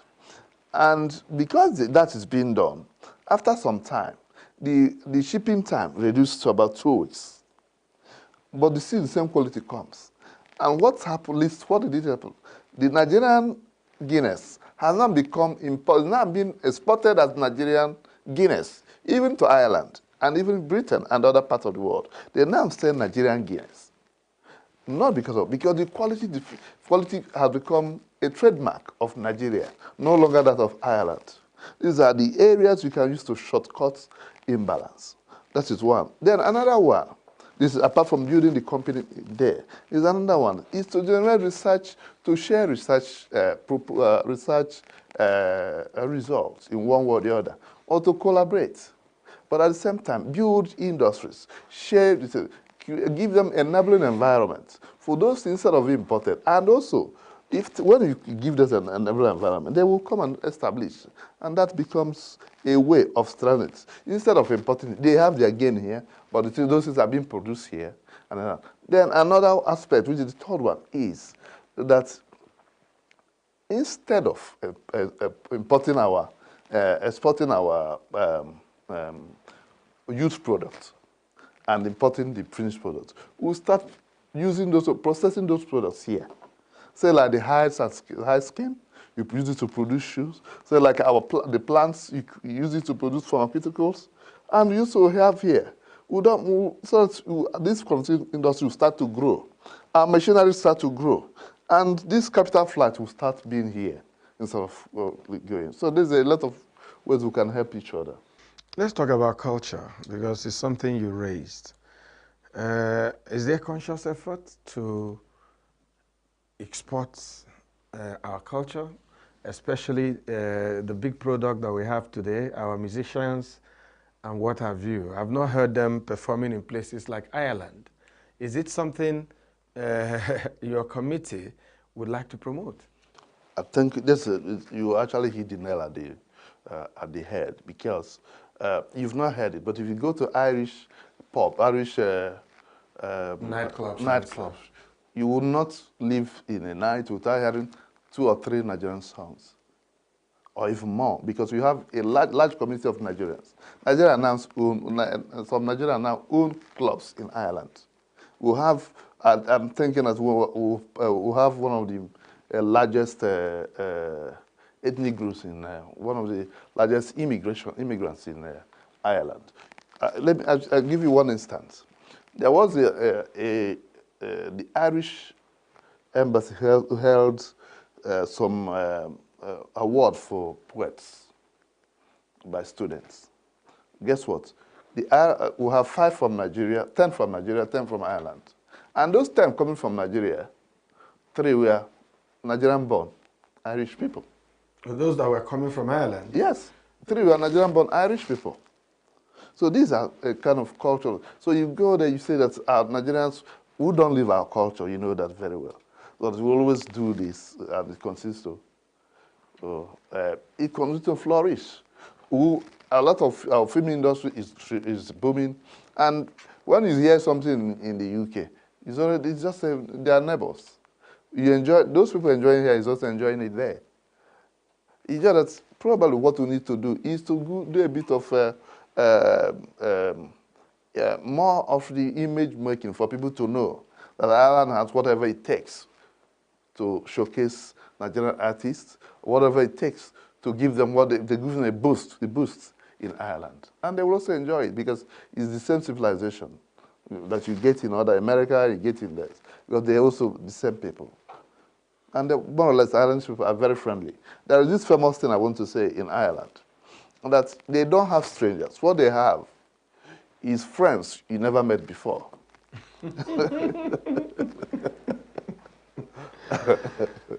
Can we talk more about educational exchanges? Yeah. Is there an intentional effort? I know that we've had stuff like that before. Is there an intentional effort to increase, the number of our students who go to Ireland on exchange programs, and maybe our lecturers who go there for their sabbaticals, and university personnel from there also coming back here? Is this something your committee would like to promote? Yes, because I also think that that's, from my background, I was forced from Nigeria to come back after reading overseas, I've been in academics overseas. But I also have seen both sides of the aisle, and seen that we also need a fresh technology coming into us, but also need refresher things from the other side of that. Moreover, but we also want them to know about us, that we're also having good education here. Nigerian education has produced also people that have gone out to do great things on air, like the Chinua Achebes, the Chimamandas, the Shoyinkas. These are Nigerians that have made waves in academia. We also people like Batten Nigeria, people like Emma Agwali, them. These are Nigerians that have done well. So I wouldn't condemn our education per se. What I would want to say is that there will be a cultural exchange for people to know. We also need to showcase that our education is not as bad, but the only thing that we'll go out to share ideas, to have what we don't have. but also to inform the people that we're also not doing badly in the country. Because if our people will go out and still catch up, we should also know what we need is a bit of modernization, a bit of innovation, a bit of entrepreneurial prowess to have people to start building things out of the education. So that there will be results, there will be employment generated from people who have also finished their school. I'll give an instance. When I finished from University of Sheffield, I noticed that if you read brewery, every year they produce a brewer. Because 1 or 2 students will be given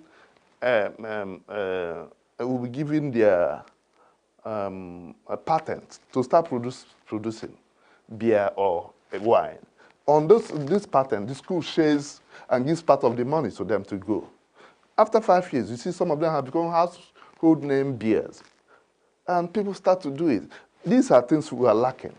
How do you encourage also people coming from school to not just look for white-collar jobs, but to develop into entrepreneurship? The school has a share. The government has also a share to make this workable. In the workability, you also know that these people will also generate employment. And these people also need to be encouraged. But the people also need to show responsibility on what has given to them.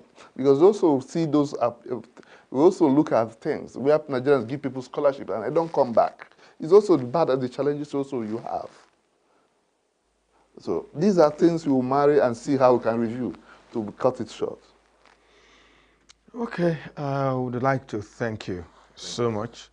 And I think one of the things we'll be taking away on a lighter mood from this conversation is that if we go to Ireland, we are not going to be strangers, but we are going to be meeting people that we had not seen before. The friends we've not seen before. The friends we had not met seen before.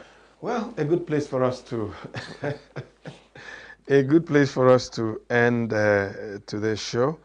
Professor Paul Namchi, I'd like to thank you for coming and to say that we're always here to help you push this strategic framework. Professor Paul Namchi is the Honorable Member representing ENUGU